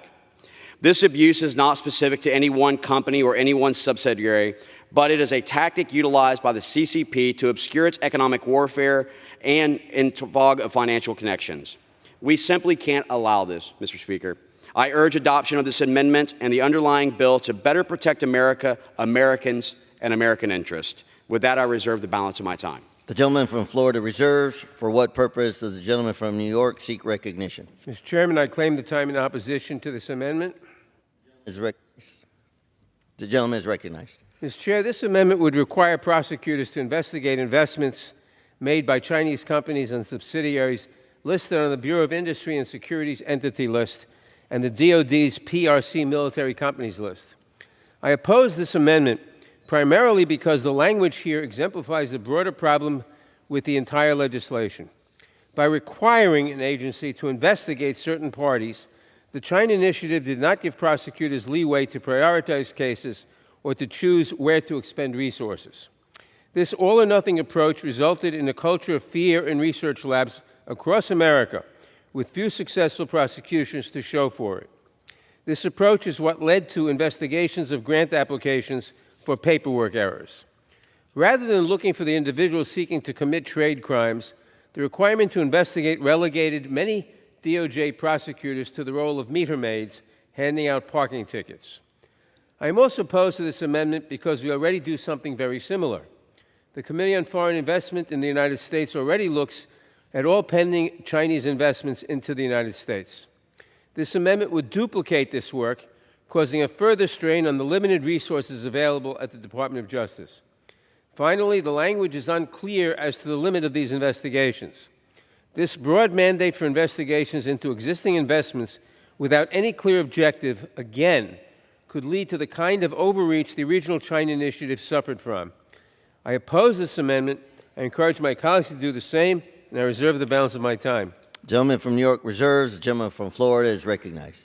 Well, I appreciate the gentleman from New York sharing his concerns. I would go ahead and argue that whatever the 2018 China Initiative had actually rendered with regards to the amount of investigations or findings is still far better than what the Biden-Harris has done, where they've had zero, Mr. Speaker, since 2022 when they canceled this. I would also remind everyone that this is a simple thing for us. What are we asking for here? We're asking for the DOJ to do their job to prosecute bad actors of the Chinese Communist Party. Not something that seems unreasonable, and to direct the shared information to the Department of Defense and the Department of Commerce. Look, if CFIUS worked so well, then I would have argued that they would have blocked the sale of U.S. steel to Nippon Japan to allow us to have an actual advantage and control our resources and economic capabilities. But they don't. And so that's why I offer this amendment in an area to ensure that those companies that are blacklisted can no longer circumvent the system, and that the Department of Defense and Commerce are aware of the investigations that should be held by the Department of Justice. With that, I reserve.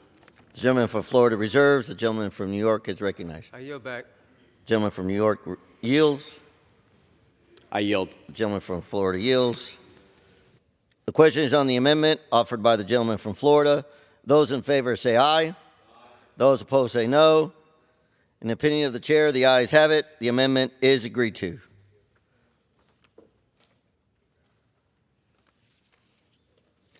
There being no further amendment under the rule, the committee rises.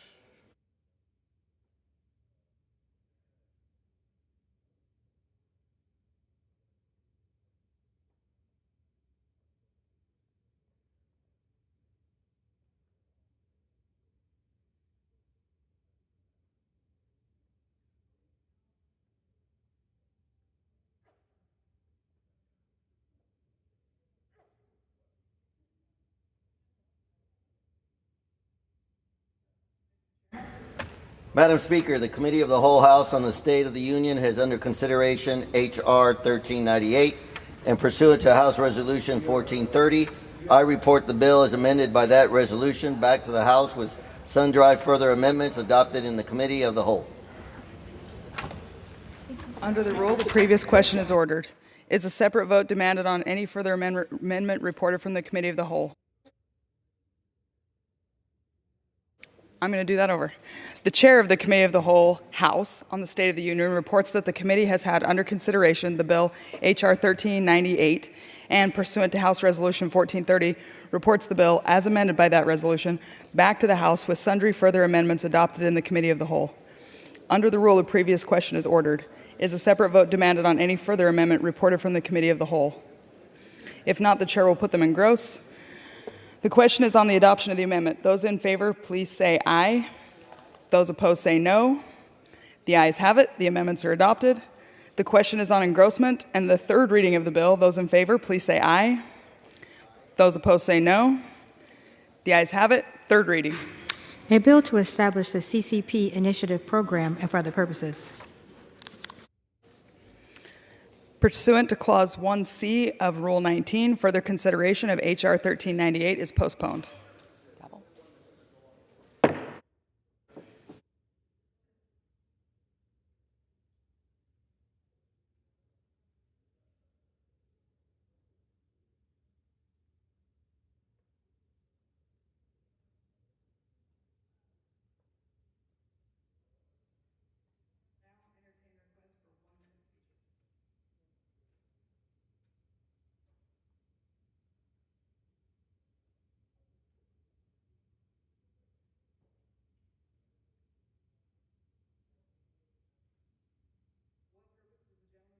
Seek recognition. Madam Speaker, I seek unanimous consent to address the House for 1 minute. Without Extend my remarks. Without objection, the gentleman is recognized for 1 minute. Thank you.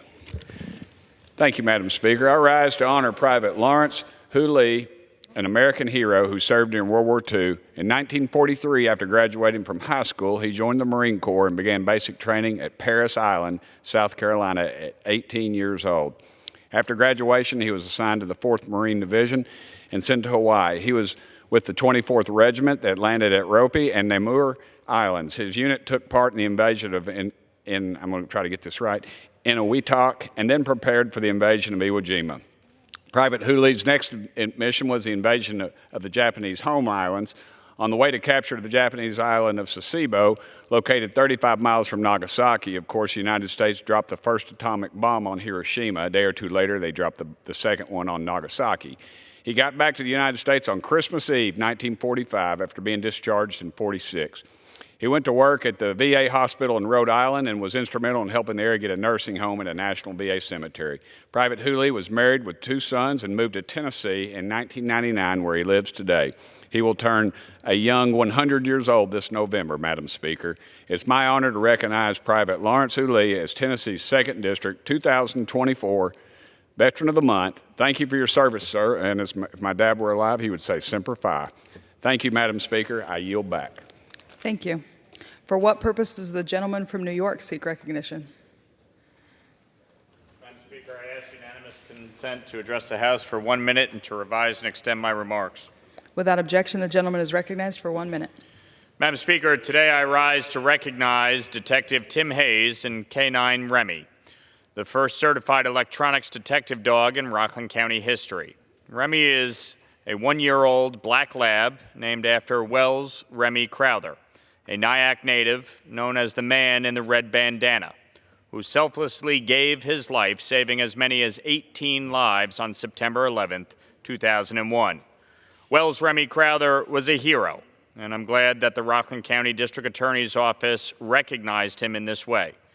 Remy and Tim work at the Rockland County District Attorney's Office, where they're tasked with identifying laptops, cell phones, SD cards, and USB drives that contain illegal content at crime scenes. Tim is a former U.S. Army paratrooper and veteran of Operation Enduring Freedom. Following his service in the military, he joined the NYPD, working his way up to the rank of detective before joining the Rockland County District Attorney's Office. On this 23rd anniversary of September 11th, we remember and honor Wells Remy Crowther, and I thank Tim and Remy for their service. Madam Speaker, I yield back. Thank you. For what purpose does the gentleman from California seek recognition? Without objection, the gentleman is recognized for 1 minute. Thanks, Madam Speaker. Today I want to talk about the ongoing water crisis, man-made, in the Klamath Basin. Over a decade ago, water levels in Upper Klamath Lake were set to support the endangered suckerfish. Yet we have no new adult suckerfish that we can really count having been produced during that time. Meanwhile, the impact on the basin's wildlife and farmers is severe. On and off, once thriving wetlands are now dry, leading to massive die-offs of ducks, geese, etc. from avian botulism, and the waterfowl population has dropped to record lows, and you see it farther down in the valley with fewer waterfowl in the rice lands. Farmers are also suffering as water meant for irrigation and livestock is being diverted with little success in actually protecting endangered species. This policy has failed on all fronts. We are saving neither the suckerfish nor protecting the region's critical ecosystems or the agricultural economy. I urge this body to reassess the water management in the Klamath Basin, ensure that our farmers, wildlife, and such will get the water they need and not be left in crisis constantly. I yield back. For what purpose does the gentleman from California seek recognition? Without objection, the gentleman is recognized for 1 minute.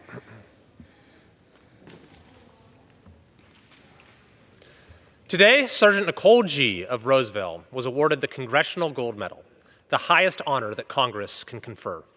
Nicole's story has inspired millions across the country. Her heroism is cause for such pride in our community. Her loss remains so difficult to fathom. A graduate of Oakwant High School, she was one of the 13 Americans killed during the withdrawal from Afghanistan. She'd volunteered to go to the Ahmed Karzai International Airport to help with the evacuation. Her fellow Marines will report she worked tirelessly, foregoing sleep and rest to help as many women and children escape as she could. Many have seen this heart-wrenching photo Nicole posted shortly before her death, holding a baby and saying how much she loved serving our country. Over the last 3 years, we have continued to honor the legacy of Sergeant G. Her former high school, Oakmont, created the Sergeant Nicole G. Memorial Scholarship. West Roseville is now home to Nicole G. Road. The Women's Veterans Alliance now annually awards the Beyond the Call of Duty Award in Nicole's honor. We will carry on the memory of Nicole's life and sacrifice in the years ahead and faithfully abide the solemn responsibility America owes to a fallen soldier, to honor, to memorialize, to never forget, so that Sergeant G's legacy will forever be woven into the fabric of our communities. I yield back. Thank you. For what purpose does the gentleman from Pennsylvania seek recognition? I seek unanimous consent to address the House for 1 minute to revise and extend my remarks. Without objection, the gentleman is recognized for 1 minute. Madam Speaker, I rise today to honor Knoebels Amusement Park, a legendary family-based institution located in Elewsburg, Pennsylvania. Knoebels started from very humble beginnings in 1926. What began as a simple gathering place along a roaring creek has turned into a top amusement park in Pennsylvania and throughout the Northeast. I especially want to recognize Mr. Dick Knoebel and the entire Knoebel family for their dedication to Pennsylvania and to making very happy, lasting memories for so many. Knoebels recently earned 2 prestigious Golden Ticket Awards from Amusement Today for Best Food and Best Wooden Coaster, which I highly recommend, for the Phoenix.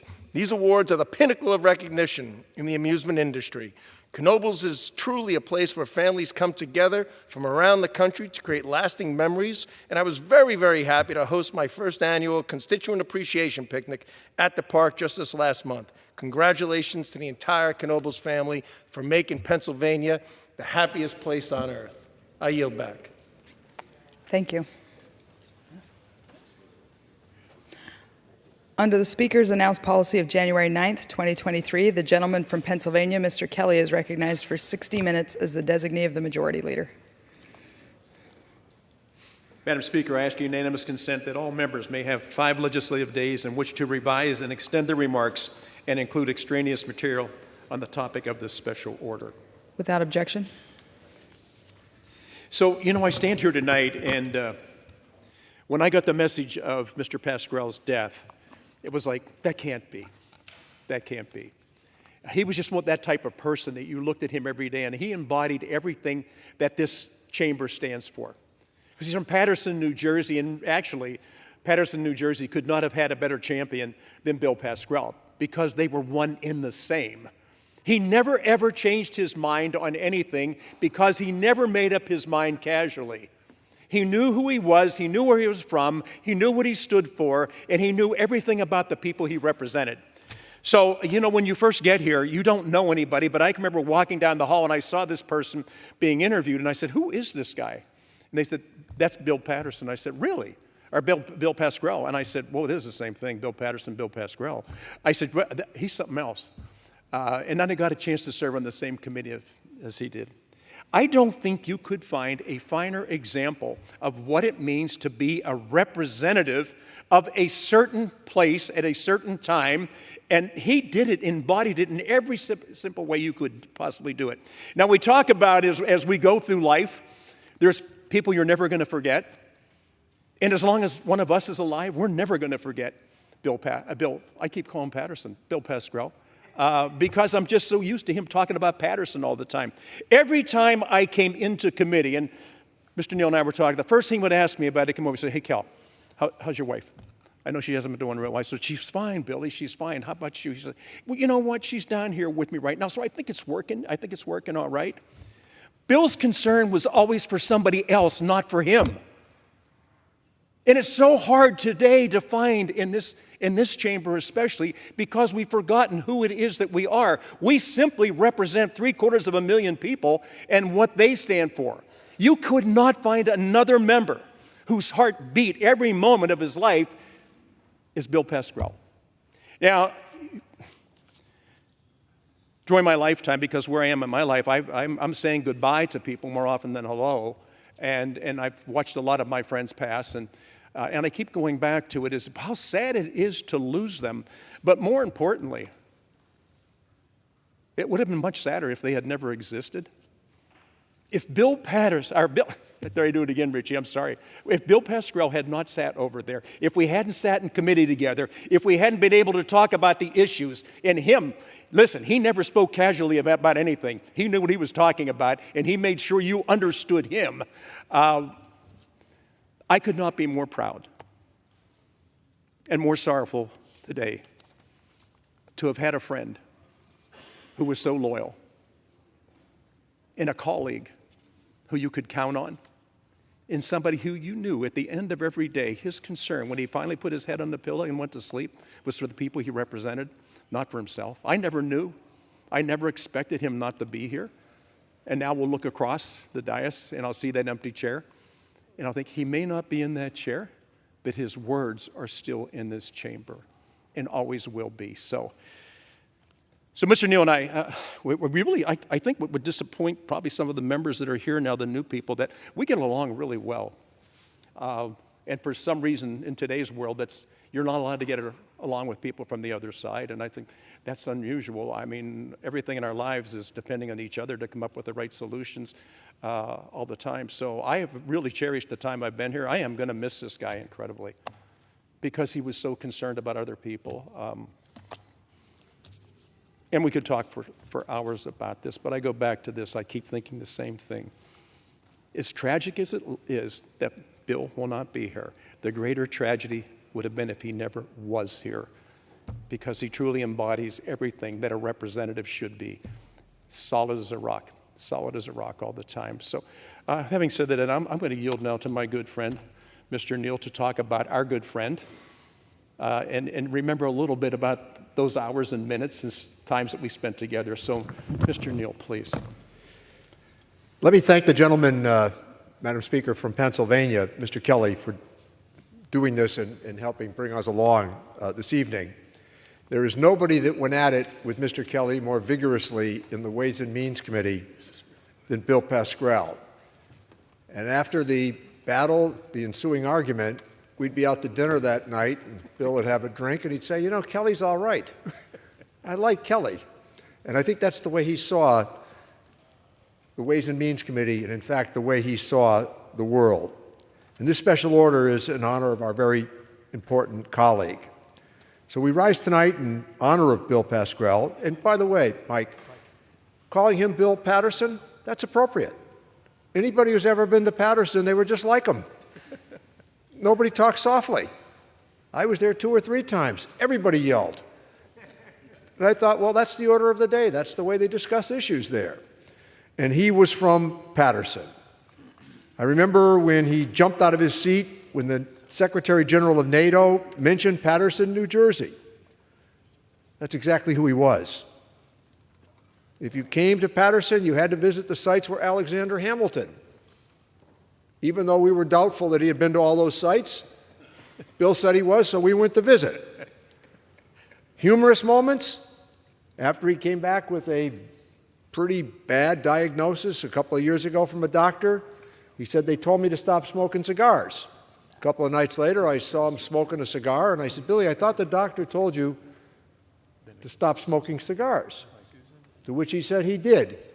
He died. And you can't make it up here with these people that come to Congress. And that's the joy of being here in a representative democracy. I worked with him for 16 years on the committee and for 25 years in this House. He was in so many ways a reflection of the heart of this committee and this institution that we revere. In the end, he was beloved by all.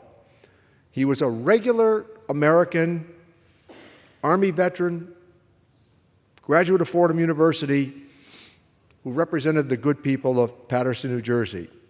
He spoke their language and he fought day after day to better their lives. Only I could hear him say to me, "I'm in the toughest political race of my life." And I said, a couple of days after the election, "What was your vote total?" "Well, I only got 82%. That was him. I admired very much how he leaned into difficult conversations and complicated issues. And you could depend on him for saying what was on his mind every day. As I said in the Washington Post obituary, nobody ever walked away from Bill Pascrell and said, "I think he's undecided." He brought a fierce advocacy to what he did. He was fueled by what he believed was his God-given purpose, and he was a man of great faith. The righteous fight of doing right for loved ones, constituents, country, and family was part of his DNA. He always fought for fairness. He had the back of the little guy in America. When he set his eye on something, he was relentless, as difficult with Democrats as he could be with Republicans. People quaked when he took over as Democratic leader of the Subcommittee on Oversight, because you knew you could be in for a difficult day. He took that responsibility quite earnestly. He called balls and strikes, and as I said, never once undecided. When I had the privilege of visiting him in Paterson, I got the full Pascrell special. Police escorts, firefighters lining up to share a drink with him, and a lot of characters along the way. He certainly was, as we often say, one of a kind, but beloved as only he could be. I send our deepest condolences to Elsie, his sons, their families, his constituents, and his staff, who are among the most dedicated I've ever noted on Capitol Hill. And many of his staff are with us this evening, and I noticed that his chief, Ben Rich, is here. And Ben, you've been ensured a place in heaven after working for him for 25 years, I can tell you that. And I know that there are others in the gallery as well, but your service to your boss should warrant the same standing that he offered to all of you.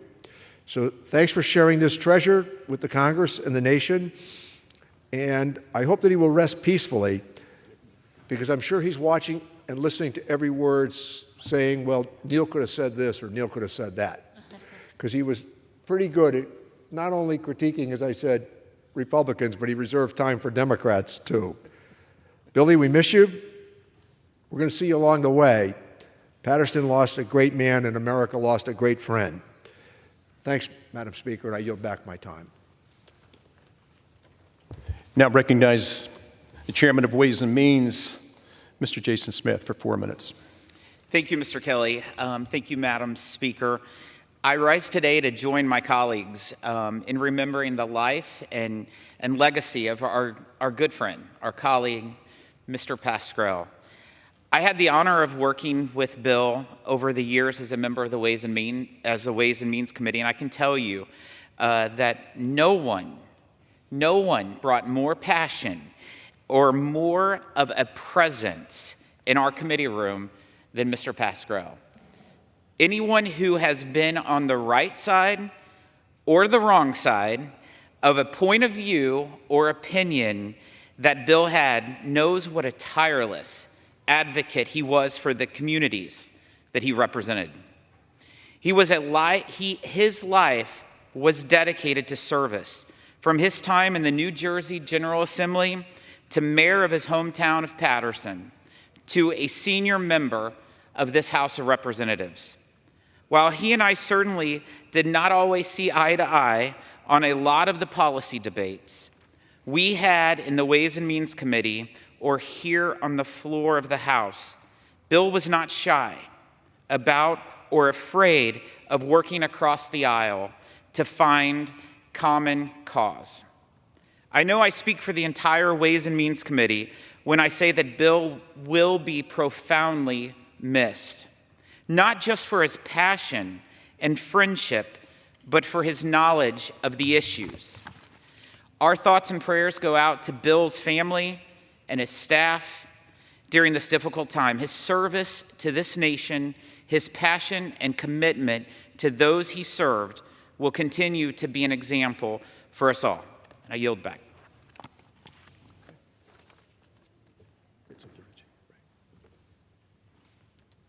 Yes, sir. I'd like to recognize the gentlelady from Washington State, Ms. DelBene. Thank you. I am honored to be here with all my colleagues to celebrate the life and legacy of Congressman Bill Pascrell Jr. You know, there are those people who stand out, who leave an indelible mark on you, and you just hear their name and you think, that voice, the passion, the determination. And Bill Pascrell, Billy, as we knew him, was one of those people. I had the honor of working with him on the Ways and Means Committee and also on his oversight subcommittee and calling him a friend and a colleague. We worked together on issues from standing up against tax cheats to worker-friendly trade policy. He was always strong-willed and ready to fight for what he believed in, and we all know he loved a good fight. He deeply loved his hometown of Paterson, with one T, New Jersey, and was a tireless advocate for his constituents in these halls. My thoughts and condolences are also with his family, with his incredible staff, and his loved ones, and we are all fortunate to share in his memory. Thank you. I yield back. Winstrup from Ohio for 3 minutes. Mr. Winstrup. Well, thank you. I go back with Bill. Before I was on Ways and Means Committee, my mom's all Italian. And so I got involved with the other Dagos here in Congress and would go to the Italian events.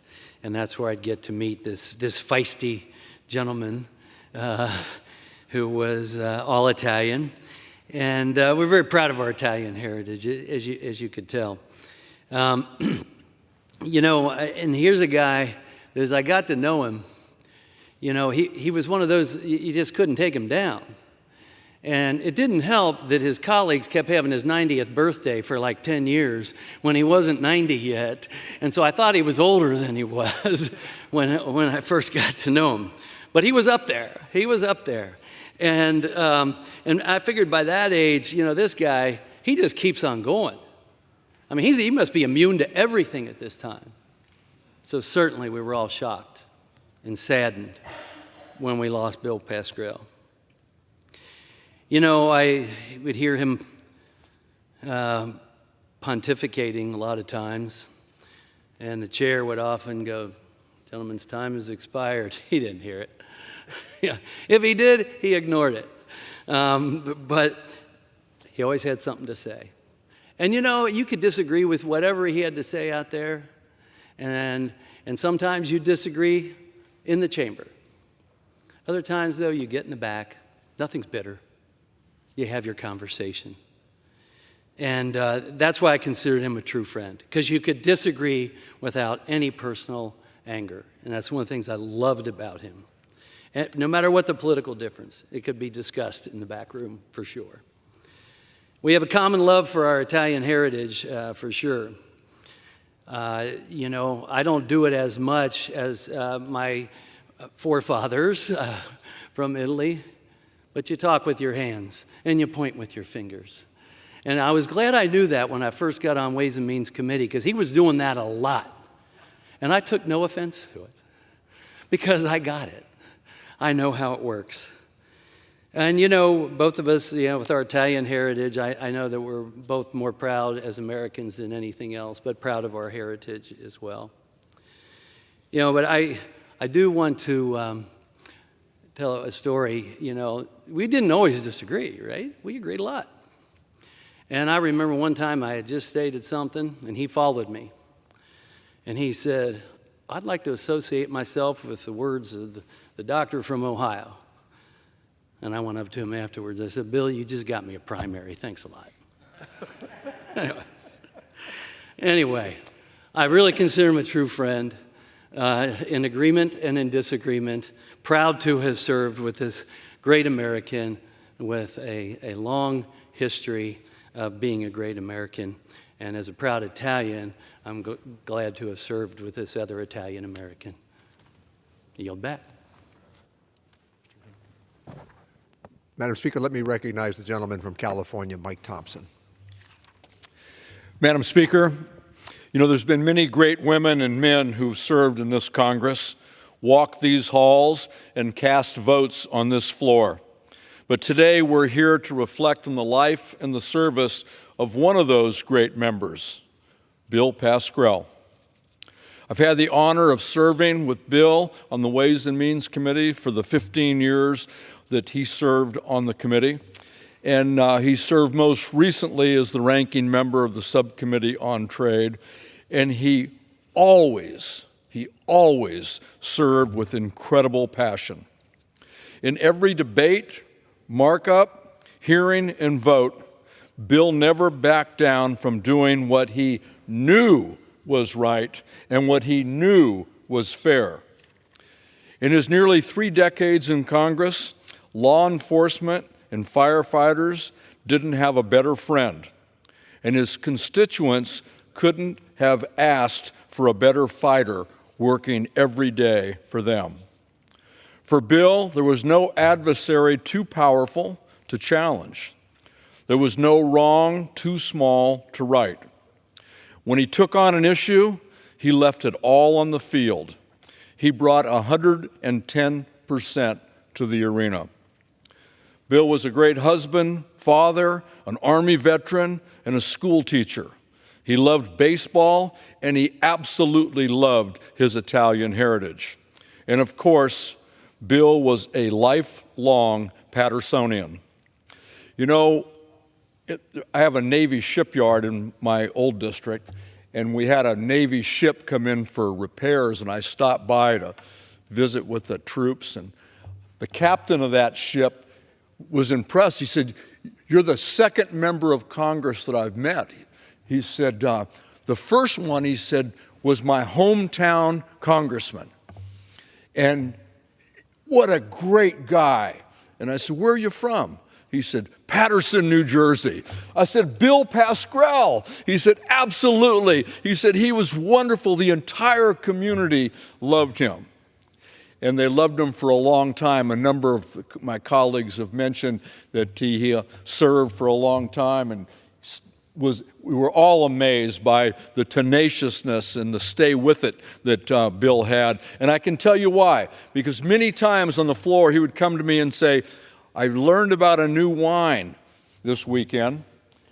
What do you know about?" And he'd tell me the name of the winery. So just case in point here, those long, strong years, it's good to know that a good glass of wine will keep you healthy for a long time. Well, to Bill's wife and his 3 kids and his 6 grandchildren, we all have a huge thank you to you for sharing Bill with us and with the country that he loves so much. And Ben, to you and to the rest of Bill's team, thank you for what you did. And you are so lucky to have been able to share that time with just a great guy. And Bill, thank you for your fierce commitment to public service. You're dearly missed. Madam Speaker, I yield back the balance of my time. Chairman New, I'm going to yield to you. Thanks, Mike. Let me yield to the gentleman and probably one of Bill's best friends in all of Congress, the gentleman from Hartford, Connecticut, John Larson. Thank you, Rich. I want to thank you for putting this together. And Mr. Kelly, you know how much he loved you, and I think it's a great tribute. I want to start by saying that we're having a planning meeting because we're going to do a longer memorial, and I want to thank Mr. Neal again and Mr. Smith for, we hope to do it in the Ways and Means Committee room and talk about his legislation and his work that is in and of itself a pretty good list and legacy to be remembered by. This evening, though, we want to talk about the man. And first and foremost, our hearts go out to Elsie and David and Glenn, and I'm in touch with Bill III regularly, talking about his father. And some of you know this story, but Bill III was flying out to the Democratic Convention because his father asked him to tell everybody that he was okay and he was returning.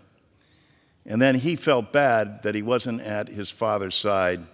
And I said, Bill, that's what your father wanted you to do.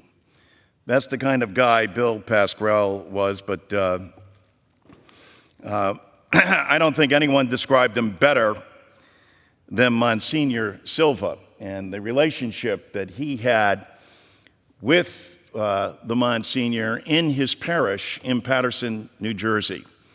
And after all, they told me that there was a death that took place of a dear friend of theirs, and Bill was going to give the keynote. And so Father said, yes, Bill, but make sure the Mass is at 8. And he says, oh, yes, don't worry, I'll be there. And about 10 of 8, Father gets a call, and it's Bill Pascrell. He says, Father, you got to postpone the Mass for a half hour. I'm running behind. He says, Bill, I can't postpone a Mass like this. He said, what do you mean you can't do that? What kind of authority do you have if you're... He's arguing with the priest, and the priest said he argued for about 20 minutes, so they were able to start the Mass about 5 minutes late, and they were able to pull it off. That's Bill Pascrell. The Bill Pascrell that lived in Hill House with where a lot of us started off. I was his next door neighbor. Jan Schakowsky was across the hall. Richie was upstairs. And I said, Billy, what are you doing? I hear a lot of noise over there in your room. He says, you know those Republicans are right across the way from me? I said, no, I never really thought about that. He says, well, they are, you know. He says, oh. I said, well. He said, well, what do you do about it? He says, I'll tell you what I do about it. You know what I do? I open my blinds every morning. I go to the window, and I put a pressed ham up against the window and moon them every single morning. That's Bill Pascrell, and the guy that we know and love. The same guy that I was telling the story that we were at the Swedish embassy, and it's an elegant event and a fair, and all these dignitaries are there, and they bring out very fancified hors d'oeuvres, and then they highlight it all by bringing out their delicacy, Swedish meatballs. And they bring them, and unfortunately, they set them down in front of Bill Pascrell, and he says, you call these meatballs? These are not meatballs. These are these little dinky things. Who would possibly eat them? And they're like, he's insulting all of Sweden. And they ended up laughing with him, etc. But that was our guy, Bill Pascrell. These characters behind me, this is a picture from our bocce tournament. But both Mike Doyle and Mike Capuano could get under his skin very easily. As you know, Bill was from New Jersey, and Mike Capuano would routinely say to him, Billy, if you had any guts, you're such a big shot, you're always mouthing off about New York and everything. If New Jersey had any nerve, why don't you call them the New Jersey Giants? That's where the stadium is. It's in New Jersey, but you guys don't have the nerve in New Jersey to stand up. What's wrong with you with people in New Jersey? You're weak-kneed. If you were from Boston, you'd have a lot more to say. And that would, of course, set Pascrell off like you can't believe. I miss him dearly, as I know everyone here does. And there are so many Bill Pascrell stories to tell, and hopefully we'll have the time to do that at another event. But again, as Father Silva said, and I think he really knew Bill, he said when you saw Bill and you saw the anger in him, he said it was a justified anger. It wasn't an anger of hatred. It was an anger about what he saw was wrong in the world and how he would change it. And the Father went on to explain that Anger and courage are twin sisters. Along with the anger about what's wrong comes the courage, and that's what Bill Pascrell had to want to step in and make a difference, from the General Assembly to Mayor of Paterson to the United States Congress. That's who our guy was. That's why we love him and miss him so much. I yield back. Chairs now recognize Representative Blake Moore from Utah for 3 minutes. And I think all of us could speak for an hour tonight about Billy, and I just want to make sure that we'll start talking about how much time we're allotting. That doesn't mean anybody's going to follow it in true Pascrell fashion. So, Mr. Moore. As a newer voice on the committee, I didn't even get to serve a full term with Mr. Pascrell. So I'll be lighter on stories as others. But the amount of impact that he had on me will carry on for my time in Congress.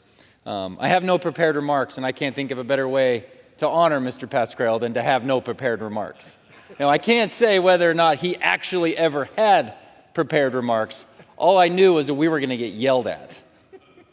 And as I put in my weekly newsletter, I make a spotlight of a member. Oftentimes, I think the wrong members don't get highlighted enough back here when and we don't get a chance for the people of the 1st District to know who in the world is back in Congress, and we oftentimes only hear of certain folks that sort of dominate the airwaves.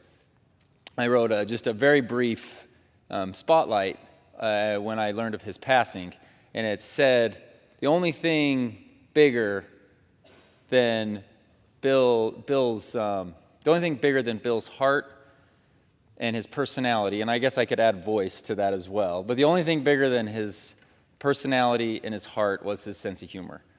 And it carried a lot of the way with us. I know that we, on the Republican side of the dais, always appreciated his sense of humor.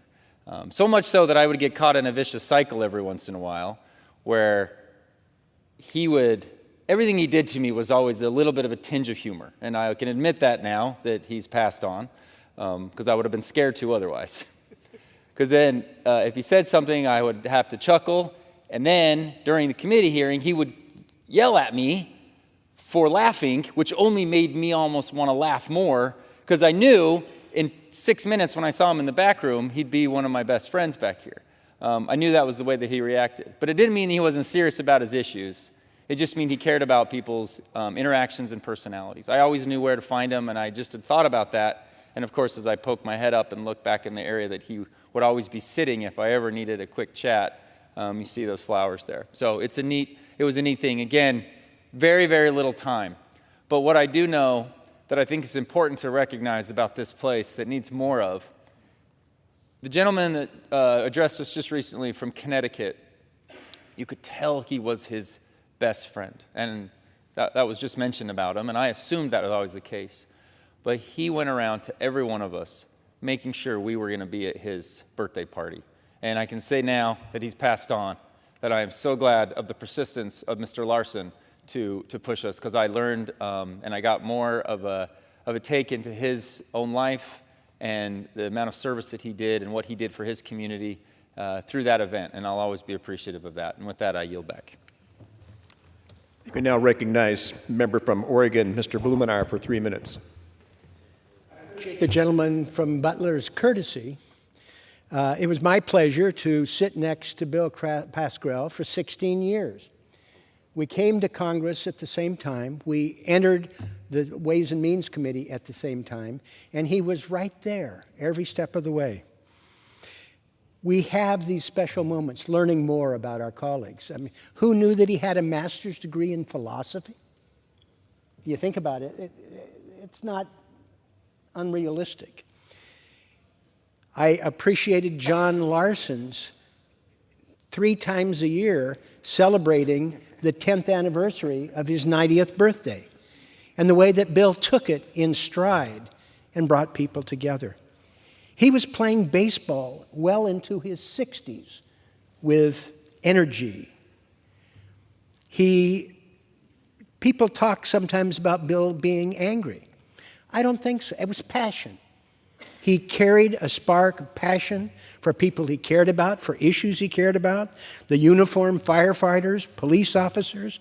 He had deep concern for people who had suffered traumatic brain injury. He had, obviously, special interests. We found out a lot about trade and Donald Trump, but he added a human dimension that is too often lacking here. And I will cherish those memories sitting next to Bill.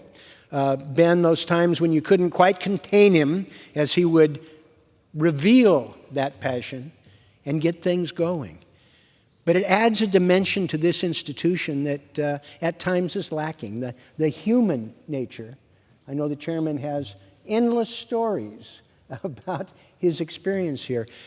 Bill Pascrell is a chapter all by himself. And I feel privileged to having served with him and appreciate people coming together to reflect on his legacy and his memory. Thank you very much. Thank you, Mr. Blumenauer. Now recognize Representative from Illinois, Mr. Davis. Mr. Davis, so many people want to talk about Bill. Nobody can say anything enough about him in just 3 minutes. I wish we had a whole day, but we're going to run short on time. How much time is left, please? 27 minutes. Is it closer to 30-some minutes? Or is it? Okay. Anyways, so Mr. Davis, you're recognized 2 minutes, sir. Well, thank you, Mr. Kelly, and I'm pleased to join with all of my colleagues as we recall, remember, and reflect one of the most profound individuals who've ever served in the House of Representatives.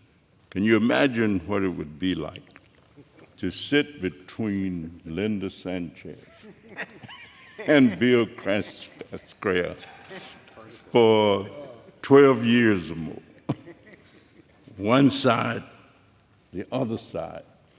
But Bill had all of the attributes of a great teacher, and that is great teachers learn how to use theater, humor, and profound knowledge to hold the attention of whatever it is that they're trying to reach.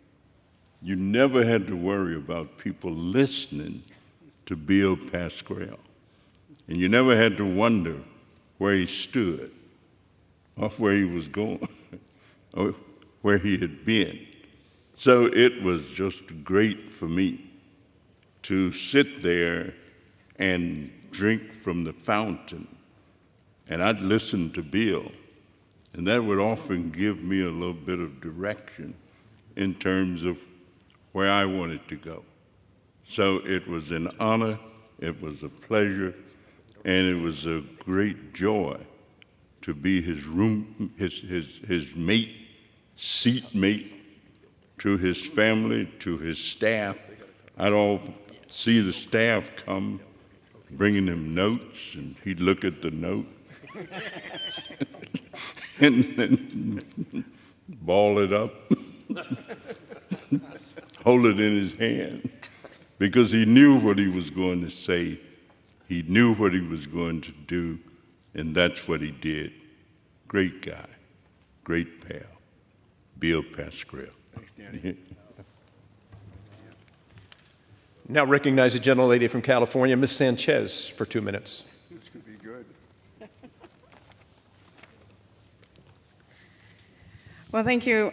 This evening we are honoring a remarkable colleague and a dear friend, Congressman Bill Pascrell. A quintessential New Jersey politician. He, I think, really exemplified the grit and the determination that really defines his working class hometown of Paterson, New Jersey. He was such a champion for his constituents, and he never backed away from a fight if he thought that the cause was good and just.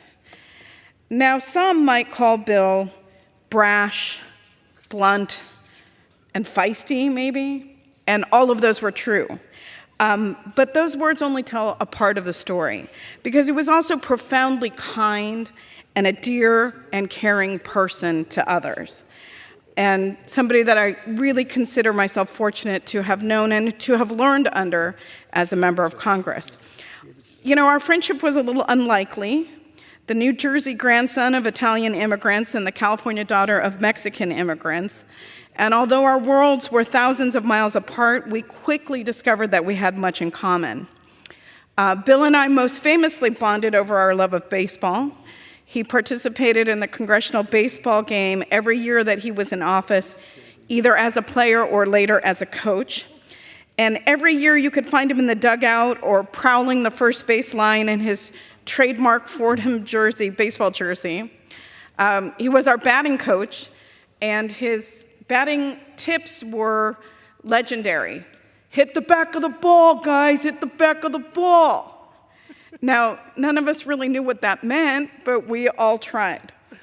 It's only fitting that one of the last times that I saw him was at this year's game. He was in the dugout helping me coach our team, which was exactly where he wanted to be. And I know that our dugout is going to be a little emptier next year without Silky there to fill that void. But baseball is really only where our friendship began. Shortly after I joined the Ways and Means Committee, I moved up and got to sit near to him. As Mr. Davis said, Billy was 2 seats up. And for years, I had a front row seat to seeing him fight tirelessly for working class people. Now, Bill could work himself up into a lather. And when he did that, our chairman, Richie Neal, would look over at me and give me the look like, hey, Linda, you got to rein him in. He expected me to babysit Bill Pascrell, and if anybody knows anything, you can't control that man. But he was such a champion, whether it was advocating for affordable health care or protecting Social Security or pushing for more support for our firefighters and first responders. Bill never lost sight of where he came from or why he was there and why he served. Few people can really match his legacy of public service. He was a sergeant, a teacher, an assemblyman, a mayor, and a congressman. And his life, I think, is a real testament to the difference that one person can make when they're driven by a deep sense of community and compassion. So as we remember Congressman Pascrell, let's honor his legacy by continuing to fight for the values that he championed: justice, equity, and an unwavering support for those who need it the most. He will be sorely missed. I thank the gentlelady. Now the gentleman from Michigan and a close friend of Mr. Pascrell, Mr. Dan Kildee. Danny, if you can, and just in courtesy, there's so many of you guys that want to speak. And I mean, honestly, Richie, we could be here all week and never get enough said. And we're not really clocking it the way we should. And I'm taking up too much time right now. I want all of you to get a chance to talk. So, Mr. Kildee. Thank you, Mr. Kelly, and I'll be uncharacteristically brief. You know, this is tough. We all come here to do the hard work of representing our districts, and I don't think a lot of folks understand that one of the things that makes this often difficult job tolerable in some ways and actually and sometimes even enjoyable are the relationships that we develop with one another. It doesn't mean we agree on everything. When I first got here 12 years ago, I got to know Billy right away because I was a member of that baseball team. And I, too, am still trying to figure out how I'm supposed to hit the back of the ball. I didn't know that a ball had a front or a back or sides. It's round. But Billy was convinced that we had to hit the back of that ball, and I'm going to keep working on that one. You know, then I joined the Ways and Means Committee. We spent a lot of time together on the Ways and Means Committee. And I got to know him in a different way. I won't tell the whole story. Maybe the ranking member might at some point. But one particular moment that I'll keep with me for a long time was when a few of us traveled to Mexico City to meet with the President of Mexico in the late hours of the USMCA negotiation. And without getting into the detail, let's just say that the experience that we've all had with Bill Pascrell is now an experience that the President of Mexico also had. It was a moment to watch, and I'll keep that with me for as long as I go. I'm glad that I was able to spend so much time with him at the Dem Club. I must have had, I don't know how many 100 dinners with Billy, often hoping there'd be a handful of other members around, But on those few occasions when I showed up and it was just Bill sitting there and I was able to sit with him and have a drink or two and enjoy dinner with him, I got to know him. And then lastly, I guess the real testament of his goodness. Earlier this year, my family suffered a terrible tragedy. Bill Pascrell called me in those early days. He called me every single day. I'm sure he pulled out that flip phone and dialed my number and called me every day just to check on me. And he said to me, and I have one of those voicemails where he said, "Danny, whatever you need," and I mean it. And I know he meant it. He was a friend. He was a colleague. He was a fighter for his people. He was a poet. I hope someday we publish some of that poetry. He was just a good guy, and I really will miss him. I yield back. Thank you. Now recognize the gentleman from Arizona, Mr. Schweikert, for 2 minutes. I may have a slightly different experience. Bill was my senior Democrat for my subcommittee. And you actually could not stop yourself from at least liking him because he was just brutally honest with you. David, really think that's stupid. Or on occasion, which was actually joyful, David, we can make that work.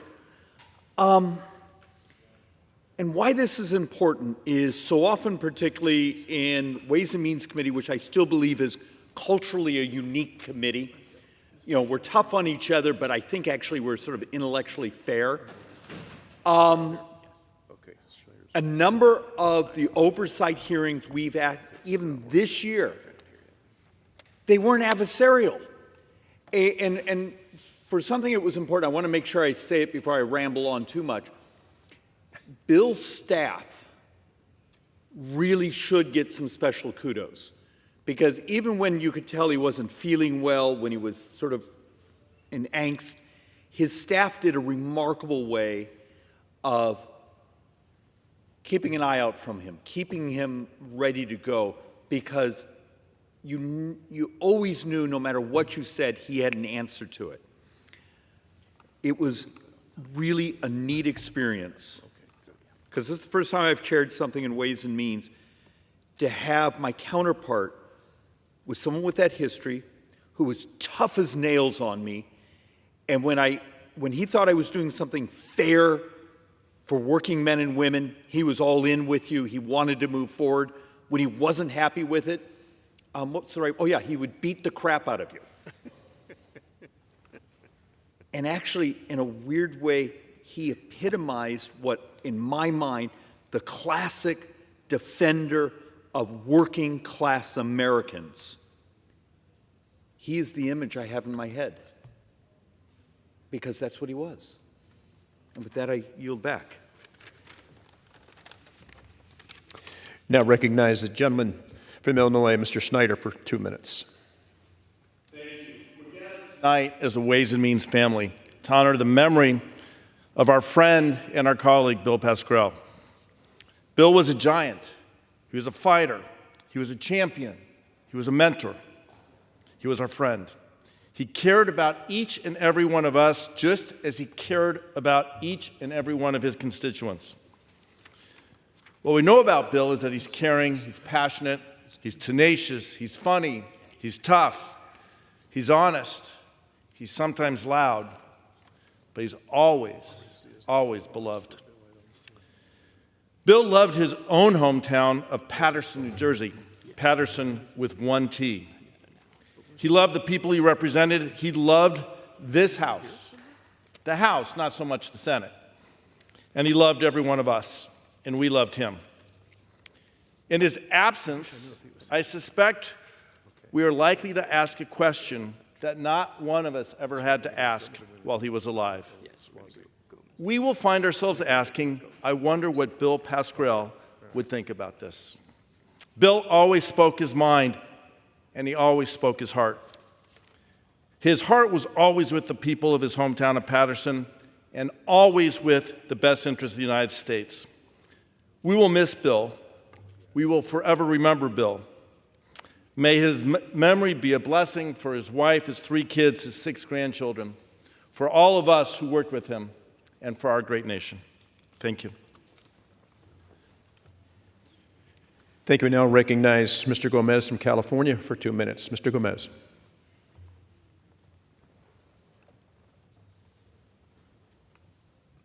Thank you. I just want to rise in memory of Bill Pascrell. When we talk about the People's House, he epitomized that saying, that the idea that anybody from any part of our country could rise up to represent their community, their constituents, in a way that does honor to them, but also to the idea of we the people, that the consent is earned from the governed. And Billy was the epitome of that idea. So when I think of him, I think of that he was a character, that he was a fighter, that there would never be another Bill Pascrell in this place, and he was one of a kind. But he also had a kind soul. Yeah, a hell of a fighter, and somebody that didn't give up on work in America. How does this help the working man and woman in his district and across the country? So when one of the first things I did when I was on the committee, I was really green, is I called out another member on the other side of the aisle by name, kind of took a good whack, because I came from the oversight committee, and that's how we do over there. We kind of have, brass knuckle fights. I was asked, which kind of broke decorum a little bit, and I was asked to, make amends with the other gentleman, which I did. But when I left a few days after that incident, Billy goes, "You did a great job in that hearing." So he loved those fights, and because he felt that passion. So Billy is somebody that is going to be missed, but I know that his legacy in this place and in his district will never be forgotten. With that, I yield back. Thank you. Now recognize the representative from Philadelphia, Mr. Boyle, for 2 minutes.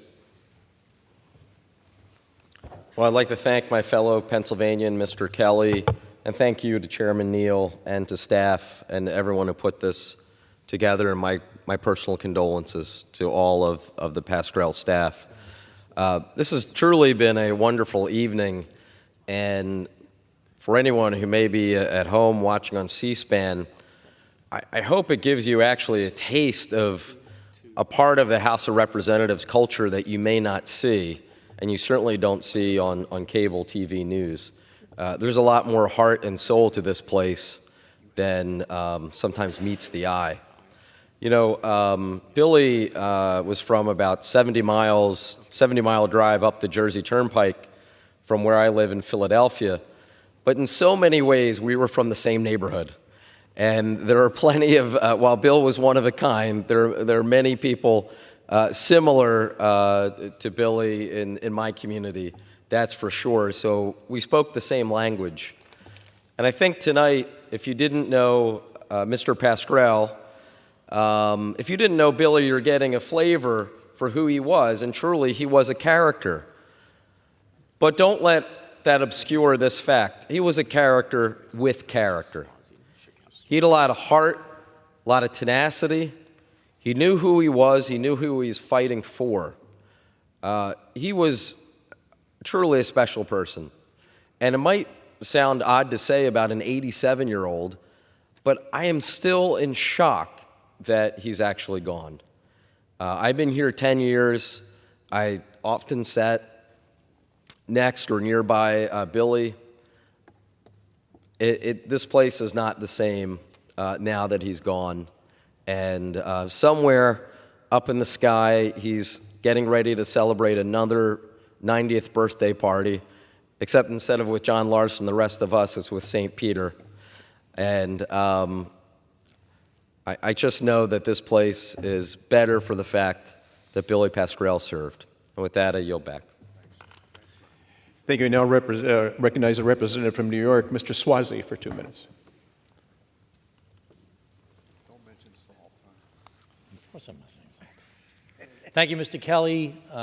Thank you, Chairman Neal. Thank you, Madam Speaker. I'm surprised nobody's mentioned Billy's stamina. I mean, he could just keep on going and going and going. We'd spend a lot of time with him, and the next day he'd be going just as strong as ever. Just a remarkable guy. The death of Bill Pascarell and his absence from this chamber could really represent the beginning of the end of an era. In this day and age of hyperbole and histrionics, in this time of performance politics without accomplishing things, Bill Pascarell's attitude of get something done for the people we serve will be sorely missed. And don't get me wrong, as we've heard from everybody here tonight, Bill was a performer. He loved to sing, he loved to read poetry, write poetry. His outsized personality, his in-your-face attitude was very memorable. But Bill would always focus on getting things done for his constituents. There's an old Italian expression, guarda la mani, non ascoltare la bocca. Watch the hands, don't listen to the mouth. Bill's hands got a lot of things done for a lot of people. I was lucky to have a great relationship with Bill, despite only serving in Congress for less than 7 years, and he for 28 years. But we immediately bonded over our shared Italian heritage, our shared experience as small-town mayors, our shared alma mater of Fordham, our shared advocacy for labor, law enforcement, and most publicly, our shared advocacy for the restoration of the state and local tax deduction. As a result, he was always more generous to me than I deserved. I love Bill Pascarell. He always reminded me of the old school political leaders in my family and from my hometown. And as the demographics of his district changed over the 28 years since he served as mayor to this day today in Congress, he still won all his primaries and all his general elections overwhelmingly because his constituents would always guarda la mani.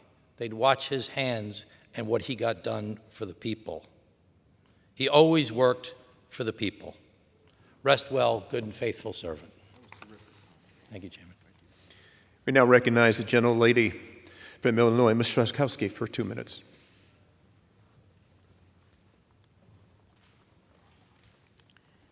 Thank you so much for the privilege of saying a few words of Bill Pascarell.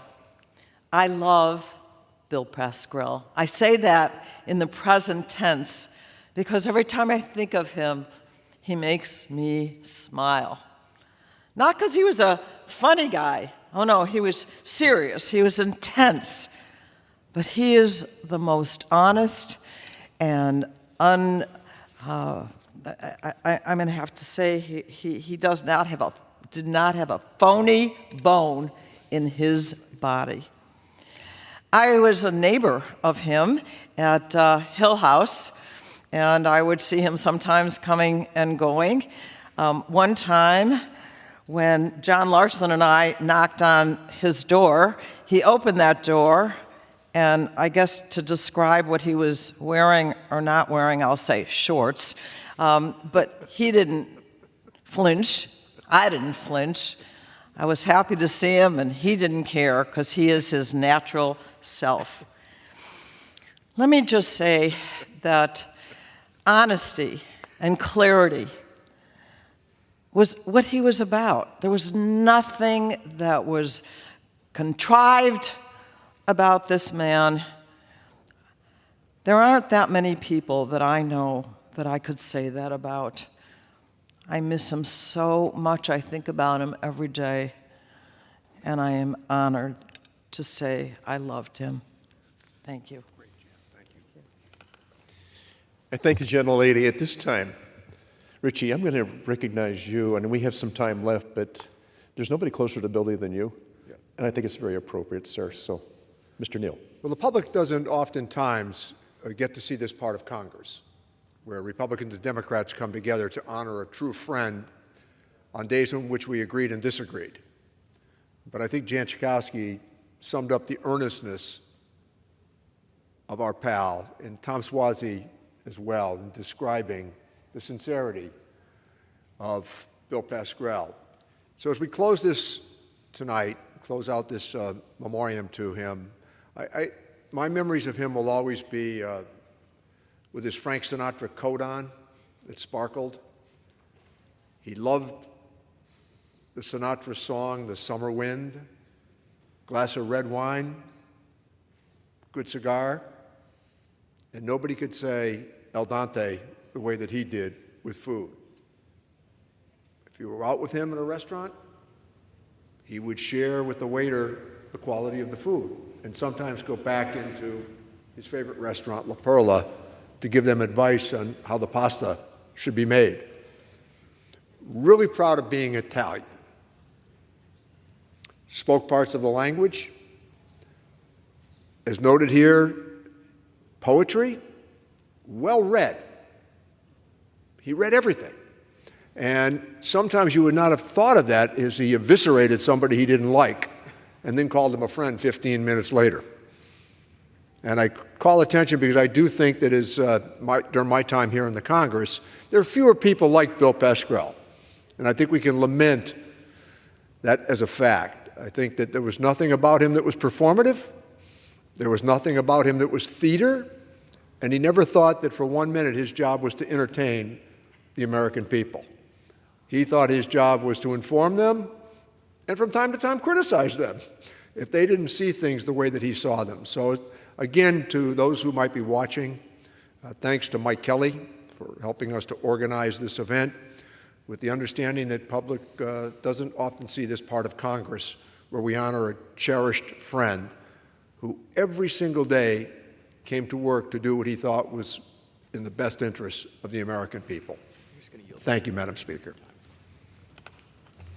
Thanks, Richard. You know, I think at this point, it's, and when you reach a certain age, it's never goodbye. It's just till we meet again. Yep. And that's truly the case here with Billy. We'll see him Thanks, again. Mike. So this was truly a great night. Talking about a great man who was a great friend. Yep. So with that, that'll end for tonight, but it will never, ever end the memories we have of Bill Pascrell. Thanks so much, Richie. It was great being with you.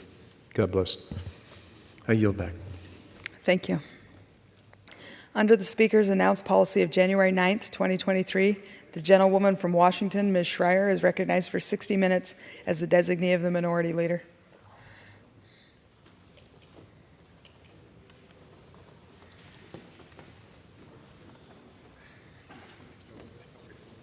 All right. Are you doing this? All right. First, isn't that true? Thank you, Madam Speaker. Madam Speaker, I'm honored to be here, and I want to ask for unanimous consent that all members may have 5 legislative days in which to revise and extend their remarks and to submit extraneous material into the record. Without objection. Thank you, Madam Speaker. And I just want to say that I'm really honored to be here today. This is an important topic, wildfires, our firefighters, how noble they are, how much support they need, how grateful we are to them. And so we're devoting this hour to the topic of wildfires. So let me just start by thanking our brave firefighters and first responders for the work they do to keep us safe in all sorts of emergencies.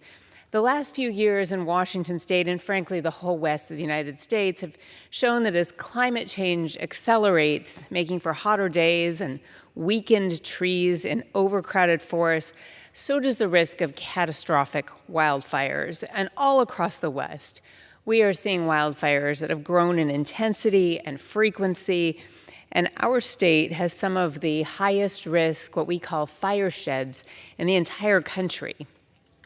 We have all felt the impact of wildfires through the damage they've caused in our communities, the smoke in the air that we all breathe and choke on every summer, and for some of us, our homes. And this is especially true in places like Stehekin and Lake Chelan, where the Pioneer Fire just burnt for months in my district, threatening an entire community, causing evacuations. And I am so grateful to the firefighters on the ground in Lake Chelan who worked tirelessly and put themselves at risk to stop the spread of this devastating fire. wherever they could and to protect the residents who needed to be evacuated. Now, because wildfires are an ever-increasing threat, I've worked in Congress with members of both parties to address this issue. I want to talk about a couple examples. In Congress, I'm proud to have recently introduced the National Prescribed Fire Act. And I introduced this bipartisan, bicameral bill along with Senator Ron Wyden from Oregon and David Valadao from California. This legislation would invest in hazardous fuels management, including prescribed fire, which is an effective, underutilized method of forest management that helps to reduce the risk of catastrophic fires and choking on smoke in the summer. More specifically, this bill would authorize $300 million in total for the Forest Service and the Department of the Interior to plan, prepare, and conduct prescribed burns on federal, state, and private lands. It would require the Forest Service and the Department of Interior to increase the number of acres treated each year with prescribed fire. And it would establish a $10 million collaborative program based on the successful Collaborative Forest Landscape Restoration Program to implement prescribed burns on county, state, and private land at high risk of burning in a wildfire. This bill would also establish a workforce development program at the Forest Service and Department of Interior to develop, train, and hire prescribed fire practitioners, because not all firefighters do this, and would establish employment programs for tribes, for veterans, for women, and for those formerly incarcerated. It would also require state air quality agencies to use current and often more relaxed, as in our state of Washington, federal laws and regulations to allow larger prescribed burns and give states a bit more flexibility in the winter months when there's low risk of catastrophic fire to conduct these prescribed burns that reduce the risk of choking on smoke all summer. It would also prescribe direction for setting clear standards for prescribed fire practitioner liability and studying the merits of a claims fund to aid with cross-jurisdictional wildfire prevention efforts. I've also worked on some other legislation that goes hand in hand with this. One is the Forest Data Modernization Act, and this bill simply lets us know data about our forests and which ones are at the highest risk for catastrophic fire. And I've also voted for landmark legislation, like the Bipartisan Infrastructure Law, which incorporated many elements of the previously discussed National Prescribed Fire Act, like historic investments to remove underbrush and use prescribed fire to reduce these risks of catastrophic wildfire. As an achievement in my own district, just last year, the Kittitas County Conservation District received $10 million through these infrastructure funds. And investments like this in fire sheds like those in my district make tangible differences and allow communities throughout the 8th District to be better prepared for wildfires. But I have to say that even with these steps, wildfires are a reality now and in the future that we are going to have to grapple with. And I also want to note that in addition to doing prevention, we have a shortage of these first responders, both career and volunteer firefighters right now. They are our heroes, and we need to take care of them the way that they take care of us. And that's why I voted for several bills to increase firefighter pay and benefits, to make firefighting a year-round job, and to get grants to local fire departments so that they can hire and retain new firefighters. Now, wildfires aren't just an issue east of the Cascades in Washington state anymore, a notoriously wet state west of the Cascades. We are seeing these fires in the wet part of our state, including in Olympic National Forest, which is a rainforest. So I will continue to work with my colleagues on both sides of the aisle to push forward meaningful legislation that will keep the 8th District and the entire western United States safe. I want to thank you, and then I'm going to yield to my colleague, Mr. Carbajal, a minute and a half. He is from one of our western states, from California, and Santa Barbara has suffered some dramatic wildfires as well. Thank you, Madam Speaker, I rise today to stand with our nation's firefighters, including our federal and wildland firefighters, and to thank them for the tireless and dangerous work they are doing in California at this very moment. In the past week alone, there have been more than a dozen new wildfires in California, totaling nearly 50,000 acres across our state. In San Bernardino, the Line Fire has burned thousands and has forced thousands to evacuate. The Bridge Fire, the Davis Fire, the Boyles Fire, the Airport Fire, and the Chimeneas Fire in my region near the Carrizo Plain is thankfully nearly contained. But consider this, as Californians have been baking this week in an extreme heat wave, our brave firefighters choose to put on heavy gear and head into that heat. They spend these scorching months cutting down trees, digging lines, and sleeping yards away from these deadly wildfires to keep us safe. And if we don't act soon, Congress is going to thank these brave firefighters for their service with a pay cut. We took a great step in 2021 with our bipartisan infrastructure law, which provided a 50% pay raise to these heroes. But we cannot let that vital provision expire now. The Forest Service predicts that this pay cut and loss of benefits could lead to half of our federal and wildland firefighters leaving their jobs, leaving the entire American West at risk. In closing, I want to thank my friend, Assistant Leader Neguse, for hosting this critical session tonight. Our firefighters have an exceptional champion in you. Let's get this done for our heroes who put their lives on the line every single day. Madam Speaker, I yield back. I'd now like to yield, thinking again about the southwest of our country, to Ms. Stansbury, my colleague from New Mexico, where they also have suffered devastating fires.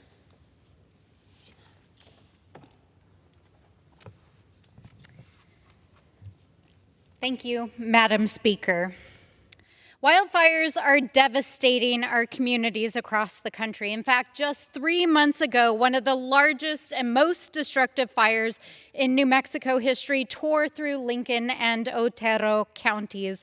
Over 24,000 acres were burned, 1,400 structures were lost, over 900 homes were burned to the ground, and hundreds more were lost in devastating floods that have torn through Ruidoso and Mescalero Apache in the months since. These fires will change forever the fabric of our communities. Homes and businesses lost, millions in damages, and years of recovery to come. There is no question that climate change is here, and climate change is intensifying these fires. Their length, their intensity, their frequency, and the events that are coming in the aftermath. We must support our communities. We must support them as they recover from these devastating fires, and we must support them as they chart a future to a more resilient future. That is why I have been working with state leadership to help secure $100 million to recover from the Salt and South Fork fires, why we are fighting to make sure that our communities do not get left behind in the disaster relief funds that we must pass this session here on this House floor this month with the CR. It is why I am leading and co-sponsoring legislation for wildfire recovery and resilience, why I am leading and co-sponsoring legislation to protect and restore our watersheds, and of course to support our firefighters and first responders.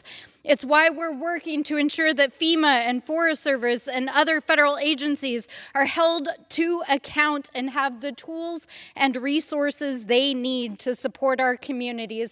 And it is why my staff and all of the people in our communities who are leading are on the ground serving our communities and helping the families who've been impacted by these fires every day, because our communities and their future literally depend on it. And the time to act is now. So let's do this. And with that, I yield back. I'm so glad that my colleague, Representative Stansbury, mentioned the after effects of these wildfires, because we all think about smoke and we think about forests, but we don't think about what happens when the rain comes and the mudslides that follow that cause so much destruction as well. I'd now like to yield to my colleague from Arizona, Greg Stanton. Thank you very much, Dr. Schreier, for your leadership on this critically important issue to your state, my state of Arizona, and the entire United States of America. Also to Assistant Leader Neguse for hosting this special hour. Prolonged drought and extreme heat is causing wildfires across the West. And in my home state of Arizona, things are only getting worse. Last year, more than 150,000 acres burned in Arizona. This year, it's more than 250,000 acres, and the fire season is not yet over. This isn't and shouldn't become the new normal. But wildfires are now breaking records every year, becoming more frequent and more destructive. We need a bold approach to protect lives and livelihoods. That's why I'm proud to support the bipartisan Modernizing Wildfire Safety and Prevention Act, legislation to combat firefighter shortages, including retaining expert wildland firefighters and improve fire response time with updated technology. It also takes steps to address the public health crisis caused by wildfire smoke by establishing a nationwide real-time air quality monitoring and alert system. Containing wildfires is priority number one, but post-fire risks are incredibly dangerous as well. Burn scars after a blaze can lead to life-threatening mudslides and flooding, particularly in rural communities and on tribal lands. One Northern Arizona University study predicted devastating economic losses from post-fire flooding. Even a small fire, when coupled with a typical summer thunderstorm, could cost local and the federal government more than $500 million, and under severe weather events, up to $3 billion in evacuation costs and lost property values. That's why I worked with Congressman Doug LaMalfa from Northern California to introduce the bipartisan Wildfire Response Improvement Act. This bill will update FEMA's Fire Management Assistance Grant and help communities responding to and recovering from wildfires. Thank you very much, Dr. Schreier. I yield back.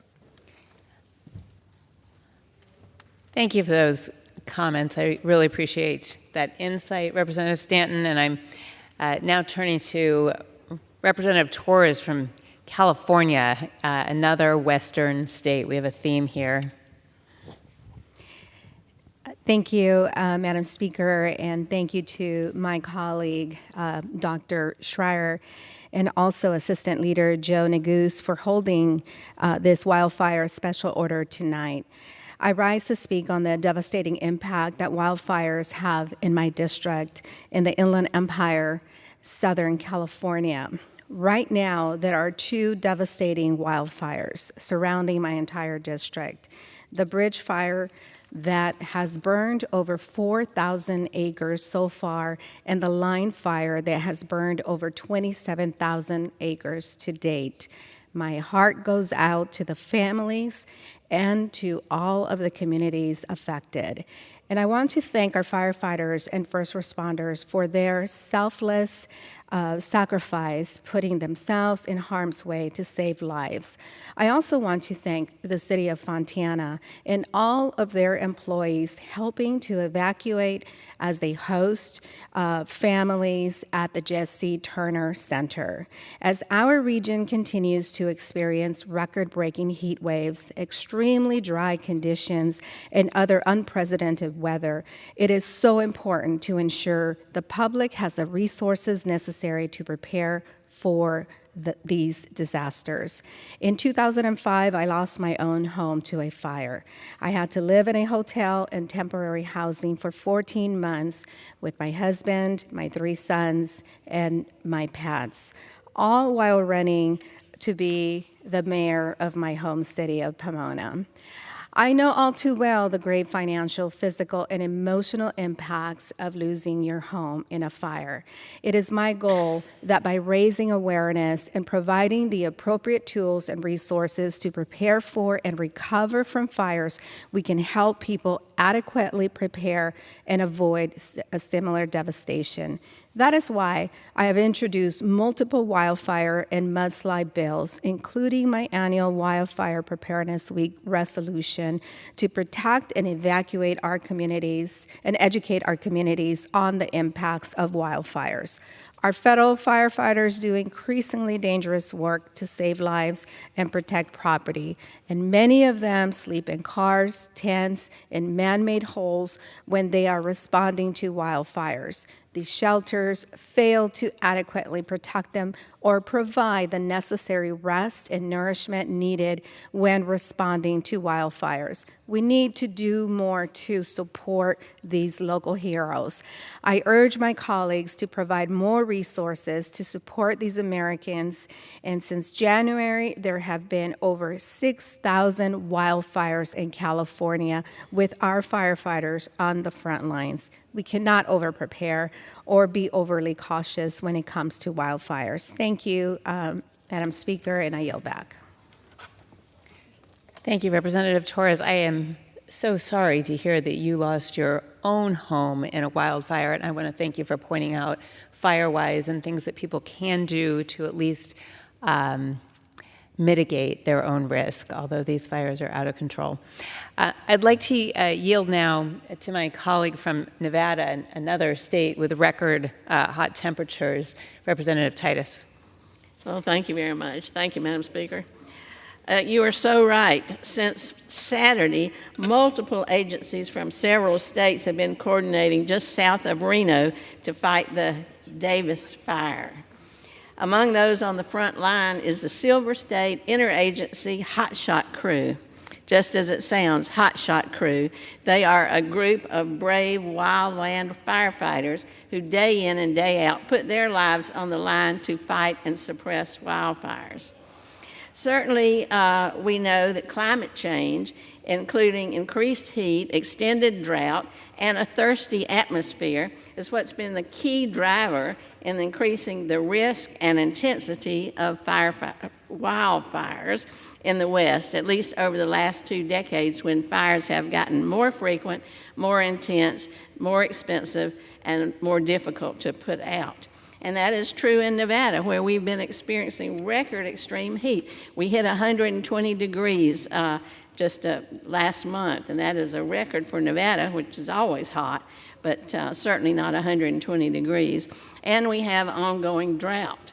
Now, these conditions have a significant impact on the surrounding environment, and as hotter temperatures increase, they dry out moisture from leaves and branches, and they provide kindling to fuel these more intense wildfires.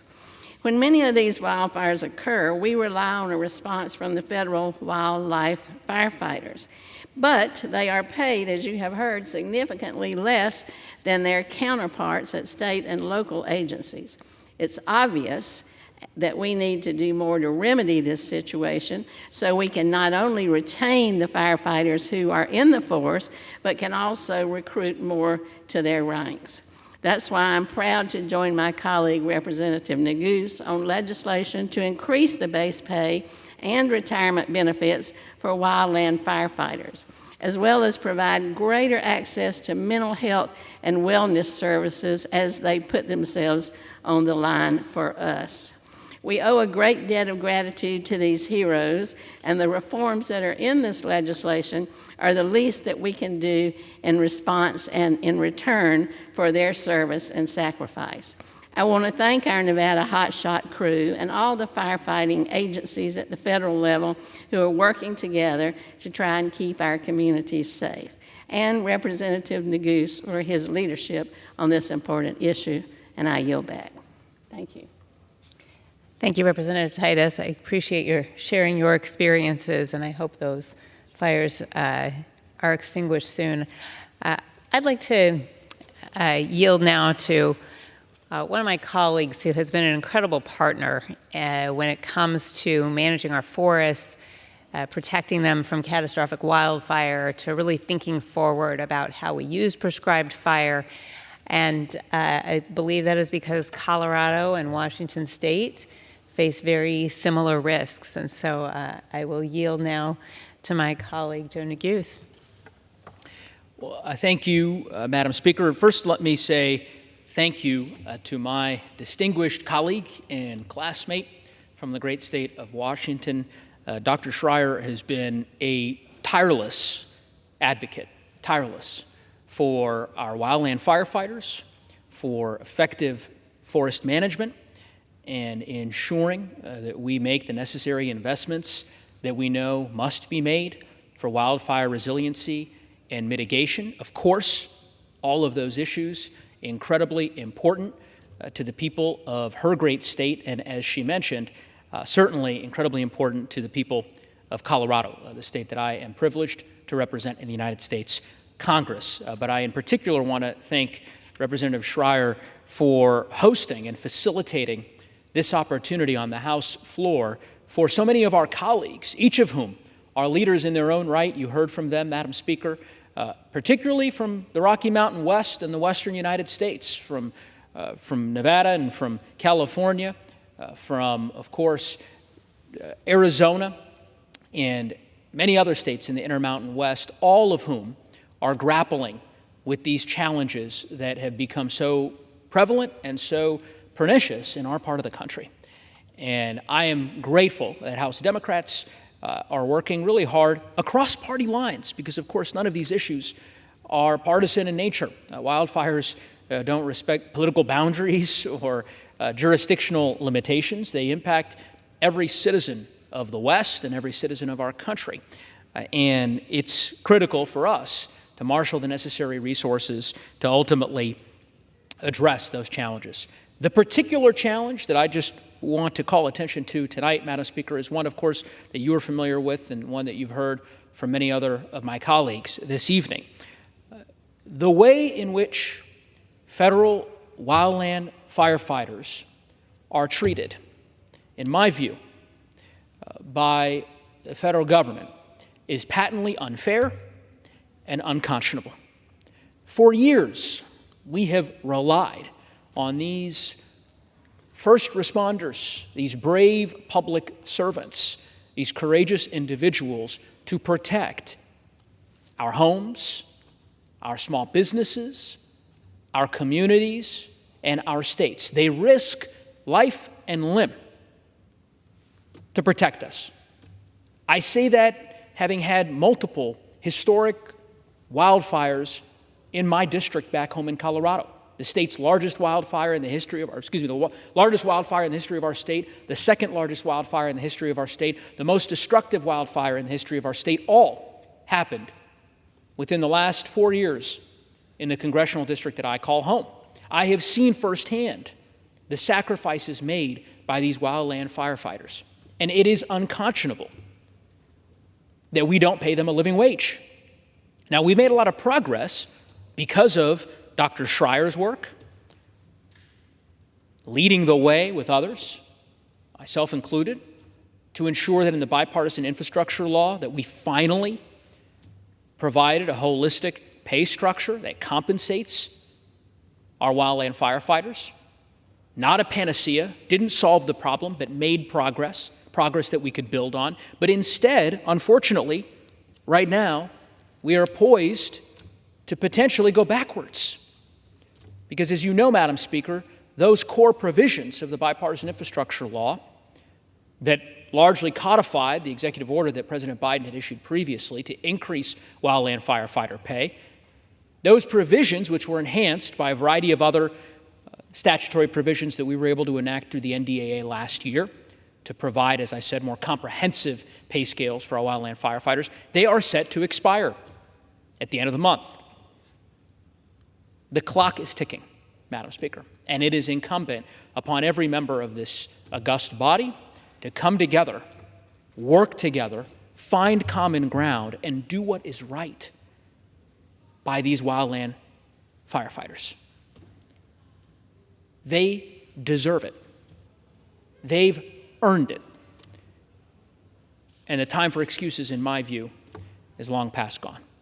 So I'm committed, Madam Speaker, to working with anyone of either party in good faith to address this challenge and to ensure that our wildland firefighters are paid what they are owed. I'm going to keep at it, working with Dr. Schreier and my many colleagues, and hope springs eternal that we will get this done because, of course, the stakes are too high for us not to get it done. With that, I want to say again, thank you and my gratitude to Dr. Schreier for her leadership, Representative Schreier for her leadership, and we'll yield back the balance of my time. Well, thank you, Representative Neguse. I cannot overstate what an excellent partner you have been to work with and to fight for managing our forests and for our firefighters. And I just want to say, you know, we all feel, Madam Speaker, we feel that appreciation for our first responders in our hearts, but that's just not enough, that we need to find that in our appropriations as well. Because my colleague, Mr. Neguse, just pointed out, the pay isn't high enough. These are high-risk jobs. We've turned them into year-round jobs for forest management. That's helpful. We've gotten pensions and federal benefits. That's helpful. But think about what they do. Think about what their families go through. Think about housing. How do you find housing when you don't know where the next fire is going to be and when you don't have a salary to support it? And you know, there's a way to combine all of these efforts, higher pay, more recognition, better benefits. Frankly, we should have a path to, and I have co-sponsored this, to allow firefighters to buy into Medicare early. Can't expect people to fight fires until they're 65 years old. It just doesn't make sense. And we also need to, just like we did for veterans, have some presumption that illnesses later in life likely came from inhalation of smoke. I also want to mention that there's a real need to sort of complete the cycle. Like, it's one thing to pull underbrush out, to bring small diameter trees out of our forests in order to protect the forests. But then there's all kinds of uses for those. We need more small diameter mills. We need guarantees from the Forest Service that those small diameter, 8 inches or less trees will go and be processed. We can create cross-laminated timber. And that is strong enough that we could build housing and build it more affordably with materials grown right here at home. There's a cycle there. We can use it for biochar. All of these western states, they're dry too. Biochar will hold moisture in the ground and can help complete this cycle. And I have a business in my district that creates something called wood straw. It works better than regular hay or straw in stabilizing a hillside because it kind of sticks into that mud and allows seeds to germinate more quickly. We can use these products and complete that cycle and make it pencil out financially. I also just want to give a nod to a community in my district, community of Roslyn. And Roslyn, small town, absolutely adorable, sits surrounded by forest. It's one road in, one road out. That's it. And this community is really just waiting for a disaster to happen. But they didn't just sit back and wait. They put in for community project funding and got a good chunk of federal dollars so that they could manage the forests surrounding their town.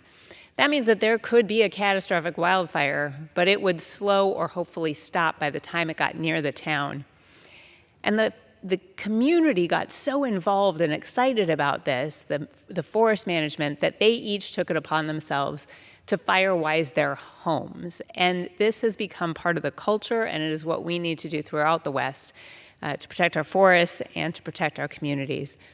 I don't believe I have any speakers left, and so I just want to emphasize that gratitude to our firefighters and my commitment to continuing to work for healthier forests, for wood products industry, for good environmental stewardship, and for protecting the West and the entire planet from escalating and accelerating climate change. Thank you, and Madam Speaker, I yield back. Thank you. Under the Speaker's announced policy of January 9th, 2023, the Chair recognizes the gentleman from Arizona, Mr. Schweikert, for 30 minutes.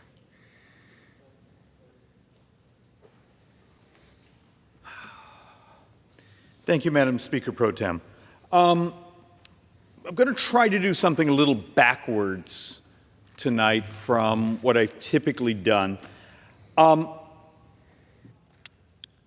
of my great frustrations here is sitting on Ways and Means, having the joint economic economist as part of my team, and the number of times this place makes promises that the experts around us say, they're completely fraud. And then somehow magically, we never sort of come back a couple of years later and say, hey, here's what you were promised when the Democrats did their Inflation Reduction Act. Here's the actual outcomes. Should we hold people to their own language? So a couple of things I wanted to do here. I'm going to walk through a few boards and try to give some examples of how this place engages in theater that's mathematically void. And what's the term? We lie to you.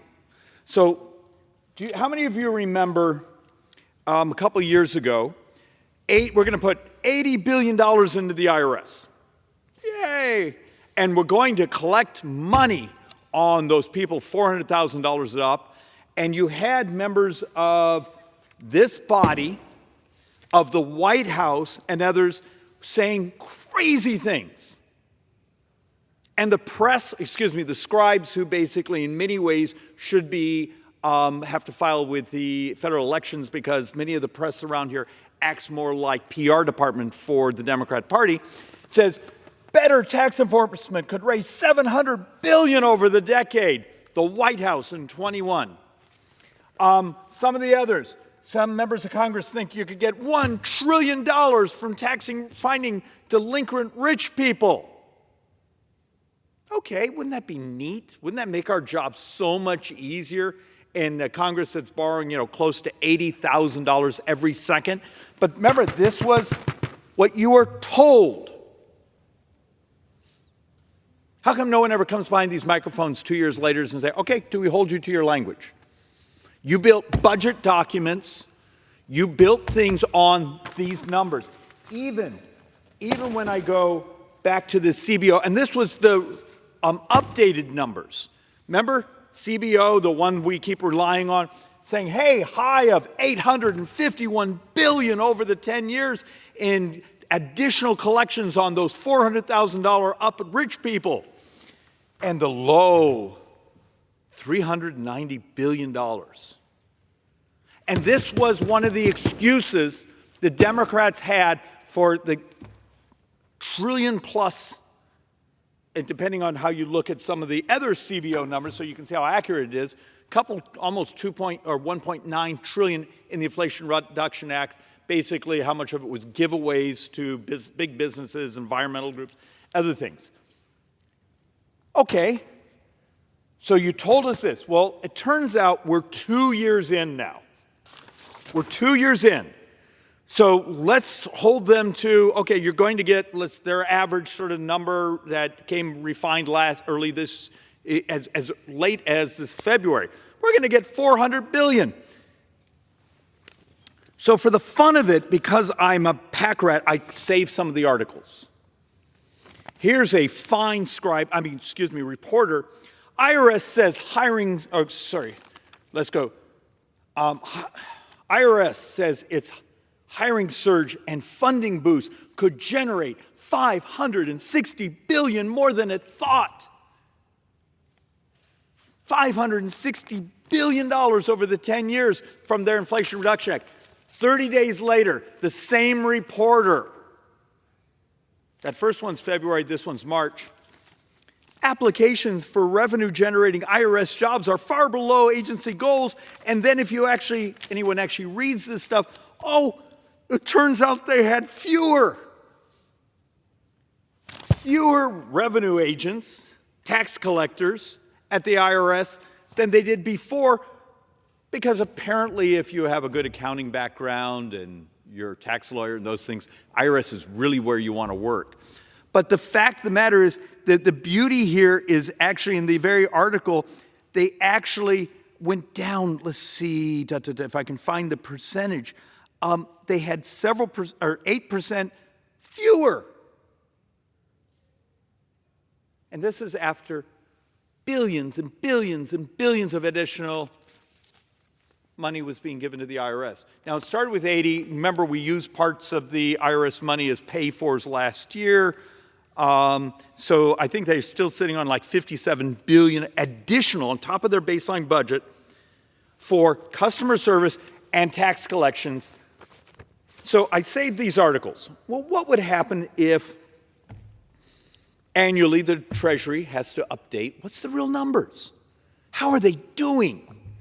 Well, Madam Speaker Pro Tem, you might get a kick out of this.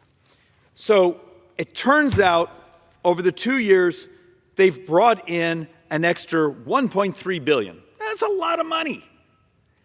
Now, we're still trying to figure out how much of that money would have just organically eventually come in. Might have come in slower, so they move some of it forward. But if I take $1.3 billion over 2 years and then divide that in half, multiply it by 10, what happened to the $400 billion, or the $1 trillion, or the $700 billion that the Democrats from those microphones were telling us they were going to get by going after the $400,000 and up rich people?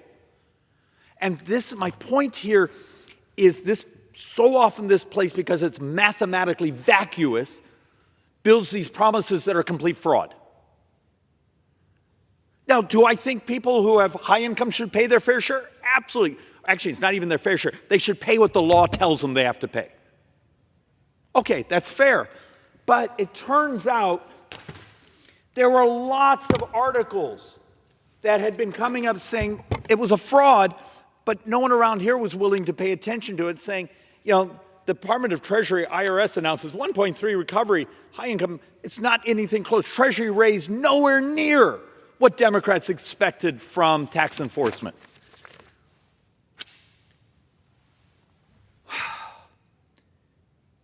So one of the reasons I'm doing this sort of backwards is I come behind this microphone week after week after week, sort of showing, saying, here's the scale of the debt. Here's the drivers of the debt. The drivers of the debt from today through the next 30 years are demographics. And I get screamed at when I'm home saying, David, stop telling us the truth. From today through the next 30 years, about 75% of all the debt, remember, we're expecting in 30 years to be like 116, 120 trillion in debt. 75% of that will be functionally Medicare, and in 9, 10 years when the Social Security Trust Fund is gone, do we backfill that and have to use general fund for it?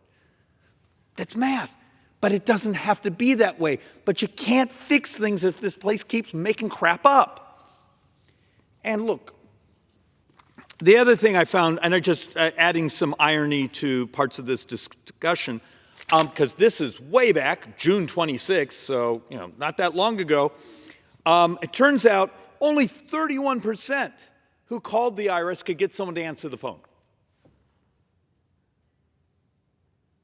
We gave them billions and billions and billions to do this. Is it time to stop attacking people like me? It says it's time for a revolution using technology. The fact of the matter is you could actually adopt the very technology saying, if I need some information, I'm going to call, and yes, I'm talking to a chat GPT, but it can stay on the phone with me. It can help me fill out my forms. It doesn't want to hang up on me. It can text me the video I need to know to how to fill it out. And the fact of the matter is the IRS is the second most unionized agency in the federal government. They don't like the fact that technology could really improve customer service. Well, it turns out technology could actually be fairer, more accurate, and you don't run into the Lowe's learner problem. That's a way back, so if you don't know the name, Google it. You can audit an algorithm, you can audit AI, you can audit those things to seeing if it's being biased and chased. I can't audit a leftist IRS employee who's going after certain conservative groups. You want a fair tax system. You want an efficient tax system. They're sitting on, what is it now, $57 billion. You're 2 years in, and it's still not working. Now, look, I chair the oversight in Ways and Means. I meet with some of the IRS officials. They actually have some competent people over there. But I can't figure out what's going on when these things just aren't happening. So part of this is I want us to understand I can't fix the math if we're going to keep lying about it. So here's another article I just grabbed from Politico, and I think it was from yesterday. As part of also the Democrats' Inflation Reduction Act, which is a completely Orwellian named bill, because you've all seen the articles. It did just the opposite to the economy. It extended the inflationary period. How politics hung up a $42 billion internet build-out. Okay. Here's the thought experiment. And this, once again, when I'm done saying this, tomorrow there will be lobbyists in my office angry that I actually talked about this. Because remember, everything in Washington, D.C. is actually about the money. It is. And let's be brutally honest about it. So here's $42 billion that was supposed to help bring broadband to rural America. Okay, come with me sometime to my Navajo Nation in northern Arizona, which is bigger than some of the states back here on the East Coast. I have chapter houses. I have communities out there that have been waiting decades to get a broadband line. And yet, if you take a look, there's been millions and millions and millions and millions spent. In this case, billions were appropriated. So if I came to you and said, okay, we really, if we want to have telehealth, if we want to have digital health, if we want to have the living classrooms where, it's the greatest science teacher who's available to the entire country because you're doing it through the internet, broadband is moral, great. Is it moral waiting decades? Is it moral subsidizing and subsidizing and subsidizing? Somehow that bit of fiber, that wire never gets there. So if I came to you, because hopefully everyone around here is smart, said, we can't keep doing this, what would you do? Crazy idea. Go out to the middle of nowhere and put this little satellite dish and then a couple repeaters around that provide Wi-Fi, and guess what? 48 hours later, boom, you have broadband at a fraction of the fraction of a fraction of the fraction of the cost. And welcome to this century. Oh, we hadn't thought about that. Well, I've proposed it, and it's never going to move forward because the other side makes lots of contributions, lobbies around here, and the absurdity. But it's another example. I'm trying to burn into this place. Join this century of technology.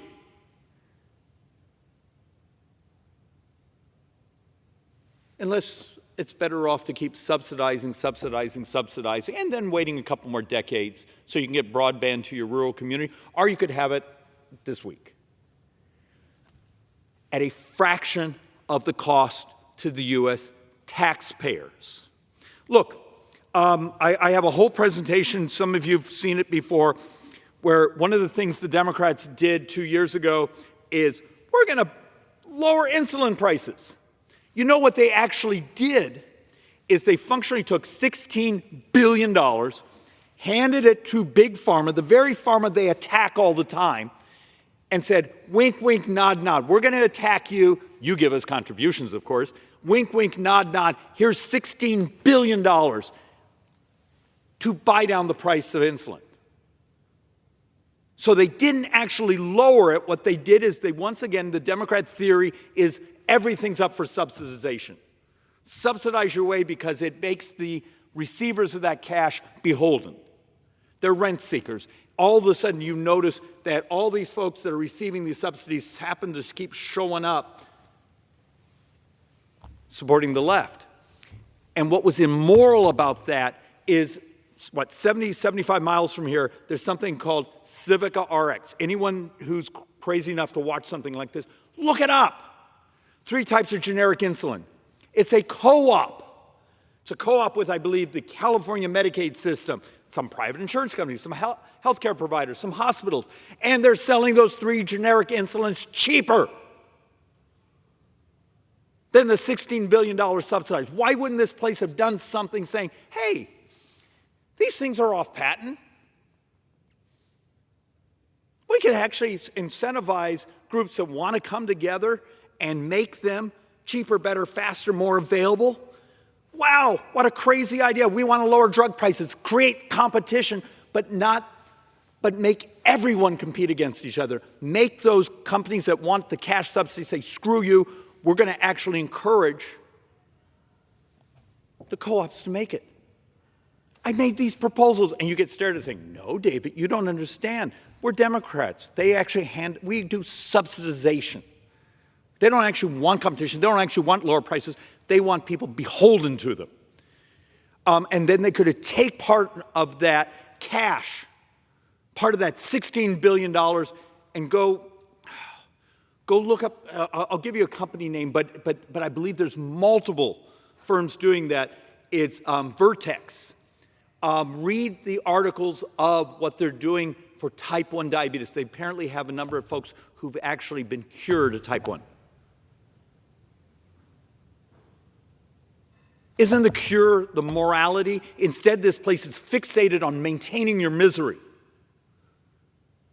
It's immoral, but that's not what this place does. It's in some ways, I believe the intellects around here somehow need your misery, you to be attached to the system. If 33% of all U.S. healthcare is diabetes, why isn't literally every other speaker behind these microphones talking about how we're going to save our brothers and sisters? Now, I accept that's type 2, type 1's autoimmune, this and that, but the concept and the discussions, if you actually read the academic papers, what would happen if just a fraction of that cash went into actually pursuing curatives? The cure is the morality. So let's actually walk through a bit more of my rage, and please forgive me, Madam Speaker Pro Tem. In some ways, this is my therapy, because I get so angry all day long listening to crazy and folks that are a decade out of date in what they think they know, and just saying, but there's a solution. So, economy could be $29.5 billion larger if all opioid deaths since 2018, so it's functionally 6 years, were avoided. You go, huh? Anyone that's following me right now, if you're the opposition researcher for the Democrats who want to just beat the crap out of me, if you think it's moral, go look up fentanyl vaccine. I think it's going into 2A trials very shortly. Apparently it's a protein attacher, makes it so it can't go through the brain-blood barrier. In the last 6 years, 390,000 of our brothers and sisters have died of fentanyl. I think one of my boards here is going to say 345,000 prime-age Americans died of fentanyl. That's the morality of this place. Oh, let's give some more money to doing the same thing we've been doing over and over. You know, and think of it as everything from border security policy to the poor, the firefighter who's just trying to save someone who gets exposed. In my county, I had someone tell me that at least my city of Phoenix, there may be 2-3 dead people every single day from fentanyl. So what would happen if I came to you tomorrow and said, hey, they think they actually have, it would be once or twice a year. It's not a traditional vaccine. That's just the language if you look it up. It basically has your body attached to the protein so it can't pass the brain-blood barrier. There apparently is, for a number of narcotics, this type of technology appears to be working. Take a little bit of that money and help bring it to market. Save people's lives. We live in a country where we may be about to have the 5th year in a row where prime-age males are dying younger. In 15, 14 years, America has more deaths than births.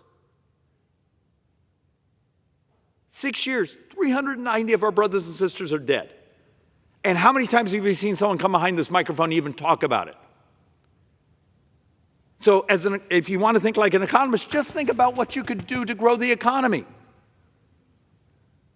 If it's about the money, hey, you see the theme I'm trying to sell here.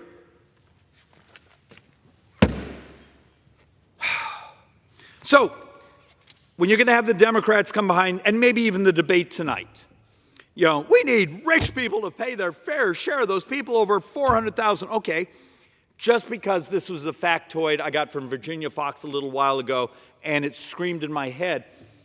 If I came to you and said the student loan forgiveness that the administration is desperately pushing because they desperately need the votes. Remember, it's vote buying. It's functionally pay for play. Hey, now vote for us. If I told you 750,000 of those individuals who the Biden administration make over $312,000. Yet every dime of this is borrowed money. You're going to take working class people, many of them that did not have the blessing like I've had and others in this body to go to school, to university, to go to grad school, things like that. You're going to ask working people who don't make anything close to $300,000+ to subsidize. This is the morality of this place. But it's great vote buying.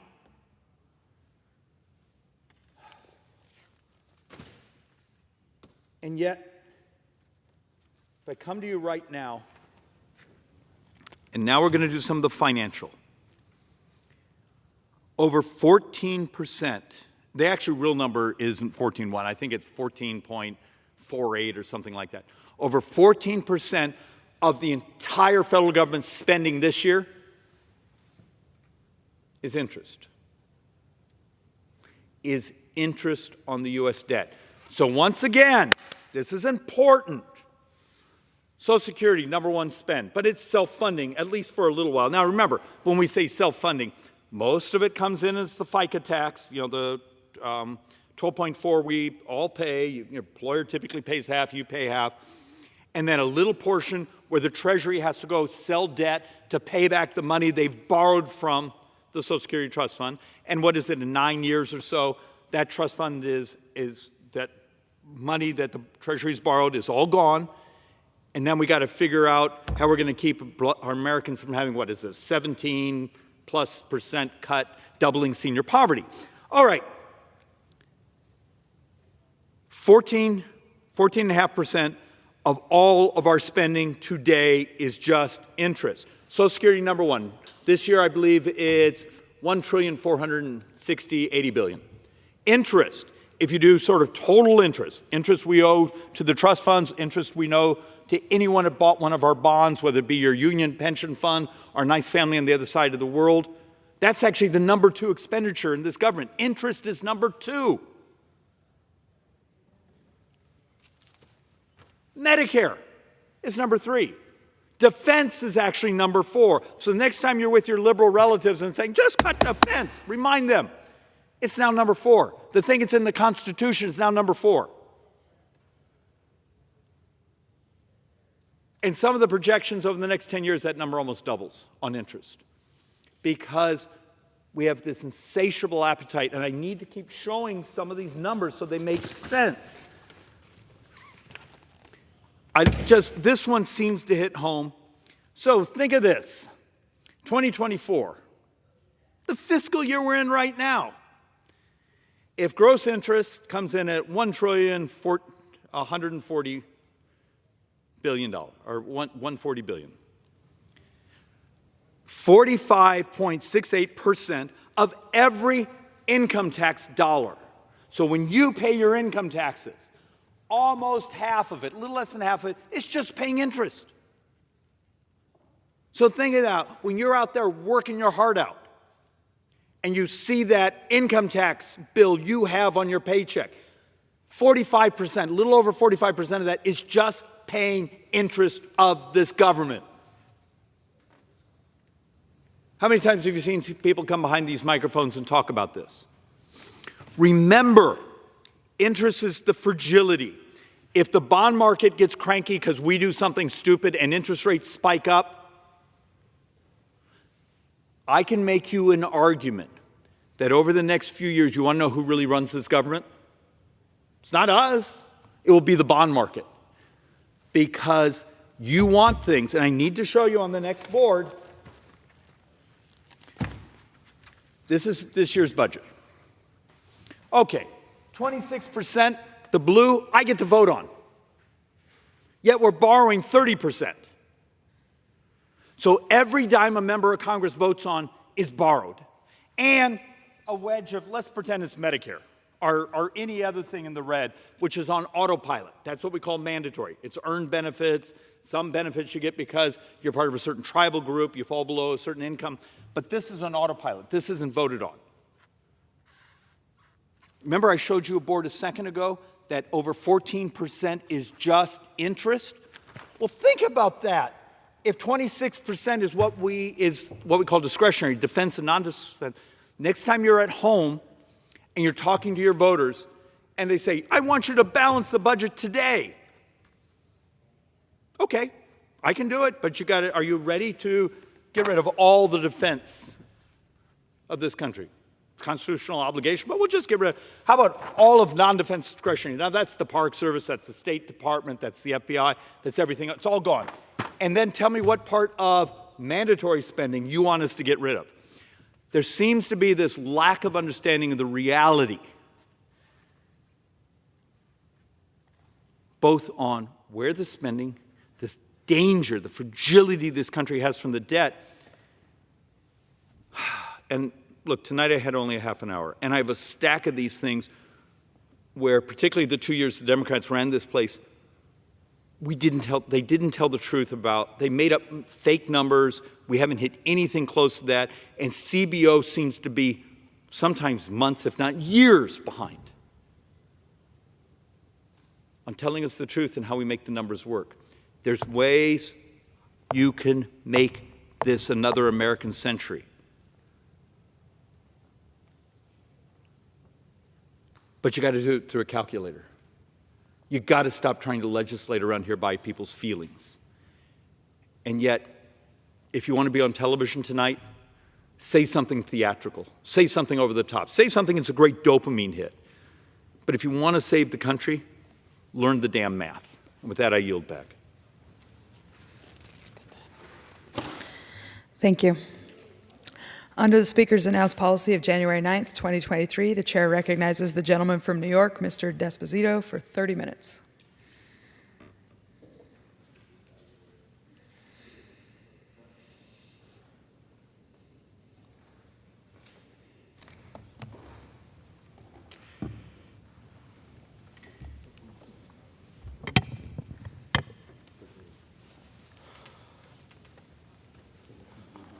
Madam Speaker, I ask unanimous consent that all members may have 5 legislative days in which to revise and extend their remarks and include extraneous material on the topic of this special order.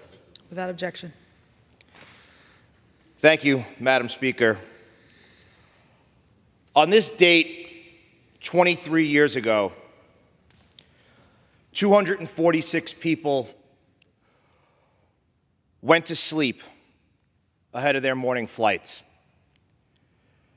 2,309 people went to sleep in preparation for another routine day at the office. 343 of New York's bravest, 71 of New York's finest, and 8 paramedics went to sleep not knowing what their next shift would bring. And yet, that Tuesday morning, for those of us who were in New York on that day, remember one of the clearest, bluest, most magnificent skies we've laid eyes on. And when you reflect back on the morning of September 11th, 2001, one can't help but think about that, what seemed perfect morning. There was a beautiful blue sky. The temperatures were perfect. And people were beginning their day to what they thought was going to be one of beauty. But in seconds, that changed. Because we witnessed one of the greatest attacks on American soil in our history. And at that moment, not only did downtown Manhattan change, not only did the state of New York change, not only did the United States of America change, but the world changed. And we haven't been the same, nor will we ever be, since.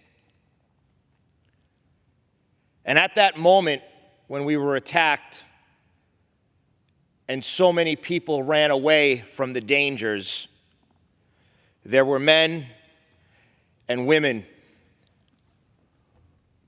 who stood in the lobby of those buildings, who stood in the surrounding areas, who hopped on rigs in firehouses throughout the city of New York, who jumped in patrol cars and ESU trucks and made their way to downtown Manhattan, running towards the danger.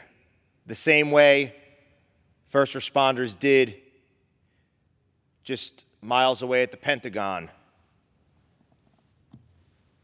and at that field in Shanksville, Pennsylvania. And they ran towards danger, running upstairs of our beloved World Trade Center, not realizing that they were rising up those stairs only to get closer to heaven, because that's where they were headed. And when those buildings collapsed in downtown Manhattan, again, the world changed. Thousands died. But it brought out, while we saw the very worst in humanity as our country was attacked by terrorists, we also saw some of the best of the United States of America. If you think to the days following the September 11th attacks, you couldn't walk into a store and find an American flag because they were sold out. People lined the West Side Highway in Manhattan, cheering for first responders as they made their way to Ground Zero.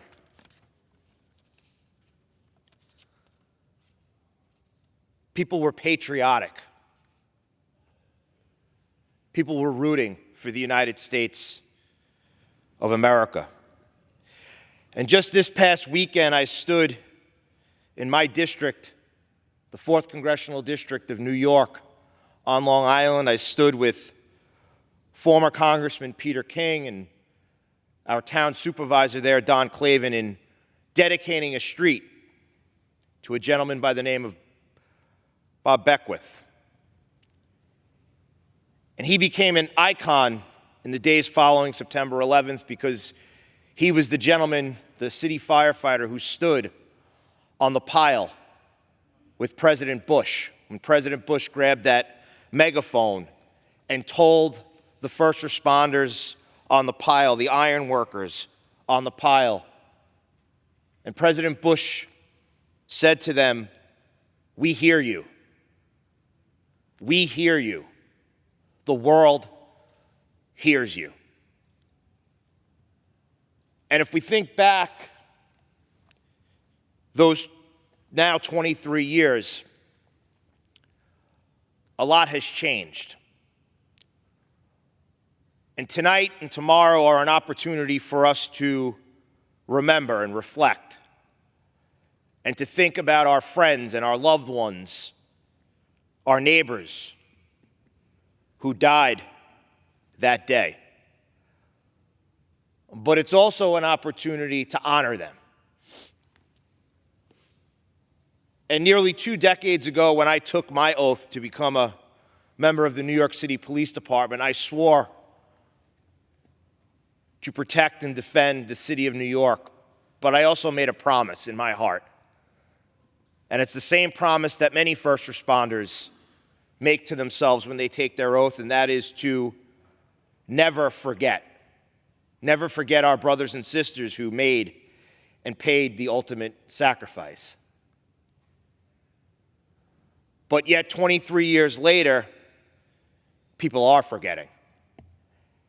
And that's why I thought it was so important this evening to have this special order and to invite colleagues from both sides of the aisle to talk about not just the horrific events of September 11th, 2001, but the last 23 years.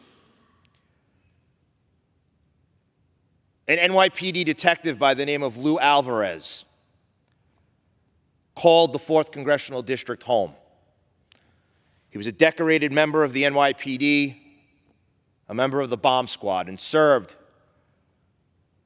our great department during 9/11 and spent months on that pile digging for brothers and sisters and survivors.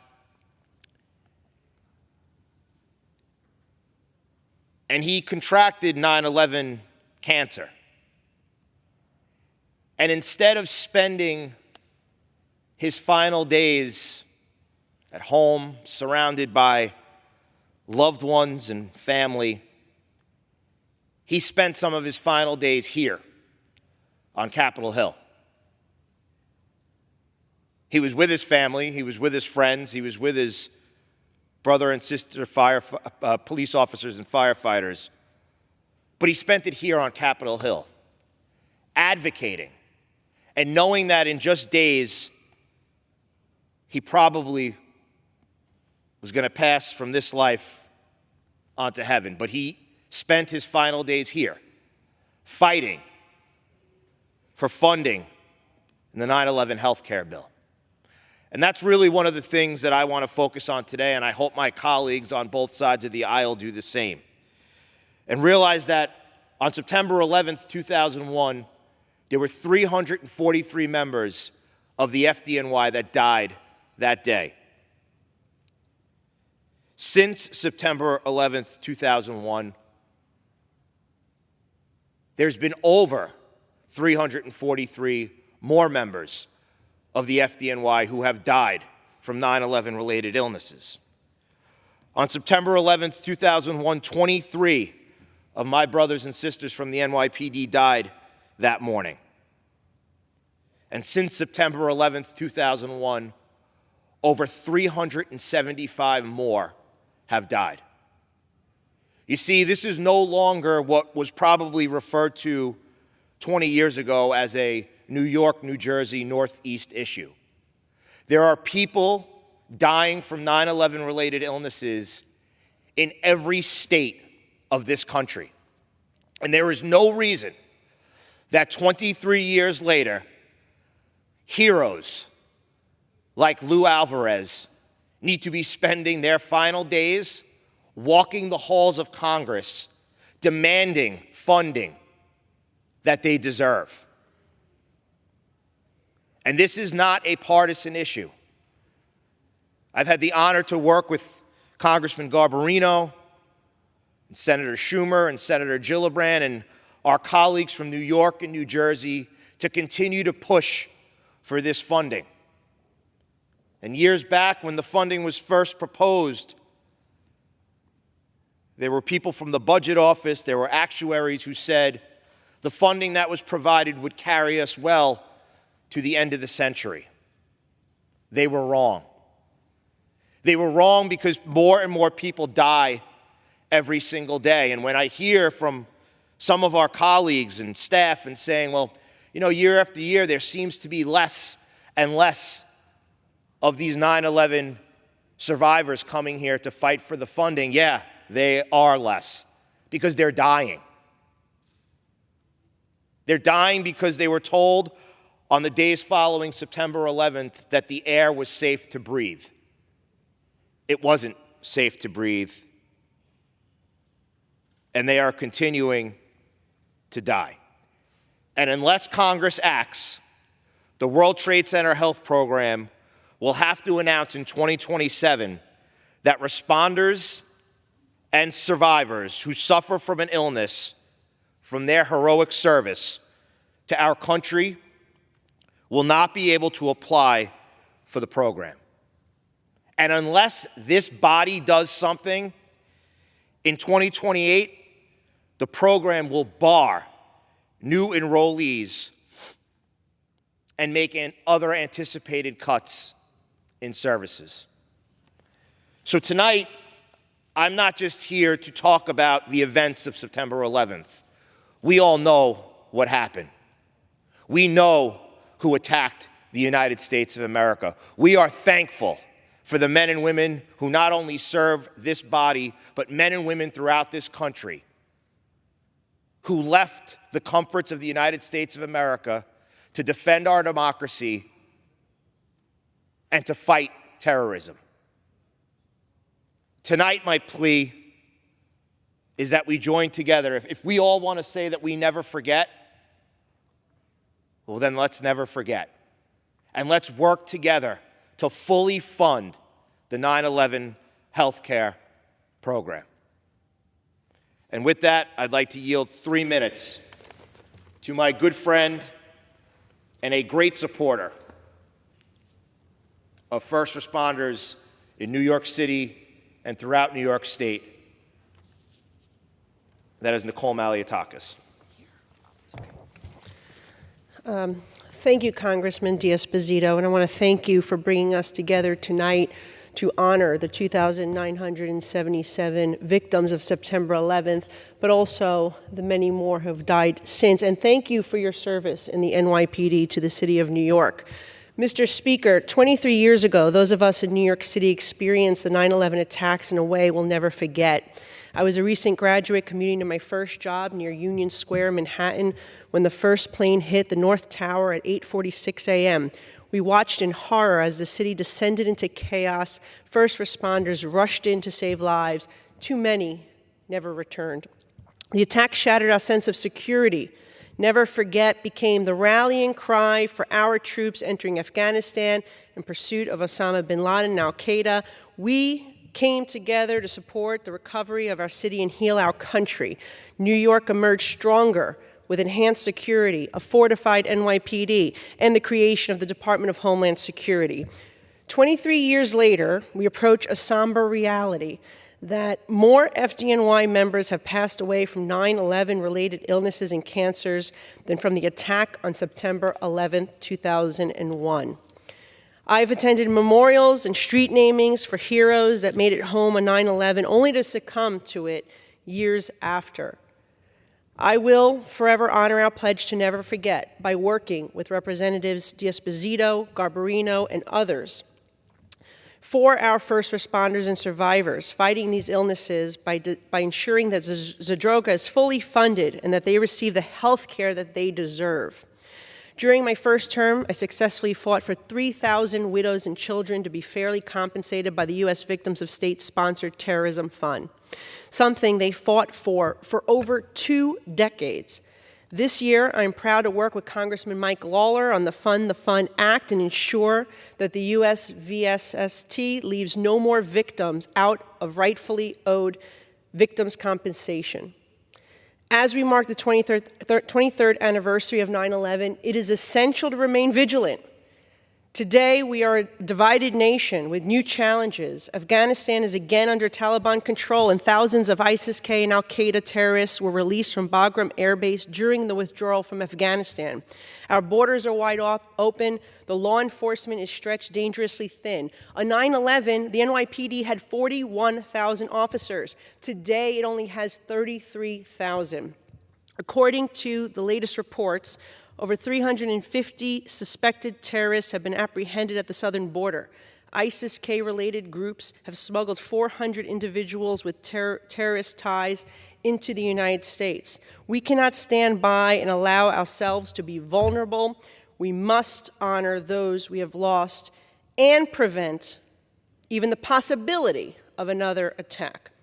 We must secure our border. We must make our homeland safe. We must prioritize our country's security, strengthen and support our law enforcement, and ensure that Never Forget remains a guided principle, not just a slogan. And lastly, this administration has a solemn duty to deliver justice to all Americans, and that means no plea deal for the 9/11 masterminds. Set a trial date, and let's pursue the death penalty. Thank you, and I yield back. Thank you, Congresswoman. And now I'd like to recognize, for as much time as he needs, yesterday I was proud to join with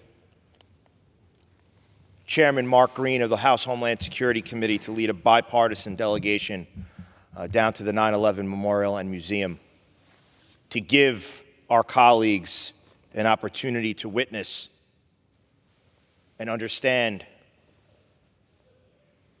what is now Ground Zero. And I'm thankful that he joined with us, and I'd like to yield him as much time as he needs. The gentleman from New York, Mr. Kennedy. Thank you, Congressman, and thank you for bringing this special order to the floor here this evening. Today we gather together to commemorate the deadliest attack on our nation's soil. On the morning of September 11th, 2001, extremist al-Qaeda terrorists attacked the World Trade Center and the Pentagon in a plot to undermine our nation's security and our spirit of democracy. As a result, 2,977 people did not return home to their loved ones. This unspeakable act of terror left a deep scar in the psyche of New Yorkers, Americans, and people around the globe. In New York, we continue to mourn our native sons and daughters who were lost that day and join the nation in commemorating those lost, as well as the resilience of a city and a nation that never yielded to the terror inflicted upon us. We also honor the first responders who were deeply impacted, hundreds of whom were killed in the wake of the attack, running selflessly into the face of danger as they fought tirelessly to help more people escape. More than 20 years later, our brave first responders and survivors are still combating the severe health complications stemming from their heroism on 9/11 and in the weeks and months that followed. Congress must continue to support their recovery, and we must do everything in our power to stop terrorism at home and abroad. We have not forgotten, nor will we ever forget, the tragic events of September 11th, 2001. God bless the souls that we lost that day. God bless the survivors and the families that have carried on and persevered in their loved ones' memory. And God bless America. I yield back.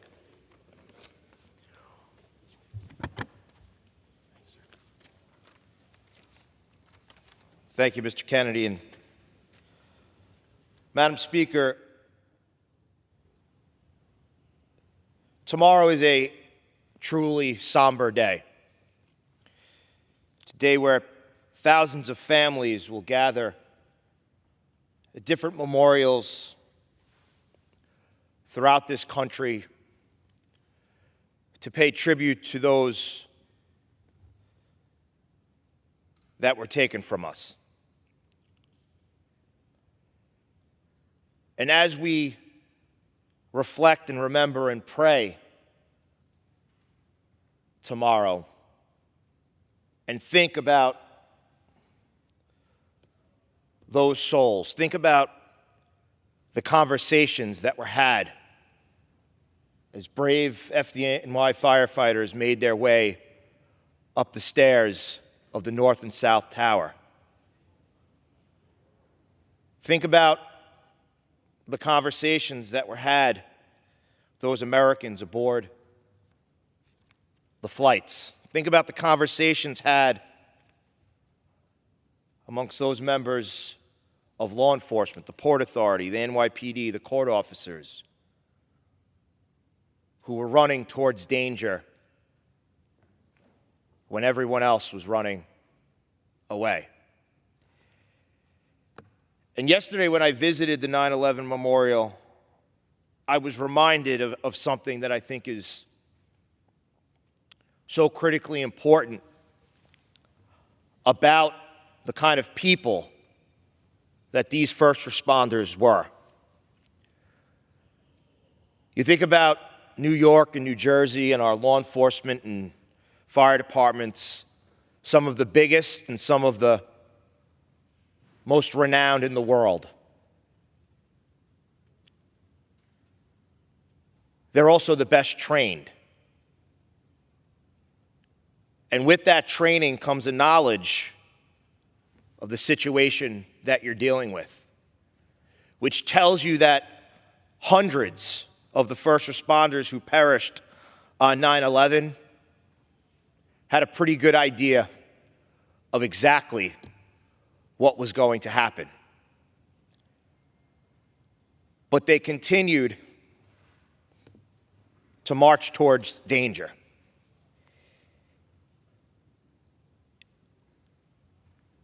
And that is one of the reasons as to why this body needs to come together to fully fund and to pass the 9/11 Responder and Survivor Health Funding Correction Act of 2024, which will address the funding shortfall and ensure that there's adequate funding for years to come. The bill updates the funding formula for the World Trade Center Health Program, increasing the appropriations to adjust for inflation and enrollment changes through 2090. In the short term, it adds $2.9 billion to the special fund for fiscal year 2024. Madam Speaker, this is not a Democrat issue. This is not a Republican issue. This is an American issue, and one that this body needs to do the right thing. There are no reasons in this world that heroes like Lou Alvarez and Ray Pfeiffer, both who came from my district, need to spend their final days visiting us in our offices, asking for funding that we know they deserve. So on the eve of this day that will live in infamy, I want to thank my colleagues who joined us here this evening. I want to share a message with anyone listening and our colleagues on both sides of this House. That never forget is not just a saying. It's not just a Twitter handle. It's not just a hashtag. And it's not just something that you put on posters on social media. It's a promise. And if we truly want to never forget, then it is imperative that we put our support behind the health care funding that these heroes, these survivors, these Americans deserve.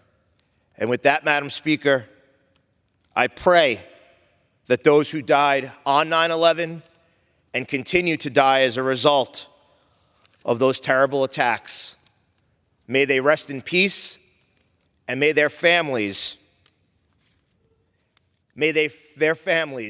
expect from all of us to do the right thing, because that's exactly what we should be doing. And with that, Madam Speaker, I yield back. Gentleman yields back. Does the gentleman have a motion?